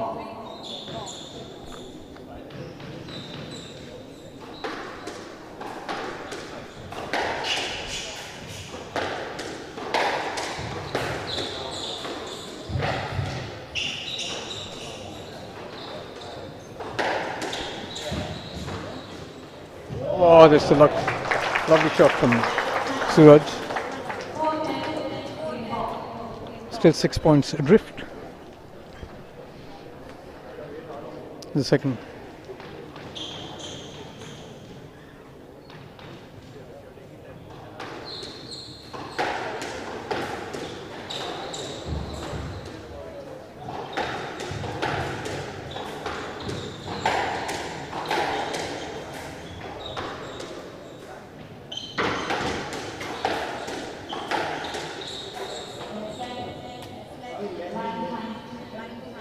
Good call from the referee.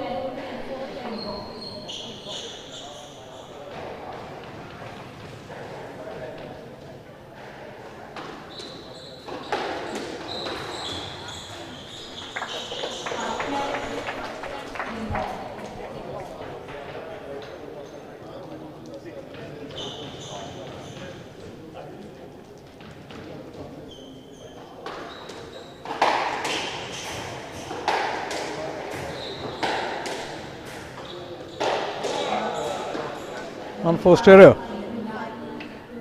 from Suraj has given Lamb the second game.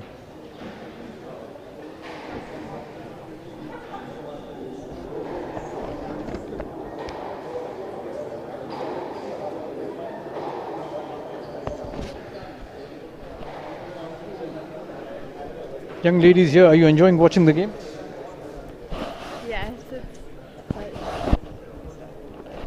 Yes, it's a good match. And I think it's really cool to see how in the first game the rallies were really long, and even the second game they both were playing really, really well.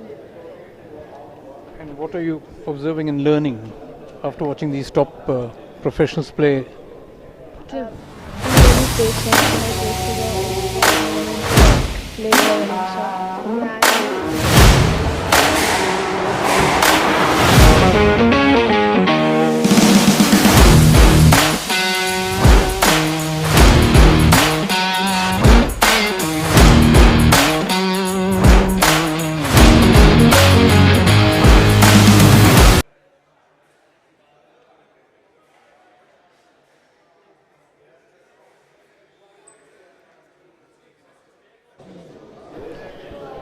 Young man, you want to say a few words? How are you enjoying this wash? I think it's good. Suraj just played well in the first game, lost his rhythm in the second, but it's a even contest with both players having won one game each. And the other games have you been watching right through? Yes, I saw the previous game, which was a what a match it was. A 5-setter between Mustafa, Assal and Tang. Sorry, not Mustafa, Marwan, Assal and Tang. It was a crazy match where Marwan had 5 match balls in the 4th game, dropped that game 12-10, and then lost the last game also 10-6, 11-6 or 11-5. So it was a match where like both players played really well, but it was like up to a game of luck at the end. Game of? It was a game of skill and luck and stamina. Tang had a much greater stamina and could last on court, whereas Assal got tired and towards the end he had kind of given up. Well said. Third game, Suraj is up 1-love.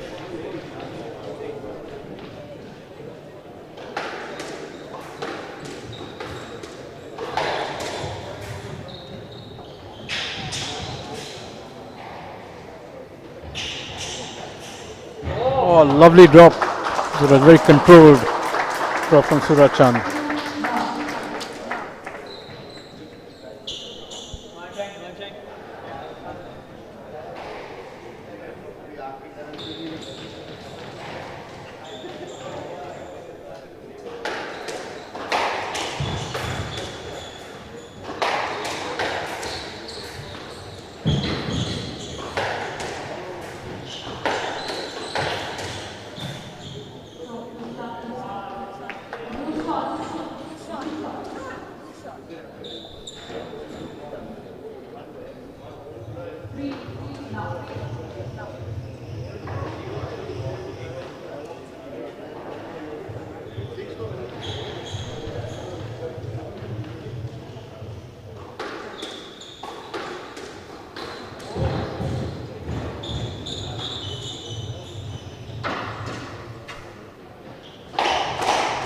Oh, brilliant read by Suraj on that one.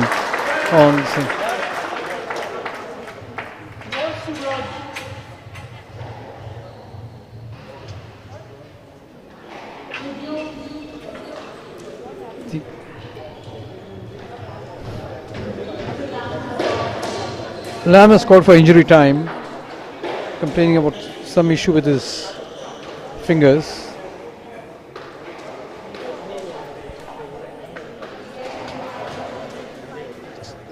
The referee's given him 5 minutes to get back on court.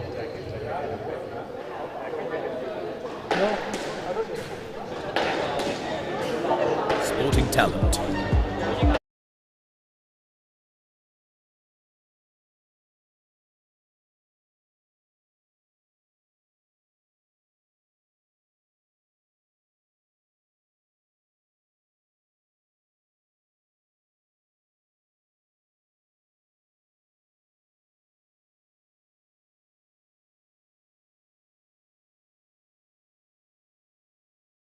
Were beginning to change the world. A group of entrepreneurs in India were laying the foundation in a garage startup for a global company. This was the birth of HCL.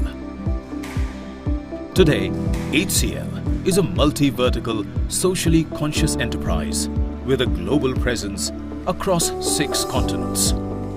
Powered by core values of courage, collaboration, care and curiosity, HCL transformed from a $500,000 company to multi-billion-dollar global enterprise in the last 4.5 decades.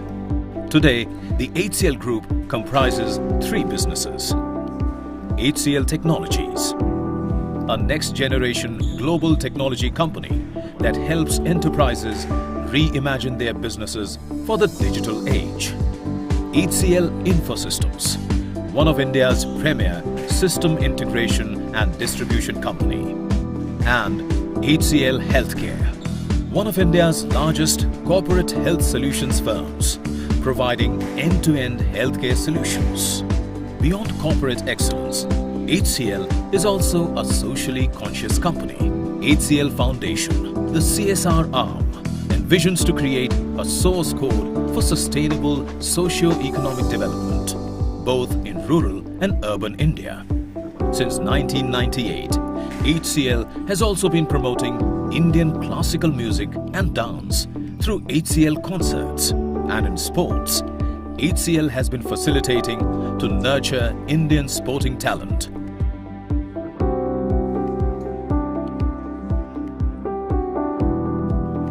Since 1976, HCL has transformed in many ways, but throughout its journey, the belief of multiplying human potential has remained true to its core.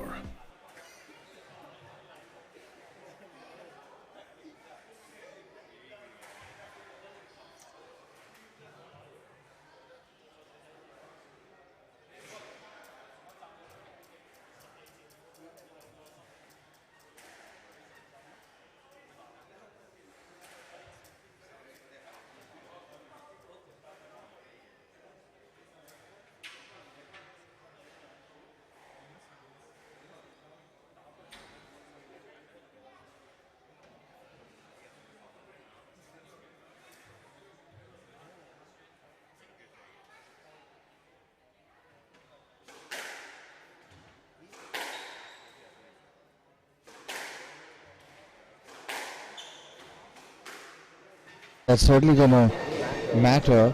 I mean, if it's a bad enough injury, you know, some kind of a fracture or even a tendon injury. Watching the game, it didn't look as though he was hit by the racket. So, referee scored 60 seconds. He's had 4.5 minutes already given as timeout. So the medics are with him, the referee's with him as well. She scored 60 seconds. He's walking back onto court.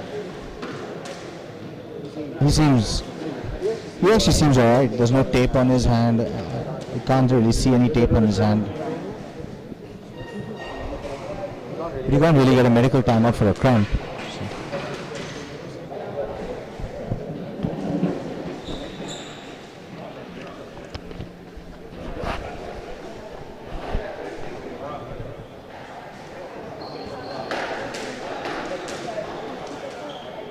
He seems fine.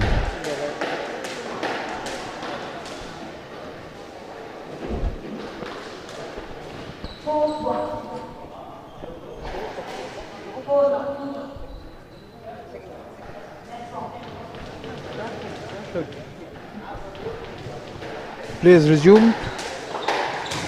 Surachand 4-1 up. They've now gone to 5-1 in the third.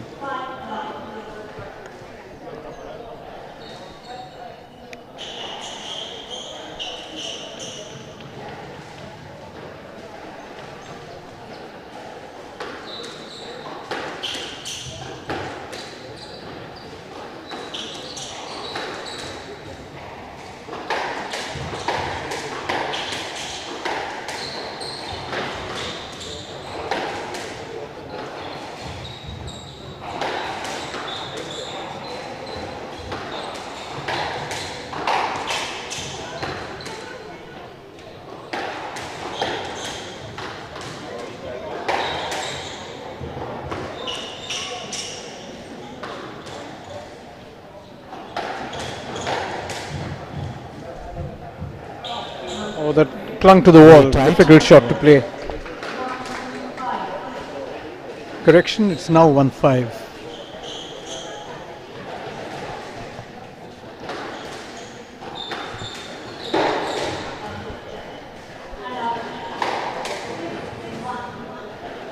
It's really an unforgivable.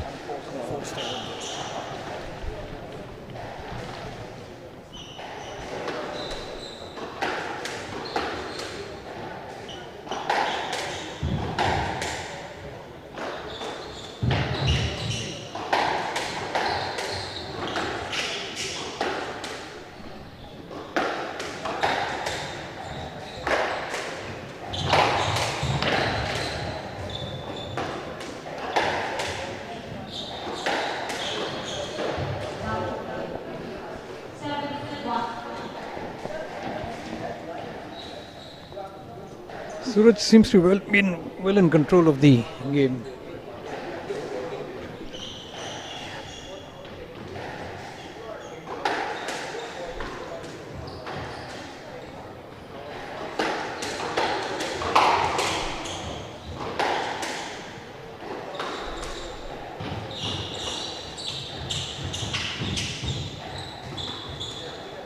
That's a nice shot.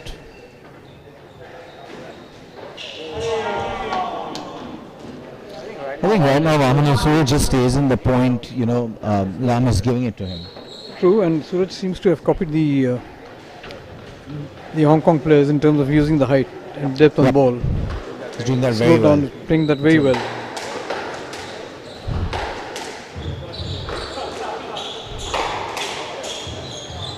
It's The lovely lovely length. length down the backhand.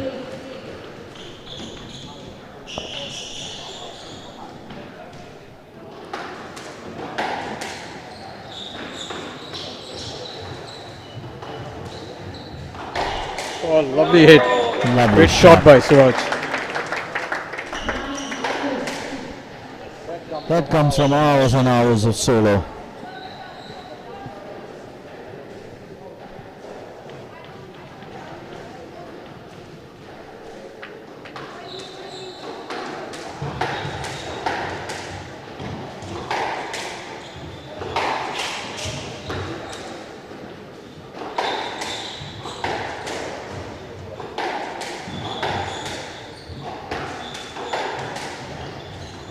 Oh, beautiful shot.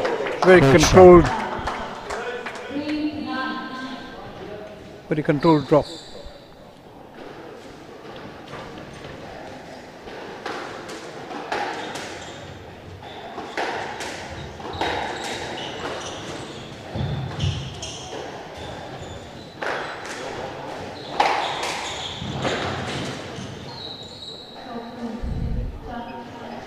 Bit unlucky for the Hong Kong player.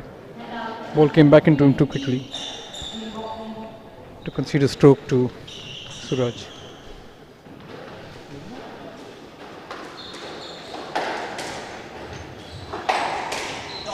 Oh, beautiful shot. Took his eye off the ball, just kind of lost his focus there. 2-1 to Suraj.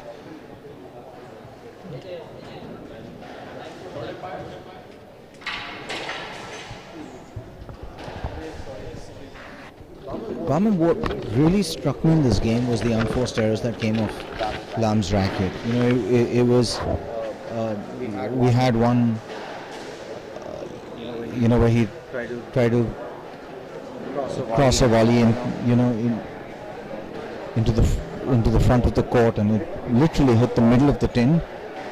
A boast that clipped the top of the tin, not once but twice. And the second one was the high ball which Suraj had played on the right hand front side, which really clung to the wall. Those are not easy shots to play, especially when they cling to the side wall.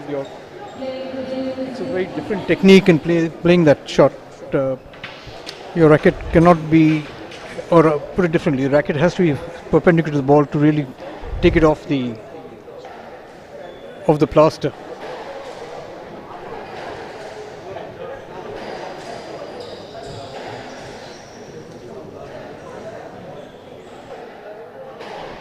Seems that the medics are with Lam yet again. He's just got 30 seconds.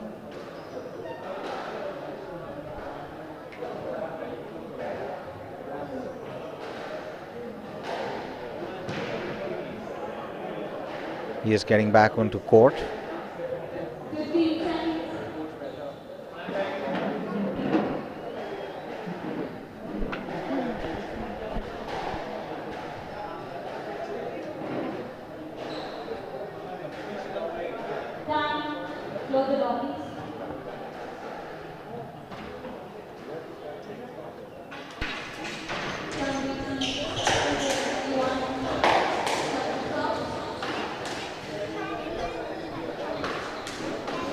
Suraj in complete control of this match right now, Raman. Like you said, he's using height really well. Every time he's out in front and he's stretching, he's able to really soften the lob. Really served him well.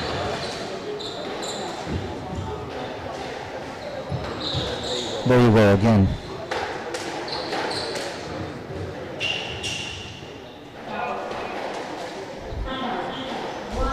Too tight on that occasion. Tried to topspin it a little bit to get the height just above the tin. Unfortunately, didn't achieve that. Unforced error. Second one, 2-love, Lamb.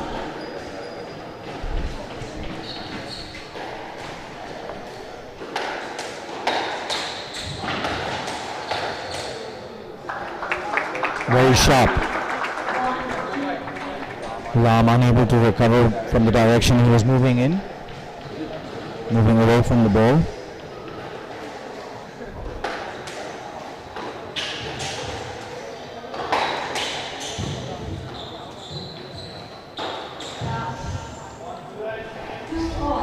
Second unforced error from Lamb.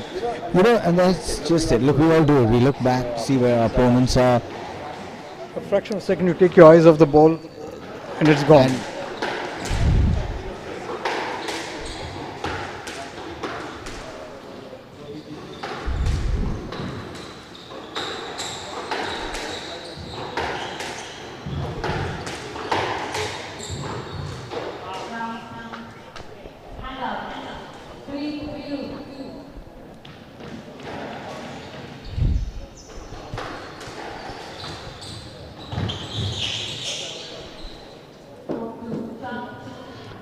Very poor shot from Lamb, conceding the stroke.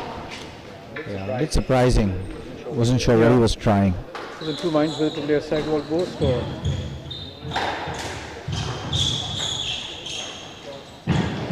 That's great squash.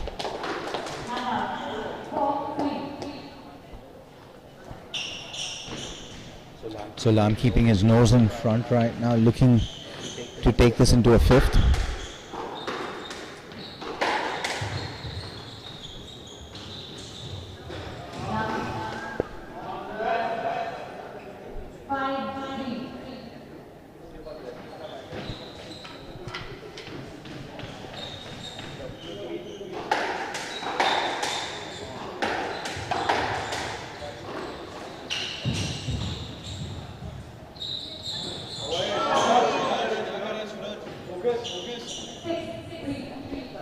Unforced error, trying too much the ball.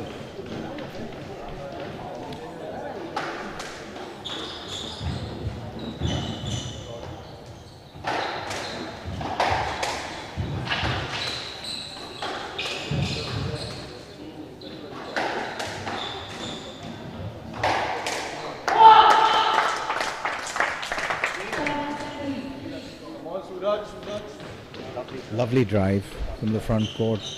Waited just a bit on that. Suraj going the wrong way.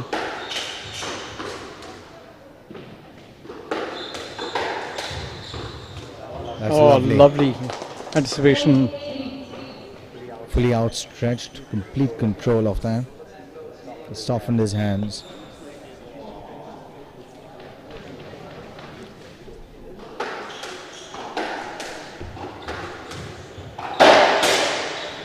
Another unforced error. It certainly looks like we are going into a fifth. Moment. Yep, indications are there. Also, Lamb was up to space a little bit.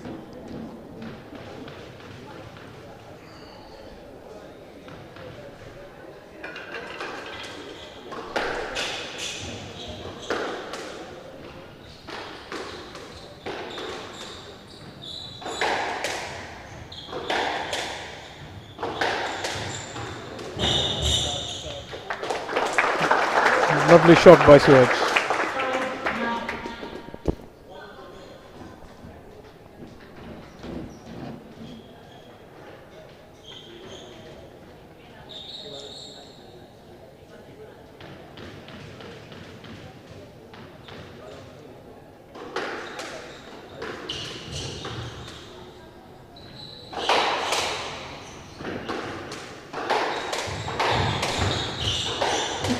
Oh, great hands.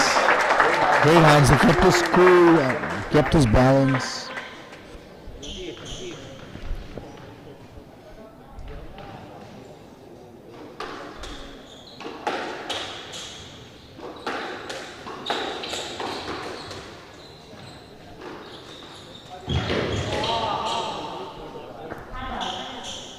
Lovely burst, no pace on that. Raman, you were talking about earlier about, just hitting the ball hard. There's so much to be said about balls that come without any pace, especially to the front.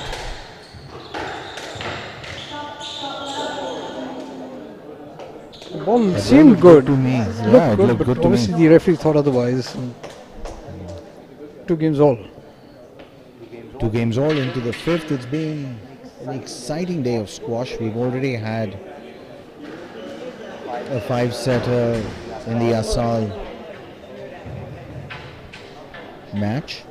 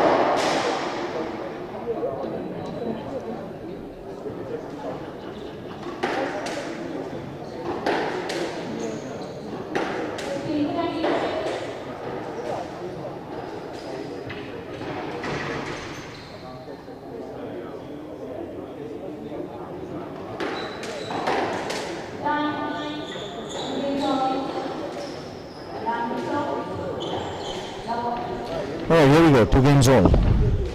Lamb 7.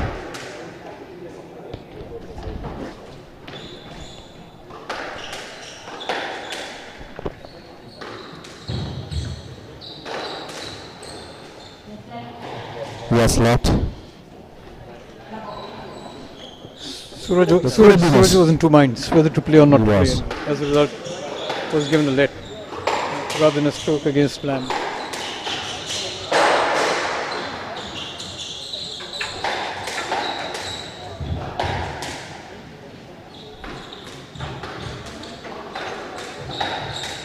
Oh, that's a nice read and gone down the line. And Raman, 5th game strategy. It's so important to get that early lead. Absolutely. Come out firing.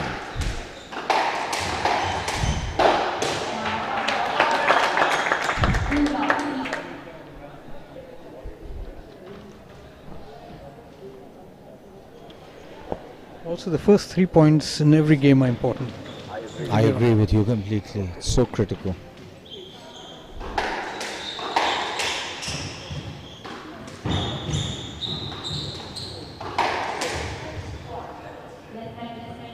Yes, left. Good call.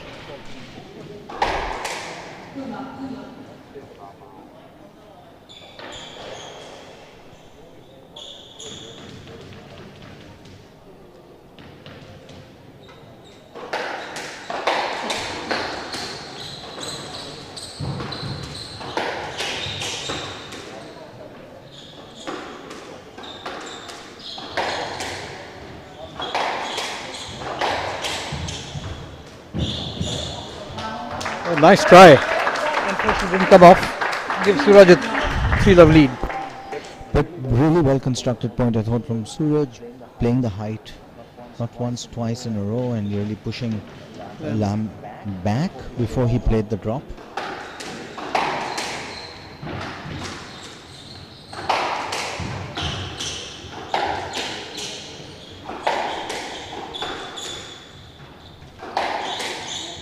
Oh, lovely shot. Lovely. Good drive.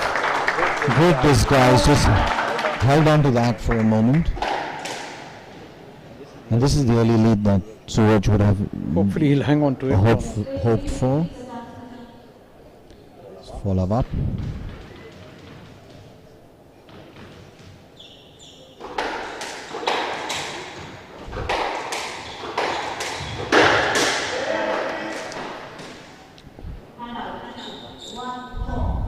Here's a thought strategy. In follow up, what am I going to do? I'm going to try and rush my opponent. I'm not going to try and take extra time in between the points. But it doesn't work all the time because your hands become tight.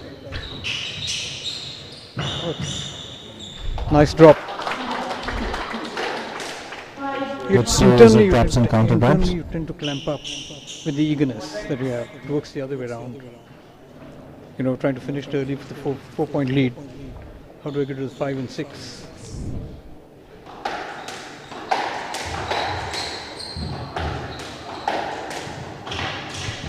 Oh, lovely shot. Lovely shot.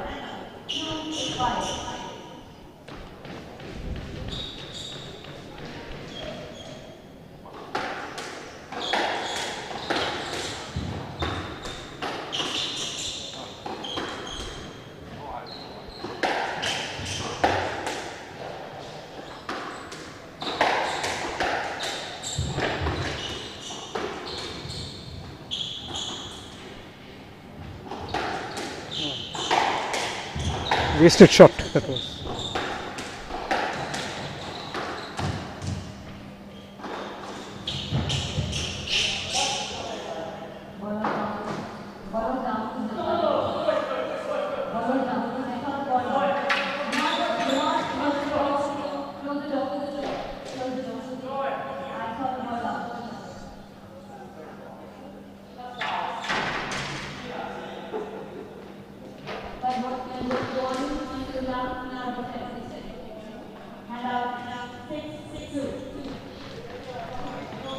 More than the ball being down, I thought that was a stroke in favor of this thing. Exactly right. So I don't think it mattered. Didn't look as though the ball was down, but it looked good. But I also think it was a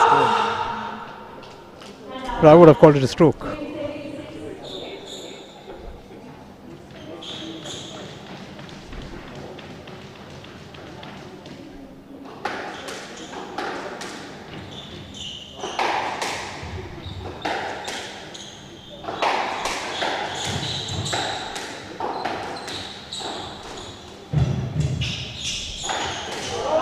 Oh, good check and hold.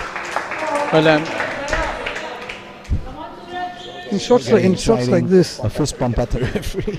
In shots like this, it's more or less a give. You know, so you hold and go across. Oh, you. And all of a sudden, Raman, we have 1 point between the two players.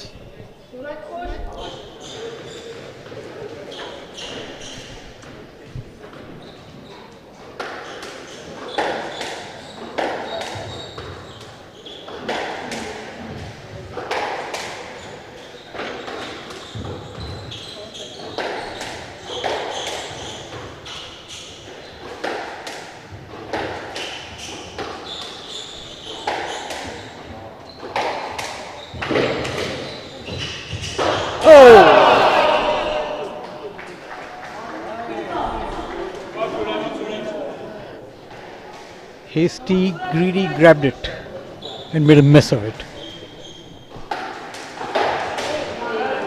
Second error. Crowd trying to get behind Suraj. And Norman, just going back to what I was discussing with you earlier, at 4 love, just kind of took a pause. Referee asked him to rush, carry on.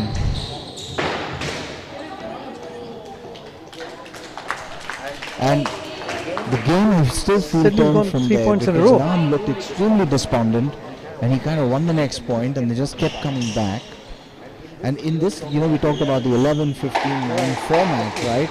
And out here, 1 point at 4 love and you're 1-4. Oh, beautiful drop. There's just wonderful squash and right now, Lam has all the tailwind. He's all over Suraj.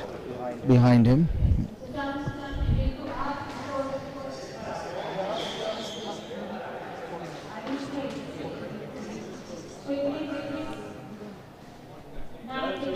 Lam has got 4 in a row.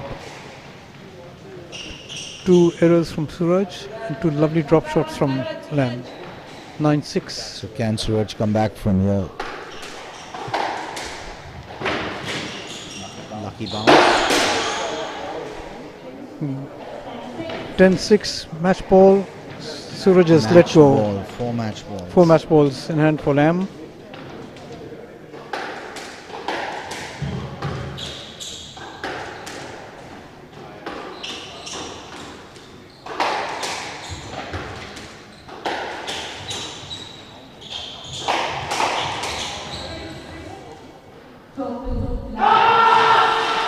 Stroke to Lam off the back wall.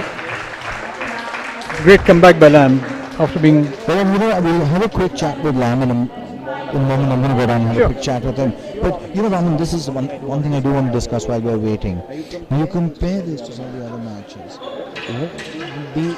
the question that I keep asking over and over again, not just here, but even at the PSA level, is that amongst the referees, there's almost no level of understanding or consistency of the strokes and the lets. Absolutely none whatsoever. No, but this is very common. This game is such, as I said earlier, that 2 people dueling, each one will have their own assessment of movement. See, what the referee has to, what I used to do during my time when I used to referee, of course now SRF has got their own certified referees and so on, is during warm-up you really assess each of the players as to what their movement is, how quickly they're going to move. That's during warm-up, and that kind of sets into your mind. And the assessment is whether the player is going to get to that ball, what his movement is, how slow is. There cannot be a K factor, in a sense that every player is on the same speed, same wavelength. Cannot be. It is all situational at the end of it. That's the dictum I followed, and this is what we were taught when I qualified as the first Asian referee way back in '83 in Jordan. That was in Jordan, and I was assessed by one of the chief referees of the Asian panel those days.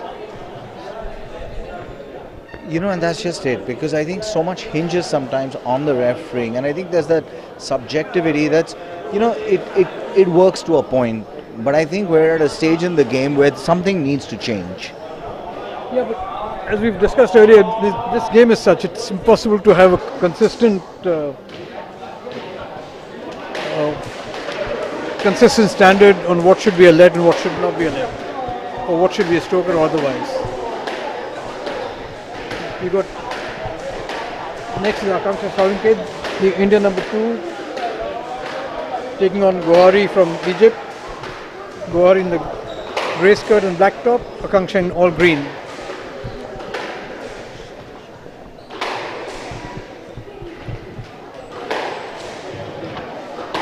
This is the penultimate game for the evening.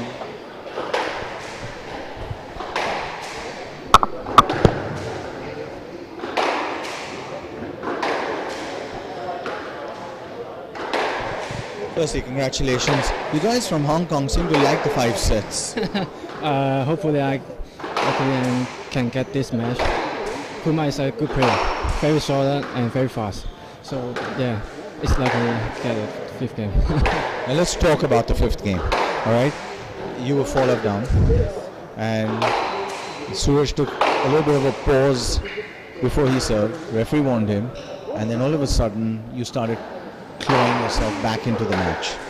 Oh, I just keep focus, one by one, and then get a point. Just keep focus and keep the patience on the match. And then came the big moment, the big turnaround when a refereeing call kind of urged you. It just kind of got the adrenaline going. Yeah, I know it's some mistake. I think it's some mistake, but it's okay. I just keep it focused on the match. Right. Looking ahead to the semi-finals now, what are your thoughts going into that? I want to win tomorrow. Yeah, because I just play with my teammate. Won't cheat him. Yeah, I can play well tomorrow. So, what do you need to change from today to tomorrow that you think? Keep focus on the match. Yeah, every match is keep focused, I think. And are you enjoying Mumbai? Yeah, of course. Very good. Good place and the court is very good. Air conditioning is very good here. Perfect. Good luck tomorrow. Thank you.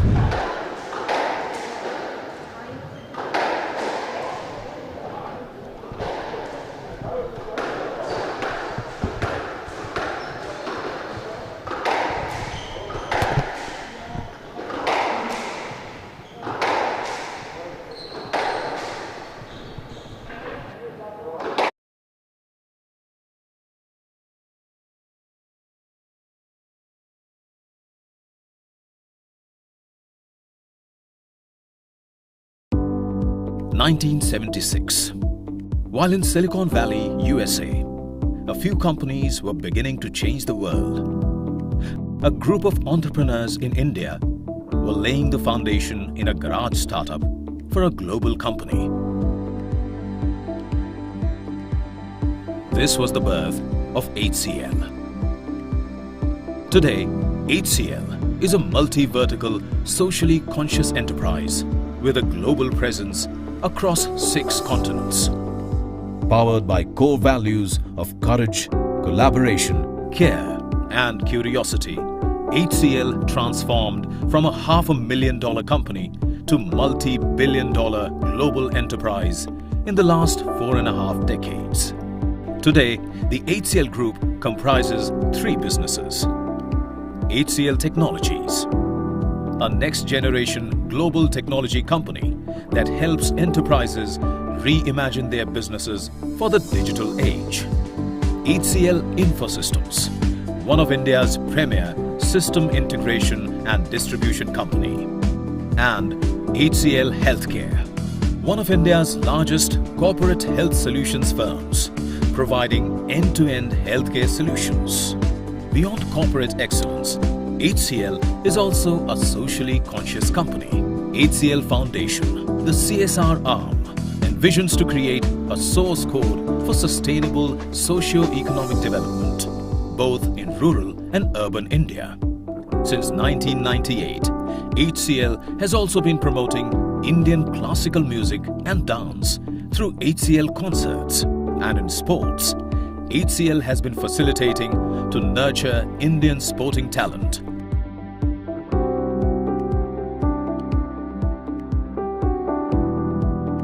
Since 1976.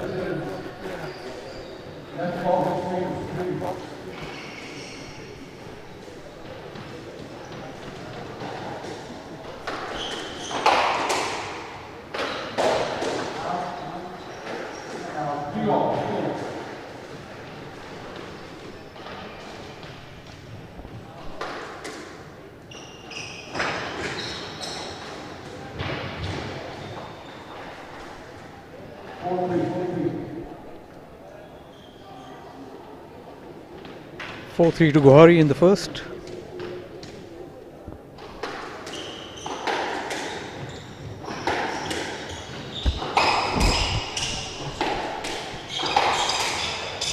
Oh, lovely shot by A lot of pace on that. Lot of pace for all.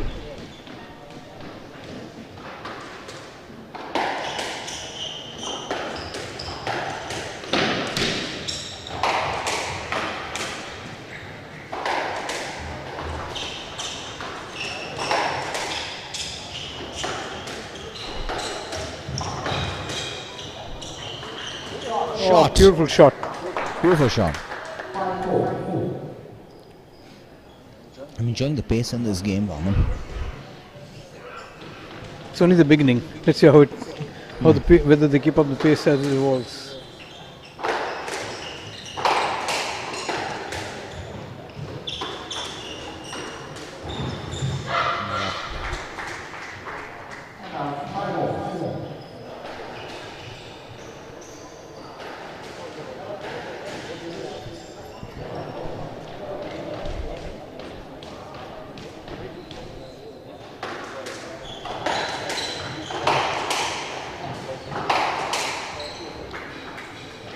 Great shot. Really crisp. Oh, lovely shot by Akanksha. Mohit, if you've noticed, both the girls put their muscle behind the shot when they really do, and very crisp. And there's a lot of crispness to.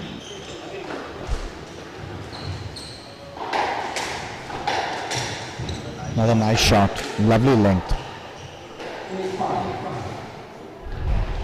And you know, this pace, the rallies are going to get over pretty quickly.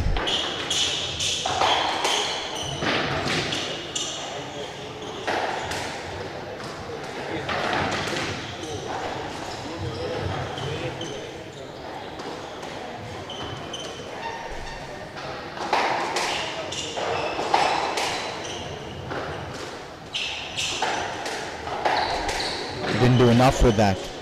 Nice cross court. Enough with that cross court.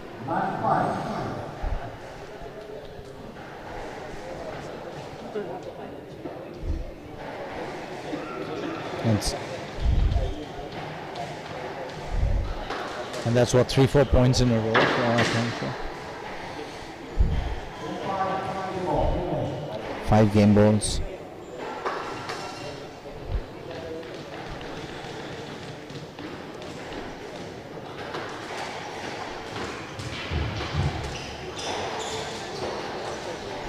(11-5) Salunkhe.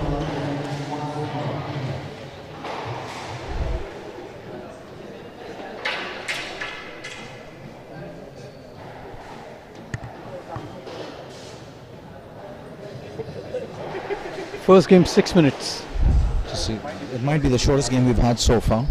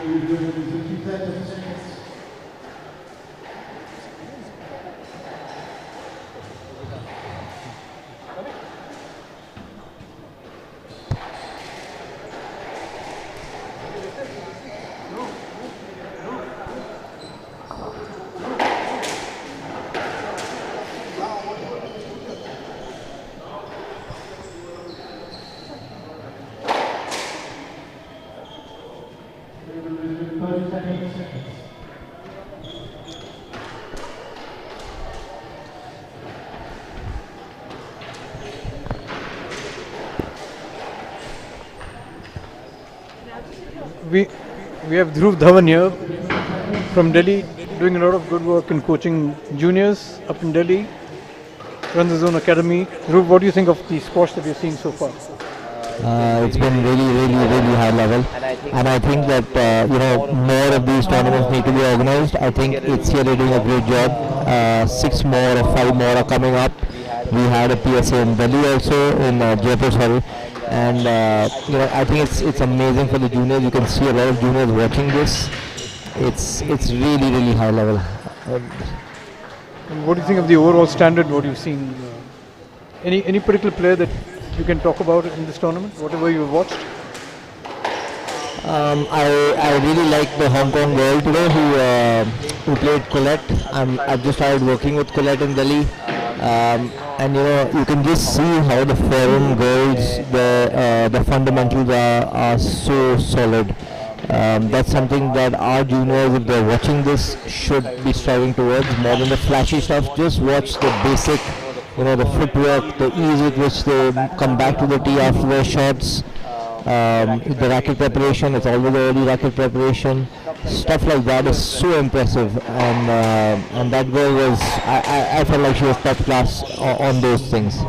Also, what I noticed was with most of the Hong Kong players, they tend to use the depth and height very interestingly in terms of playing an attacking shot.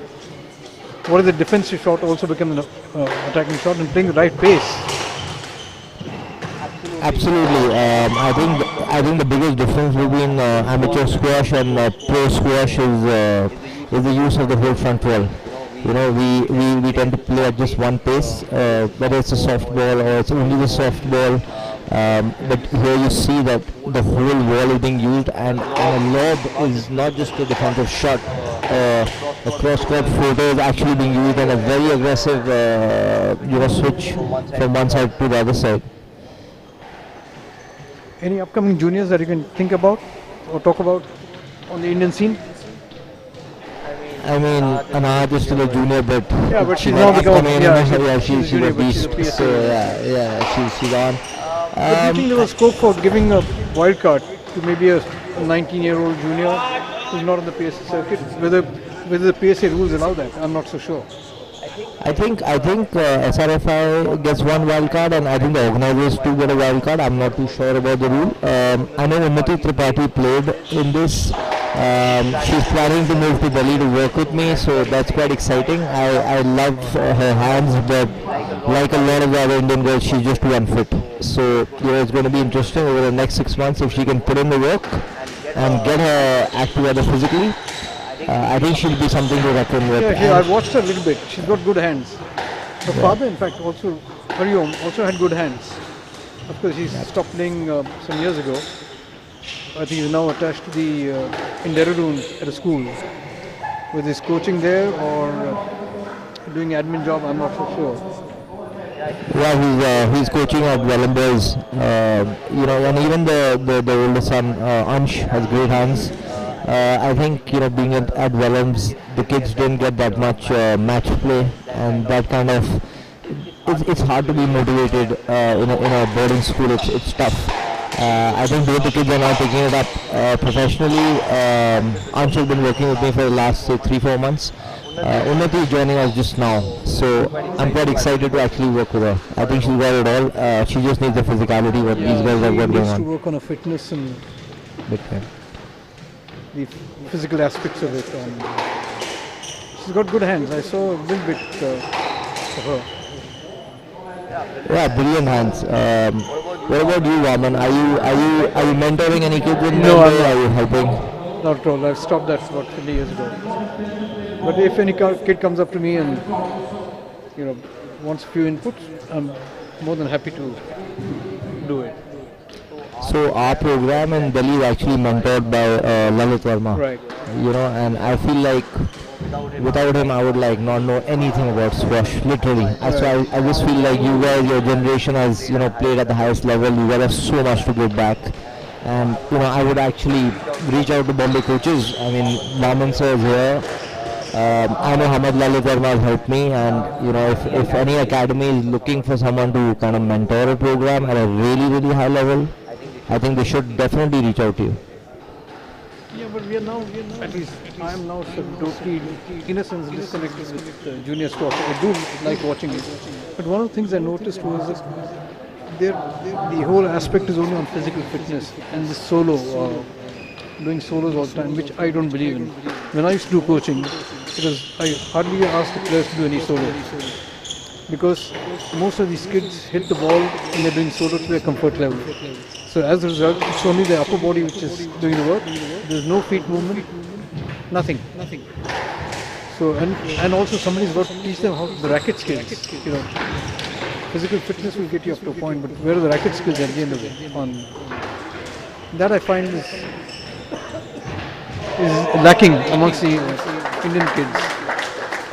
See, I mean, a simple insight like what you just gave right now. You know, it's not like every kid in Bombay, the racket skills are amazing.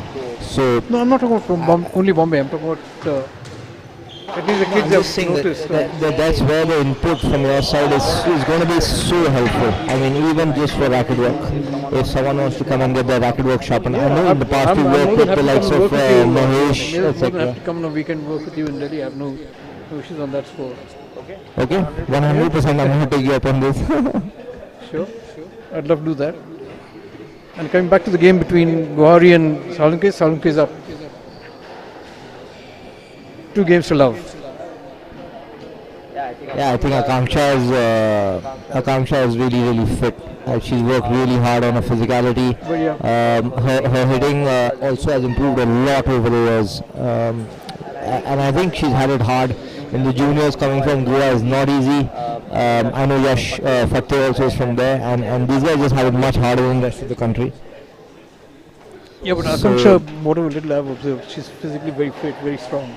But again, mental fitness is something which she can be worked on, I would say. And also her type of game. She does not have soft hands. It's all force and hard hitting, which helps her in a way. But if she gets the skills, like it's where she can control the ball, that would help a long way. That's my assessment. See, there you go again, Maman. I don't need to pitch you as a coach. You know, I think you're absolutely right. I do feel like she's improved over the years.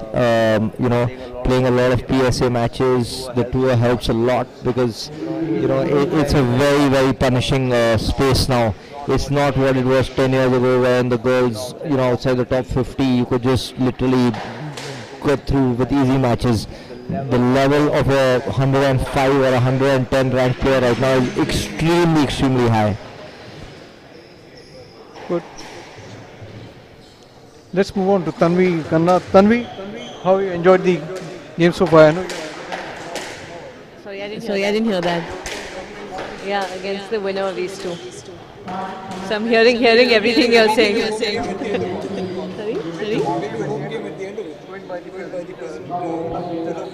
Yeah, it will be. I think so.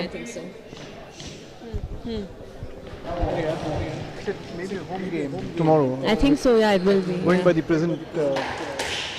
Yeah, I think she should win 3 love. She should. Yeah. Looks like from the end of it. And have you fully recovered from your injury that you had on the HCL and so on? Yeah, I've recovered fully. It's been like 7-8 months since I've been back, and I'm feeling good on court. That's good to see. I saw you playing this morning. Seem to be moving very well, without any sort of inhibitions of the knee. Yeah. I think in the past 2-3 months, it's just all fallen into place. Coming back after like a year off was not easy. But yeah, I'm not that scared anymore about like lunging in the front. So that's good, yeah. What do you think of the Egyptians' game? Egyptians always have been physically very strong. They also got good skills. But what I've been most impressed about is the Hong Kong players. The way they use the ball. The pace that they, at least in this tournament, the way they've been playing, the way the pace, they use the pace, the way they use the height. And I was just talking to Dhruv just now, is that what can become a defensive shot also in a manner is becoming an attacking shot for them. Sorry? What is a defensive shot? Also becoming an attacking shot in a sense. Yeah. I've been very impressed, and some of them, they all seem to be coming out of the same mold. All the Hong Kong players seem to be coming out of the same mold, similar kind of... Similar type of play. So, what happened in that match with Assal and the Hong Kong player? I didn't see it because I was the match after. Well, he had 4 match balls. I think there were a couple of refereeing decisions. We sitting here thought should have gone Assal's favour. And then it turned game, and I think Long eventually climbed onto it, made the most of the opportunity that he got. The fifth game wasn't close? Fifth game was Assal was more or less not way on. It should have been match over at 10-6. Yeah. But it's easier for us to commentate. It's easier for us to commentate sitting up here and not being in the hot seat. Okay. Yeah, I actually have no qualms in saying that Assal was robbed of the match. Well, I'm not being harsh. I'm saying that. No, look, I'm not saying it. I'm not saying there was anything deliberate about it. The problem is there's no consistency in the refereeing match. As we've discussed earlier, refereeing is such a subjective issue. What you might think is a stroke, I might think is leg or no leg. There's so many different important rules there. So maybe the referee thought, but it was not a stroke at the end of it.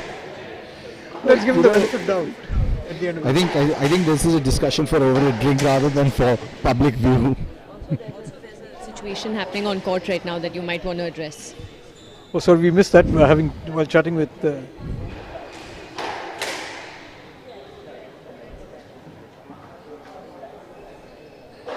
I think this was from the last stroke call. She had a fall there, Gohary, and she's complaining about a knee which has already been previously strapped up. Maybe it's causing her some anguish at the moment.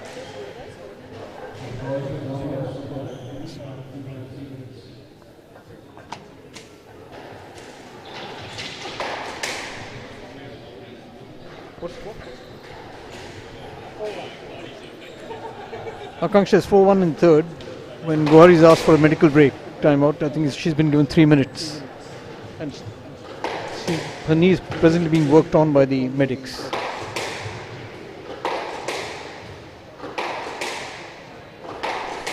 this allowed? Yeah.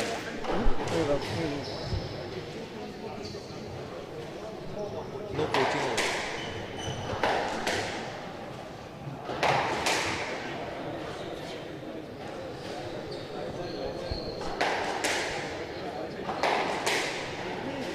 I've heard a lot of this Yushan Hafiz and his sister. How do you rate them? So I've been working with Yusha now for almost I would say 2 years. My sister came in a bit later. I think, look, there's a lot of hunger in the kid. I think from here on now, how far he's going to go is going to be defined by, like you said, his racket abilities. He's extremely fit. He's fit enough for the PSA level even. He lacks the polish and the finishing abilities entirely. And that's something that it's been a little bit of a tough bit for him to get going with, because every time we fix the fundamental hitting action, he tends to and we move forward towards the finishing abilities, he tends to forget the fundamental then. So it's going back and forth.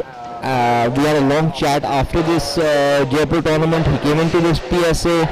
I felt like his fundamental game at the back was very good. With I think he played the Vakil from Sri Lanka, but then we lacked the finishing. So if we can move forward on the finishing ability and create a complete play out there, I believe we're going to have someone who's going to take on the world. I genuinely feel that, because he's doing nothing but squash the whole day. What are you trying to say? He's like a rough diamond which needs to be finished. Absolutely right. And I say this to a lot of parents who feel like they're not getting good coaching, etc. Yusha came to us when he was already India number 1 and under 13. The father made that happen with a squash racket on a badminton court. They had a squash court. They had access to a squash court, but it was tough. Father never played squash. So he made him physically so fit that it sorted out the fundamental aspect of footwork, etc. So I think there's no excuse to not get there. If you can't get the racket work right, at least sort of the physicality. If you can't get that right, get the racket work going. The hunger has just got to be there from the kid. 3-4 Gohary in the third. I think that break is going to kind of help her, and like you mentioned, the mental aspect of Akanksha's game is now going to get tested. That's a great shot. Great shot.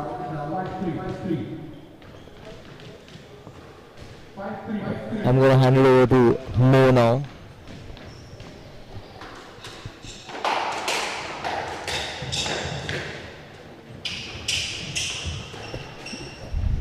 Gohary is a good mover. No let called. Correct.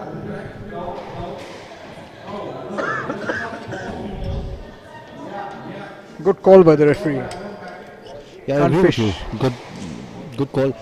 And Vaman, what I'd like to see is a little more. I'd like to see, the Egyptian player just use a little bit more height on her shot. Just take some pace off that ball. What? That's not the Egyptian way, you're right. What I've noticed is Akanksha loves the low ball, low hard ball. Yeah. Keep it slightly slow enough. She could be in a bit of trouble at the end of it. But that's my assessment of watching her. And she's so quick with the racket head speed. there are a lot of players who love a low ball. Can't handle Take it away from her. I think at waist level is good because of the swing, essentially.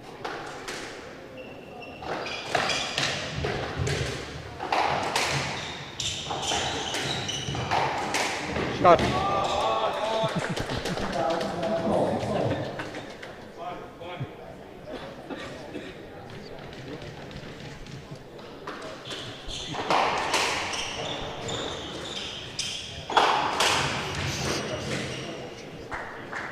It's just brute force. Who hits it harder?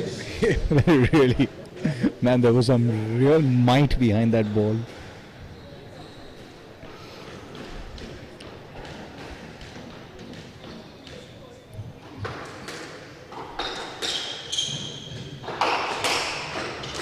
Oh yeah, shot.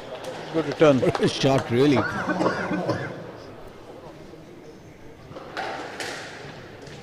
Big point coming up.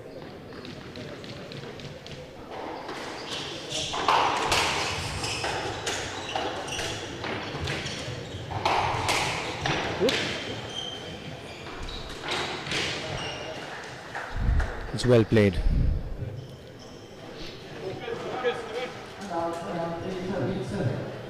Marginal contact, no lead given to Akanksha.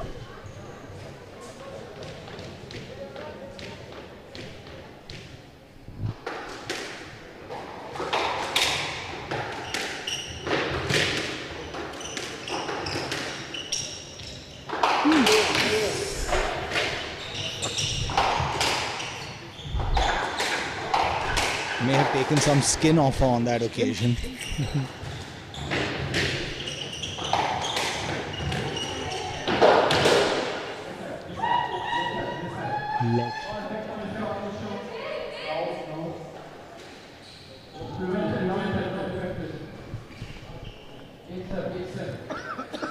I tend to agree with the referee. I don't think it was material enough to call it a stroke.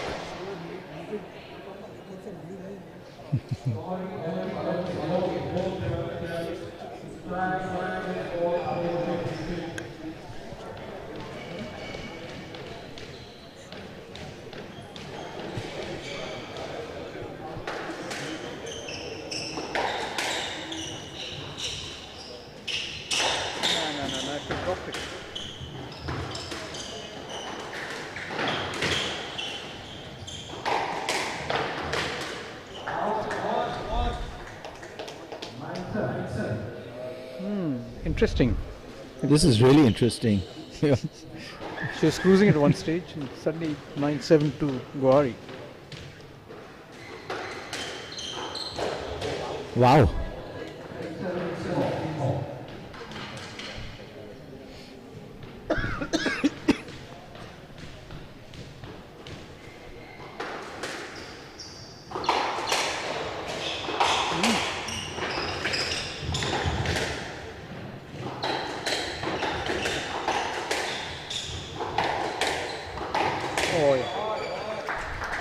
Very good shot by Kangsha.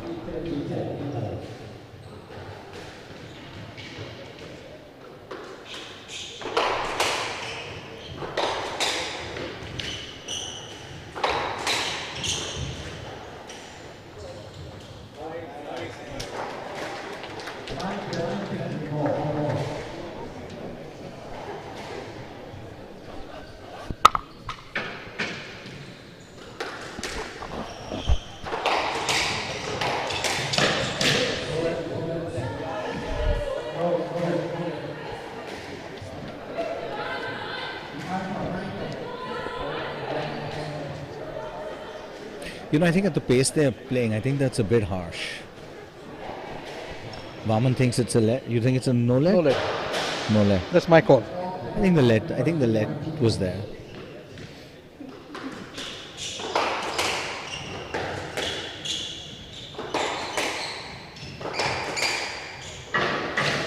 Oh, that's a good length that Akanksha's hit. Takes up the match ball at 11-10.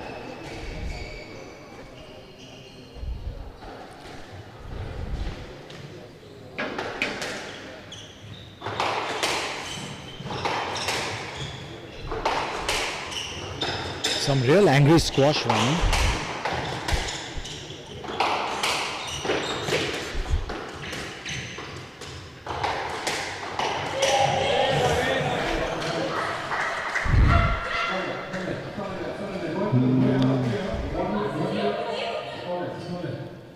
Hmm. 12-10 Akanksha. 3 games to love.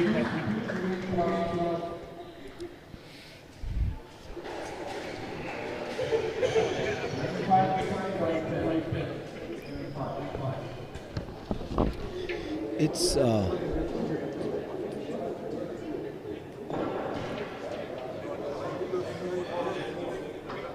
I guess that adds to the entertainment.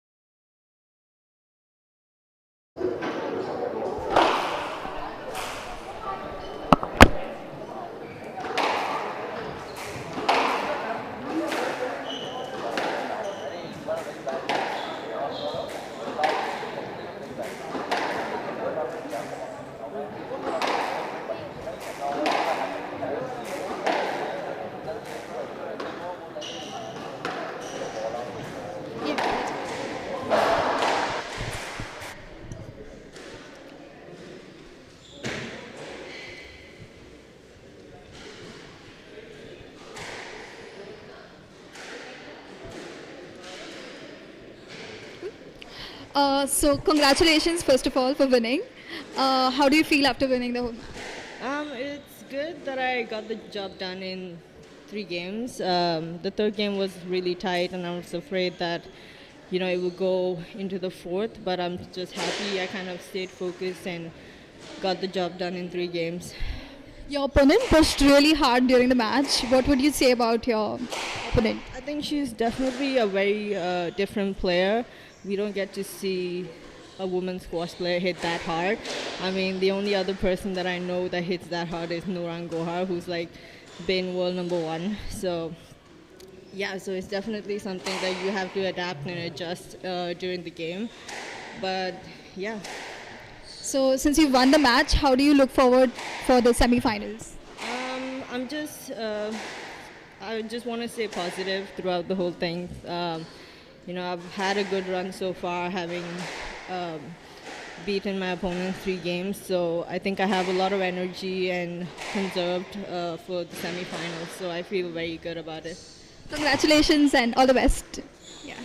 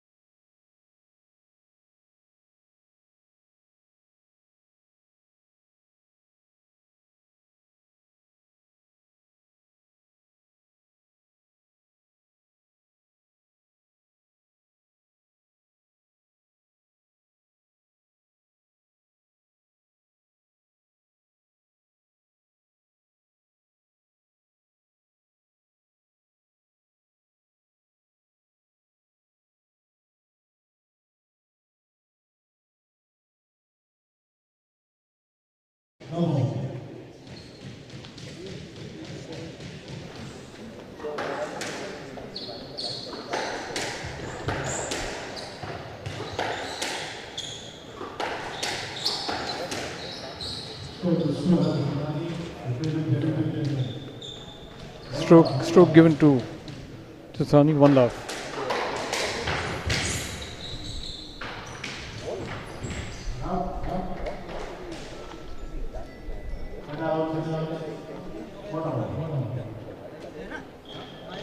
Continue है क्या?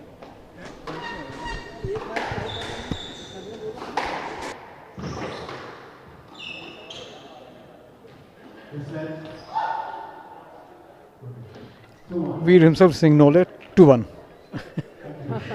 That's fair play.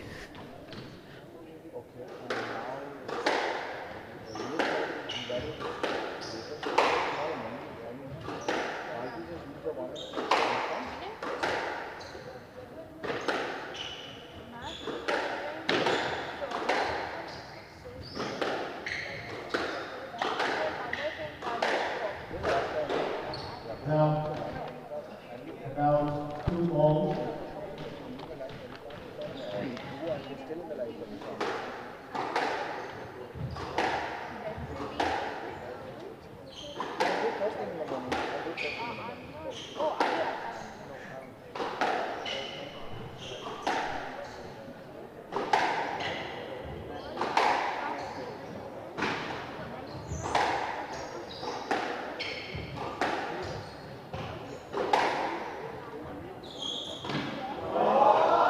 Lovely long drop from Veer.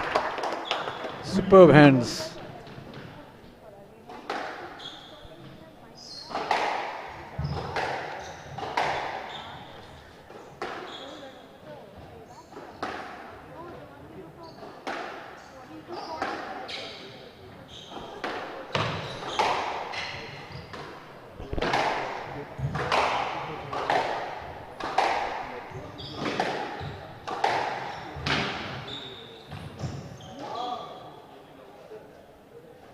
And now 3-all.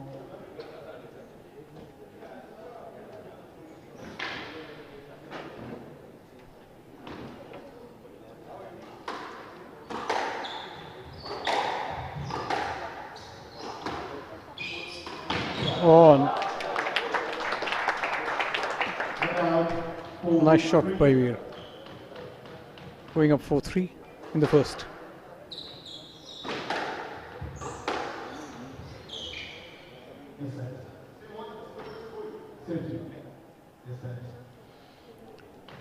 For safety, a let has been given.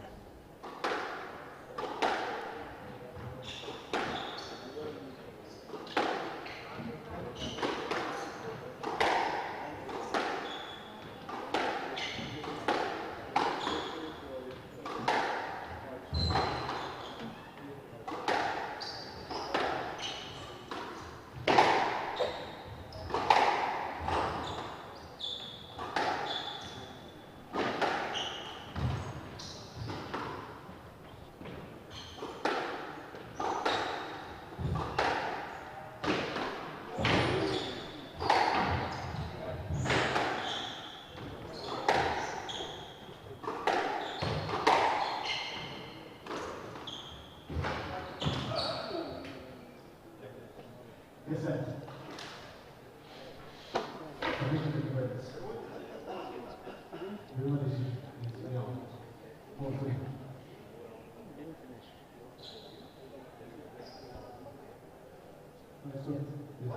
It's good. It's not a lose. It's good. Leon, please. Leon. 4-3.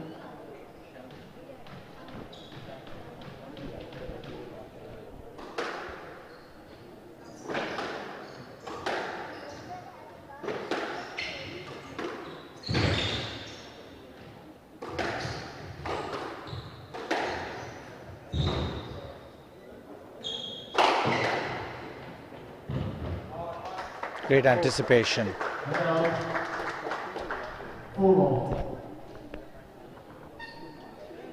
Veer thought he had won that point.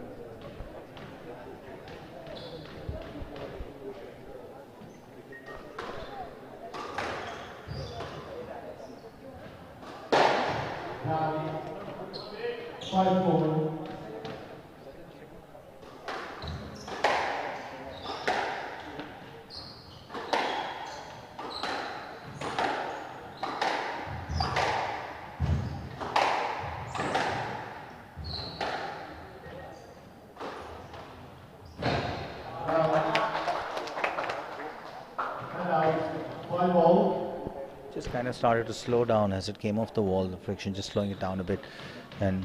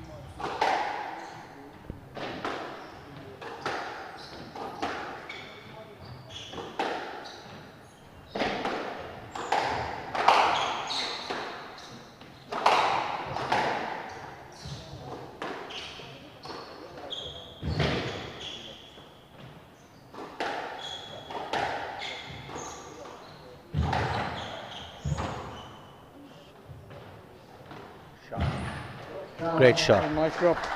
Very nice drop. Very well created point by Shinwari.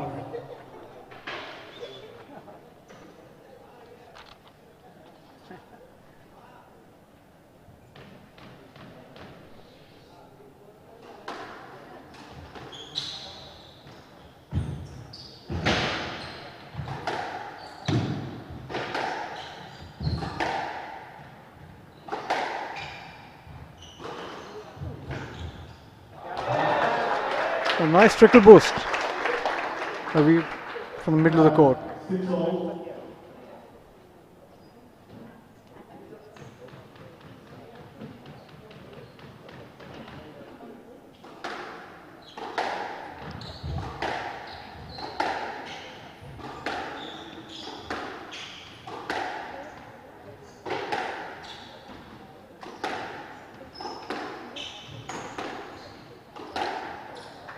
Nice shot. Played it perfectly to go 7-6 up in the first.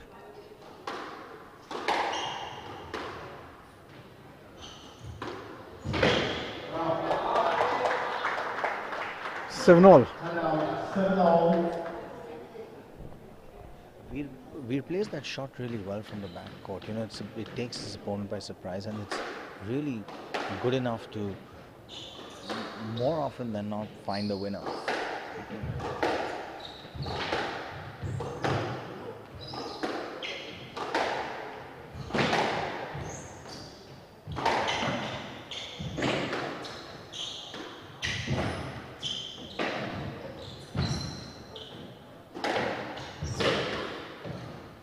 Oh, brilliantly played by Shanavi. Sending Veer the wrong way.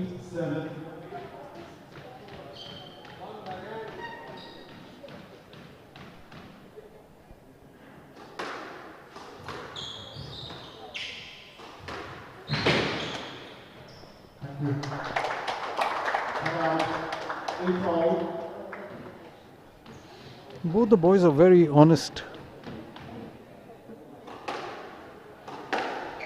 Thank God for that.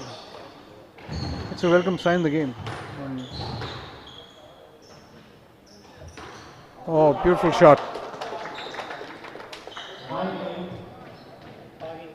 That was a really big point. He's been playing catch up throughout this game, and now.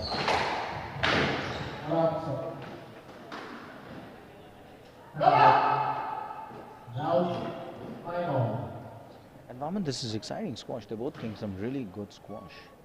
Both have similar style of playing. Both are similar in their approach, and same style of playing.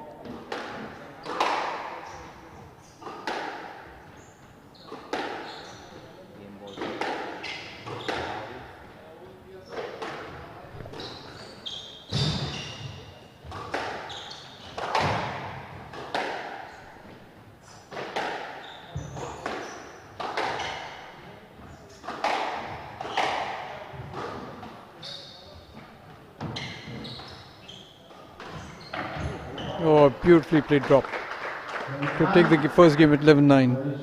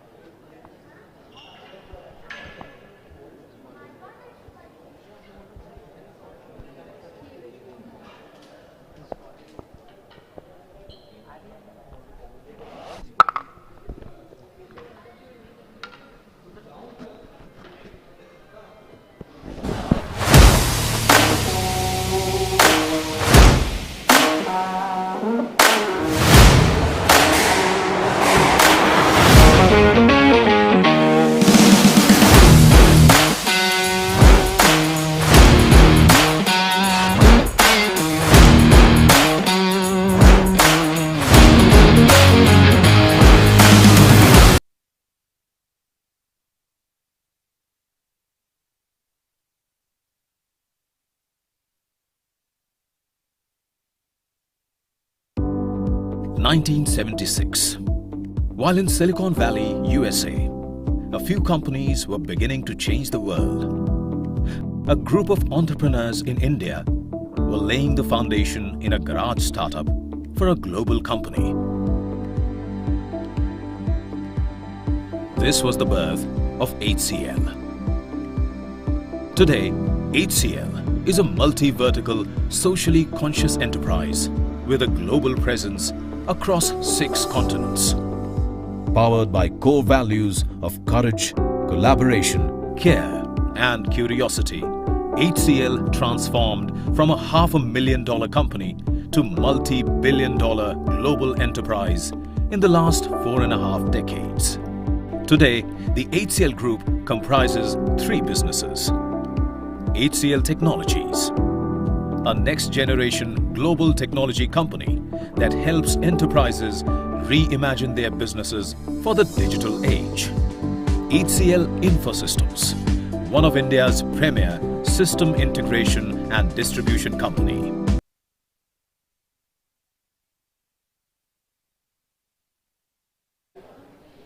Second game about to commence.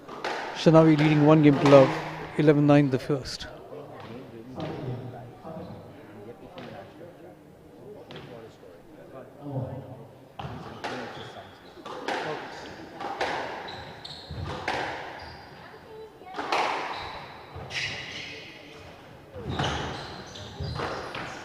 Oh, what a shot by Veer. After having misread the first.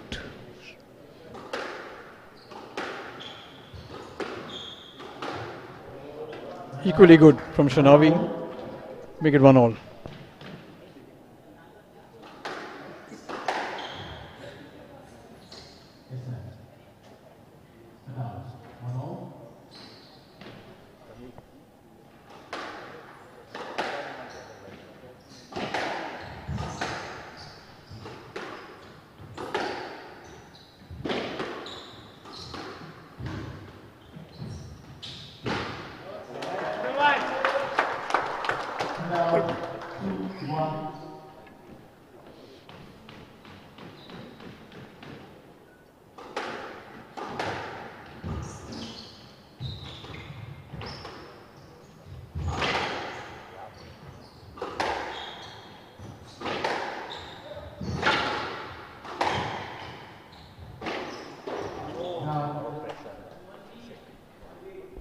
Veer has always had very good hands, even as a junior.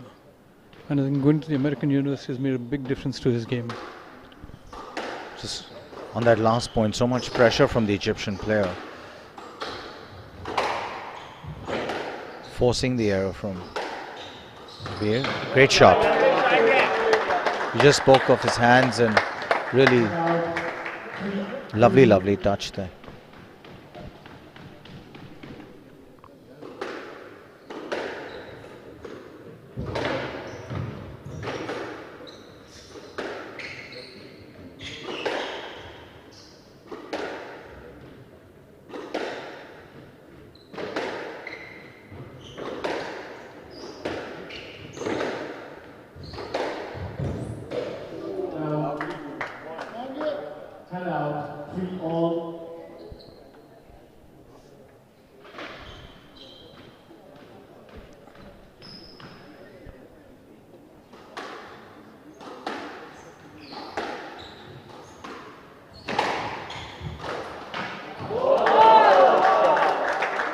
Really a lovely boast.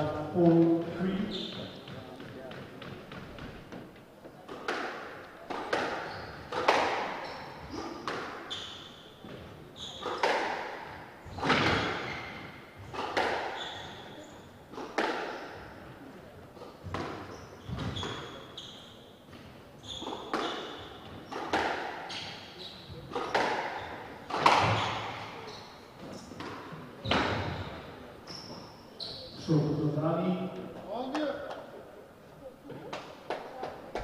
5-3.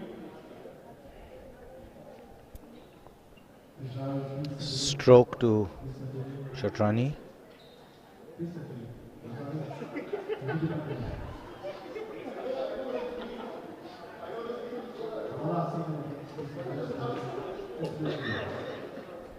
Silawi complaining that the butt of the racket jammed him in the back.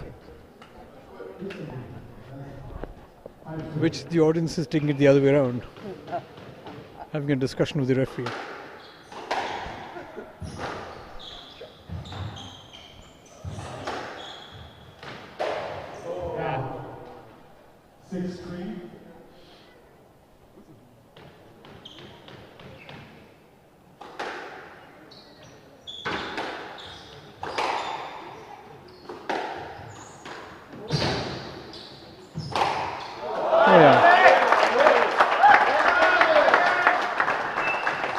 It's a lovely drive by Veer down the line.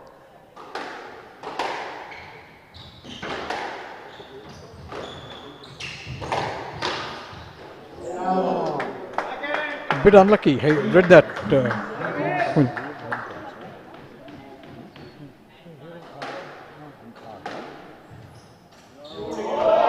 A lovely backhand drop by Veer.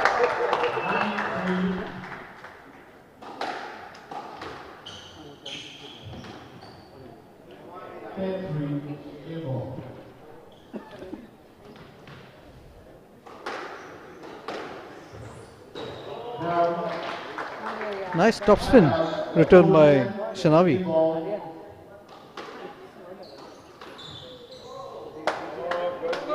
11-4 to Veer, 1 game all.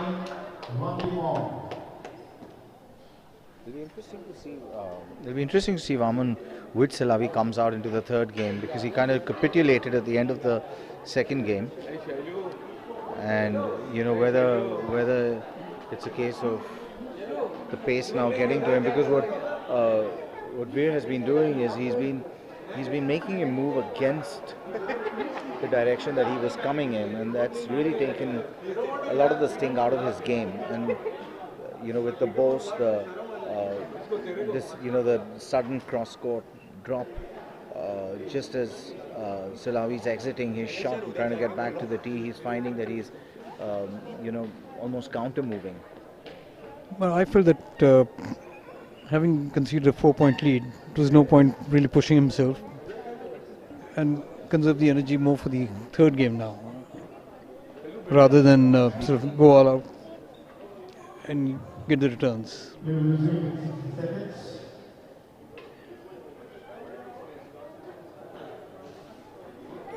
Even in the balls that he could have got to, he did not make the effort getting to those.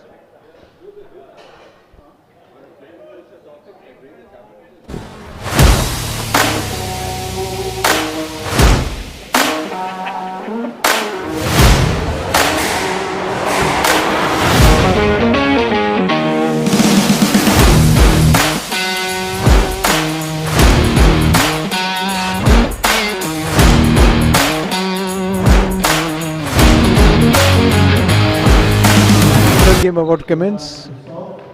1-all. Game score 1-all.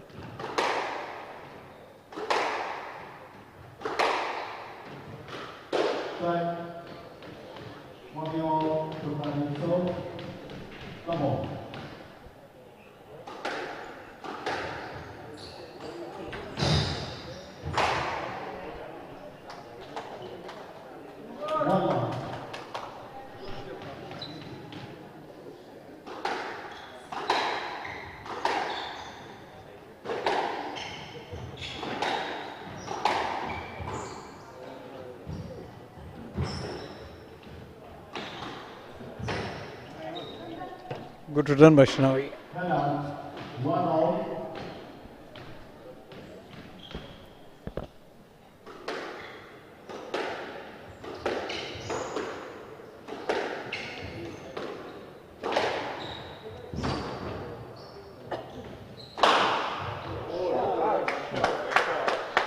That was brute power on that cross-court shot by Shanavi.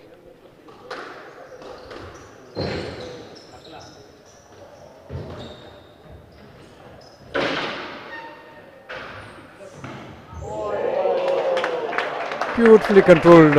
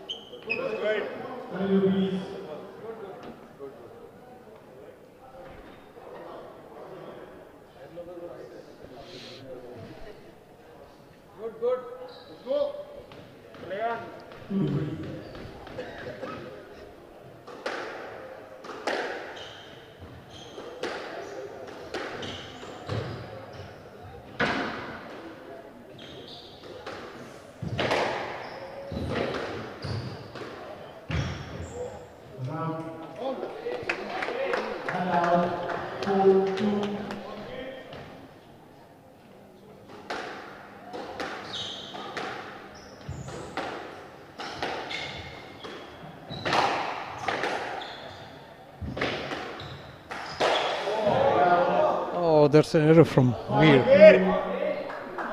Taking Shanavi to 5-3.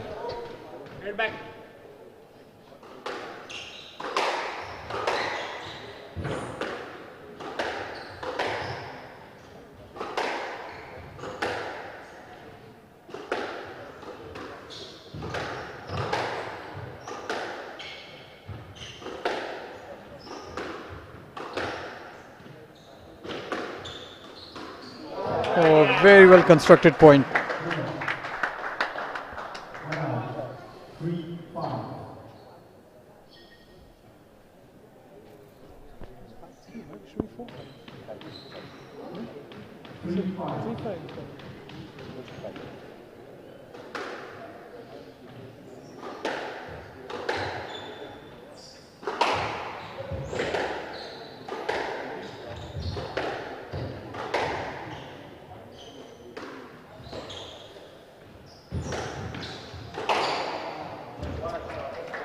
On a weak return, Shanavi has finished the rally, putting the ball away on the forehand.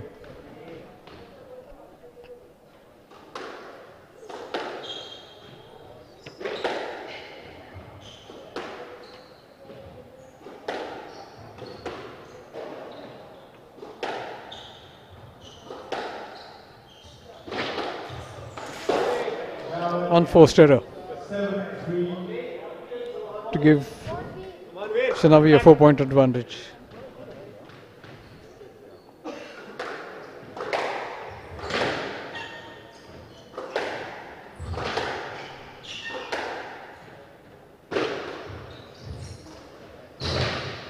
Oh, let's go. So Sultana and now 4-7.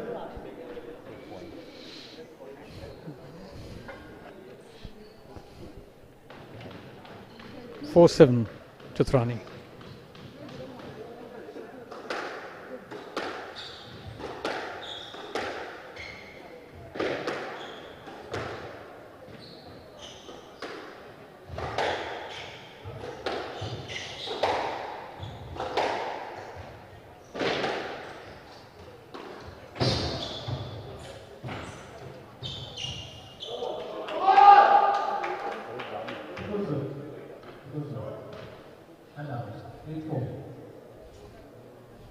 A nice trickle boost by Shanavi, takes it to 8-4.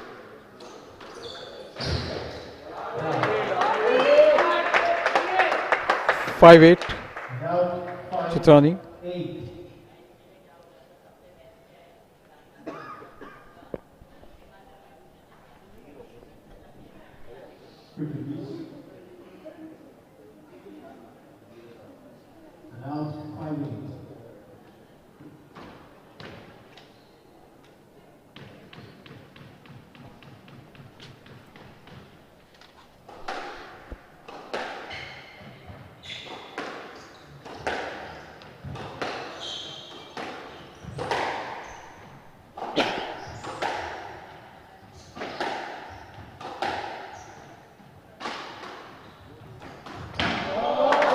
Oh, lovely hand from Veer. Feigning that shot as he's going cross court, plays it down the line.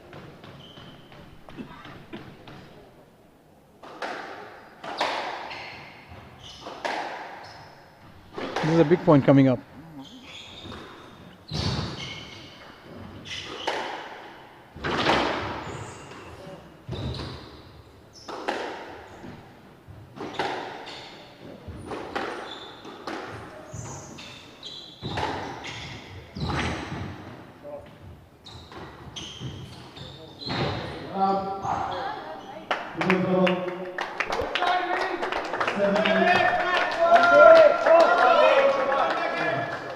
7-8.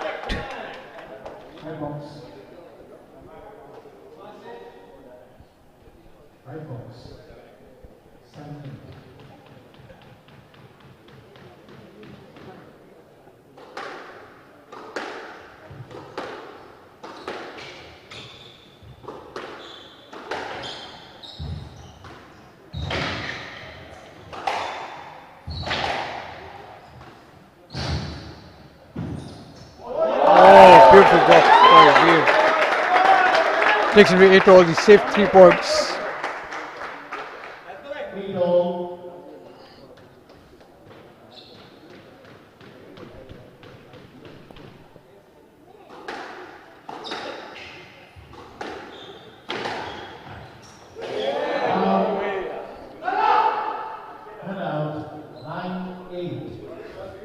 Unforced error from Veer.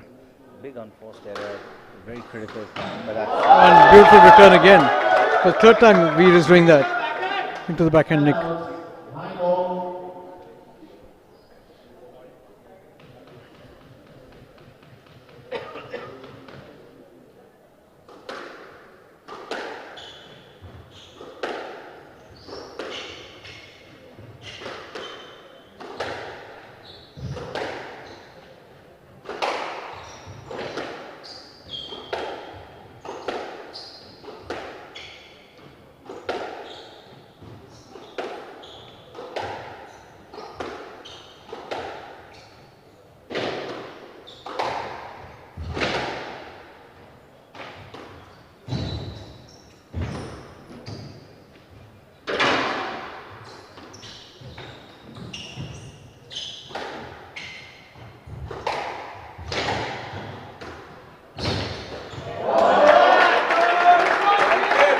Very good rally there by both the boys.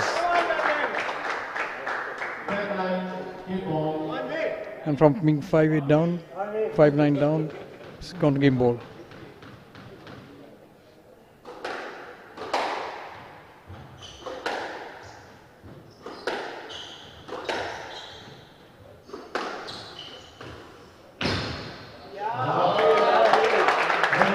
Good comeback by Veer, very strong comeback. Very good comeback by Veer.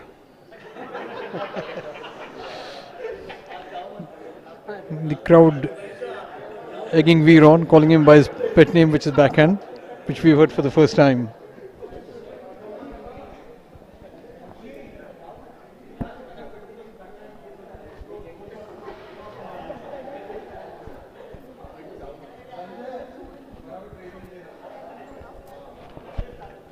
Dhruv,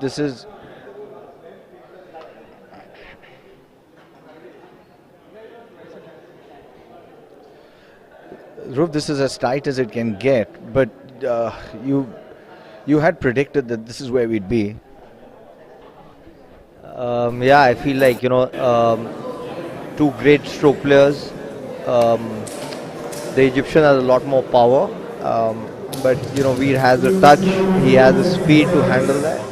I think it's a great matchup. I do feel like at this point now it's Veer's match to lose. He's done the hard work. He's slowed the Egyptian down a lot. This was a crucial game. At 8-7 down, he played a brilliant point. So I do feel like from here on it's Veer's match to lose. But I do feel like the experience he's had over the last year, I think he's going to win this 3-1. Yeah, I agree as well. I think he's really taken the sting out of his opponent, and he's playing the very soft drop so judiciously sometimes, more often than not, making his opponent move back in the direction that he came from, and that's really hurt his opponent.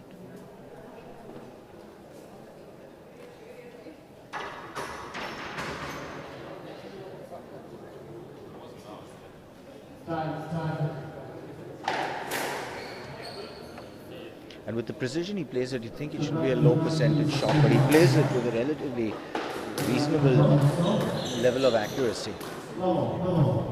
It's like a double-edged sword. I mean, at 8-9, at 8 all, he had a horrible tin on the forehand drop, and then at 8-9 down, he had a phenomenal backhand volley drop of the service return. So, I think if he backs himself, and he does back himself, he should keep going for it. Ali Farag didn't call him Rami Ashore for nothing. So, I mean, this is just brilliant squash we guys are watching here. It's so tight. It's phenomenal to have this stuff going on in a club in India. Hats off to the organizers, to the sponsors, to the club, to everyone. This is a spectacle for the audience. What squash! Amazing, amazing squash. And just for people who don't know this, that Veer comes from a pedigreed squash family. His father, a national champion, though he started playing the game quite late. Absolutely. I think Manish is a two-time national champion. He's been a big motivator for the kid, and I think a lot of his squash acumen, his knowledge, his understanding of the game comes from the father. He does train with David Palmer in Cornell now. I think it's a great step for him. You can see the hard work that he's put in to be able to handle this sort of a pace. And I think this kid is there for the future. I mean, he's young. He's won the national championship at the intercollege in the US. That's really, really tough. So yeah, I think this kid has a huge future in squash.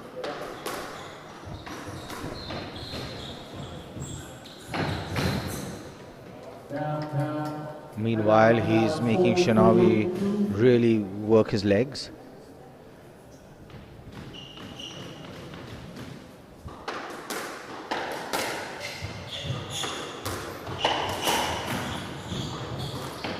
There you go again.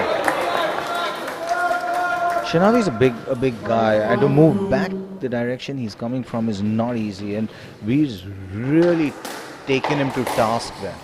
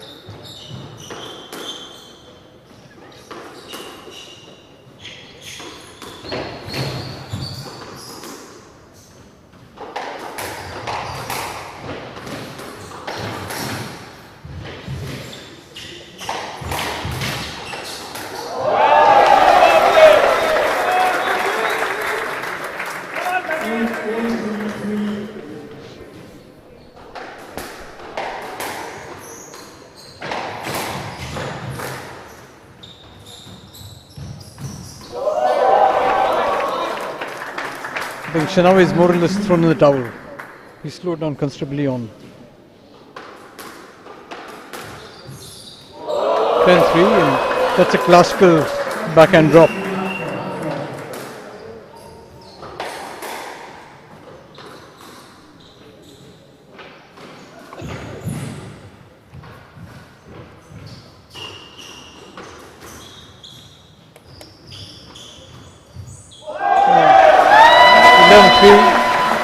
Veer, superb squash that was. 3-1 to Veer Chothrani. Good night, folks.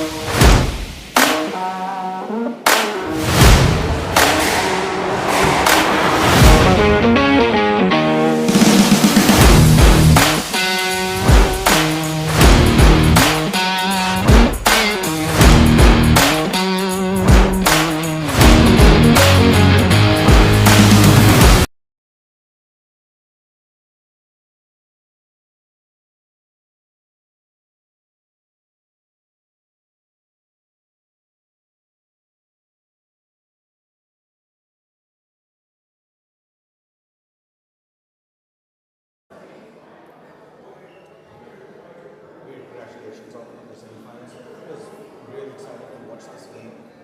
Look, he came out really strongly against the ball very hard. He can think as well. You were able to, take the steam out of his legs, make him move back in the direction he was often coming from. Take us through the construct of this game. Yeah, firstly, I think safe is extremely dangerous because he's so strong. Winners like outright winners. It's been 3.5 months since I last played a match, PSA match, so it's always good to get a hard match in just to get off the blocks. And yeah, I think the first game my length was pretty short, and that's why I was giving him more chances to attack. And then I sorted my length out. I kept rallies going. That was the plan. I didn't move him diagonally and right on left. He can feel it as much as I want him to. And yeah, anytime I get a short ball, I just want to attack it in the front and move him, elongate the court for him. And I'm just happy, especially the third game. I'm happy I came back from a big deficit, and yeah, and that gave me confidence for the fourth, and I was able to finish it. That's right. Let's just go to the third game for a second. I think it was 8-9 down. You were 8-9 down, and he serves above your shoulder, and everything goes right for you. What are you thinking then? I honestly just took a chance, and I kept a little margin. I didn't want to go close to the tin. I knew if I get a good angle, it can go in the nick, and it went. But not just at 8-9, I was also 8-5 down, and I wasn't panicking. I knew if I kept my plan on and I kept the game long, I can get back into the game, and yeah, that's what happened. Looking ahead to the semi-finals tomorrow, your thoughts going into it? No, I'm just happy just to get through, and I mean, this is my home club. Everyone's supporting me, so that's a big bonus, and I'm excited. I've never played Tang before. He had a good win today, came back from match ball down, and he's definitely high on confidence. But I'm feeling good. I'm happy I got a match in like this today, so I can get more confidence in my game, and yeah, it should be a good one. And you had a wonderful stint over at Cornell as well. What's that done for your game? I think played a huge impact working with David Palmer, legend of the game. Just physically, he's gotten me so much better from my junior days, and I'm just hoping to keep working with him and getting better physically, and because I want to go up the rankings and play the big events very soon. And it's been a huge impact on me. So in the world of squash, as you get stronger, as you can hit the ball harder, you've done something that isn't easy to do, and you've retained that softness as well. Mm-hmm. Yeah, I mean, that's my game. I don't want to lose my game. My game is to attack and use my front court. And that's what I've worked a lot with David, is getting my back court strong and being more patient and disciplined, and grinding games out and not just giving it up like today in the third. I'm just, like I said, I'm just going to keep working and try to get better. And like you said, home court advantage for you. And, you come from a pedigreed squash family. Your dad's been national champion twice. He started playing the game late. But, foundationally, what kind of influence has he had on your life? I mean, huge. I started playing squash just watching him. And I used to be in this club when I was 3, 4. And he used to play, and then once he was done, I used to take his racket and go on the court and just hit a few balls. And yeah, he's been there throughout. I mean, when I'm playing abroad, he's up at 3, 4 in the morning watching my matches and giving me advice. And I'm really happy that I have him in my corner, and he was here today as well. So yeah, a huge impact as well. Fantastic. It's wonderful to see you play so well. Congratulations and good luck for tomorrow. Thank you.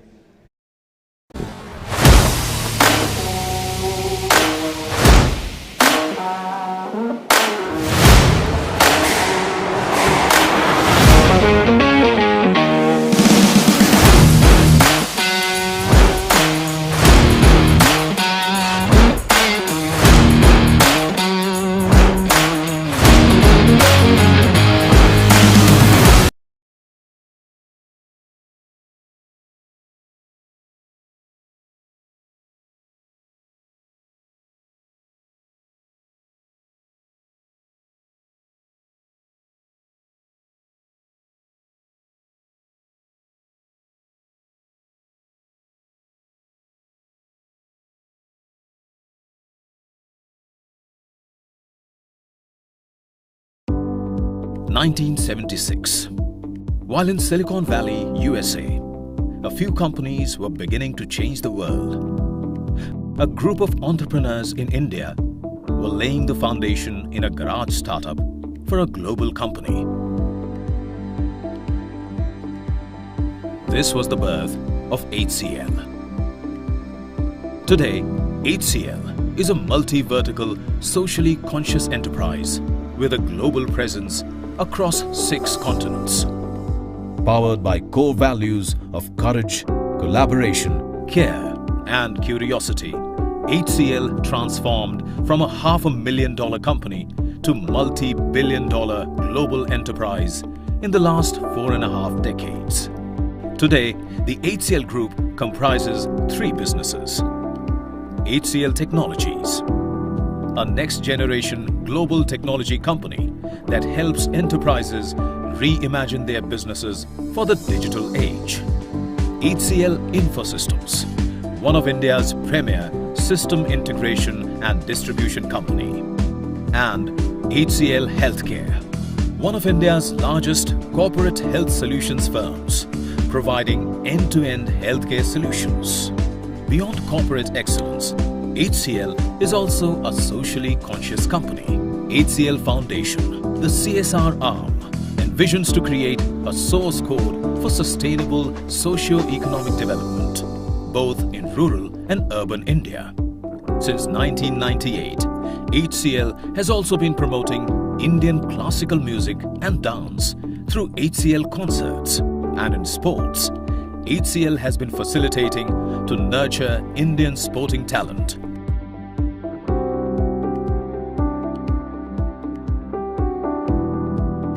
Since 1976, HCL has transformed in many ways. But throughout its journey, the belief of multiplying human potential has remained true to its core.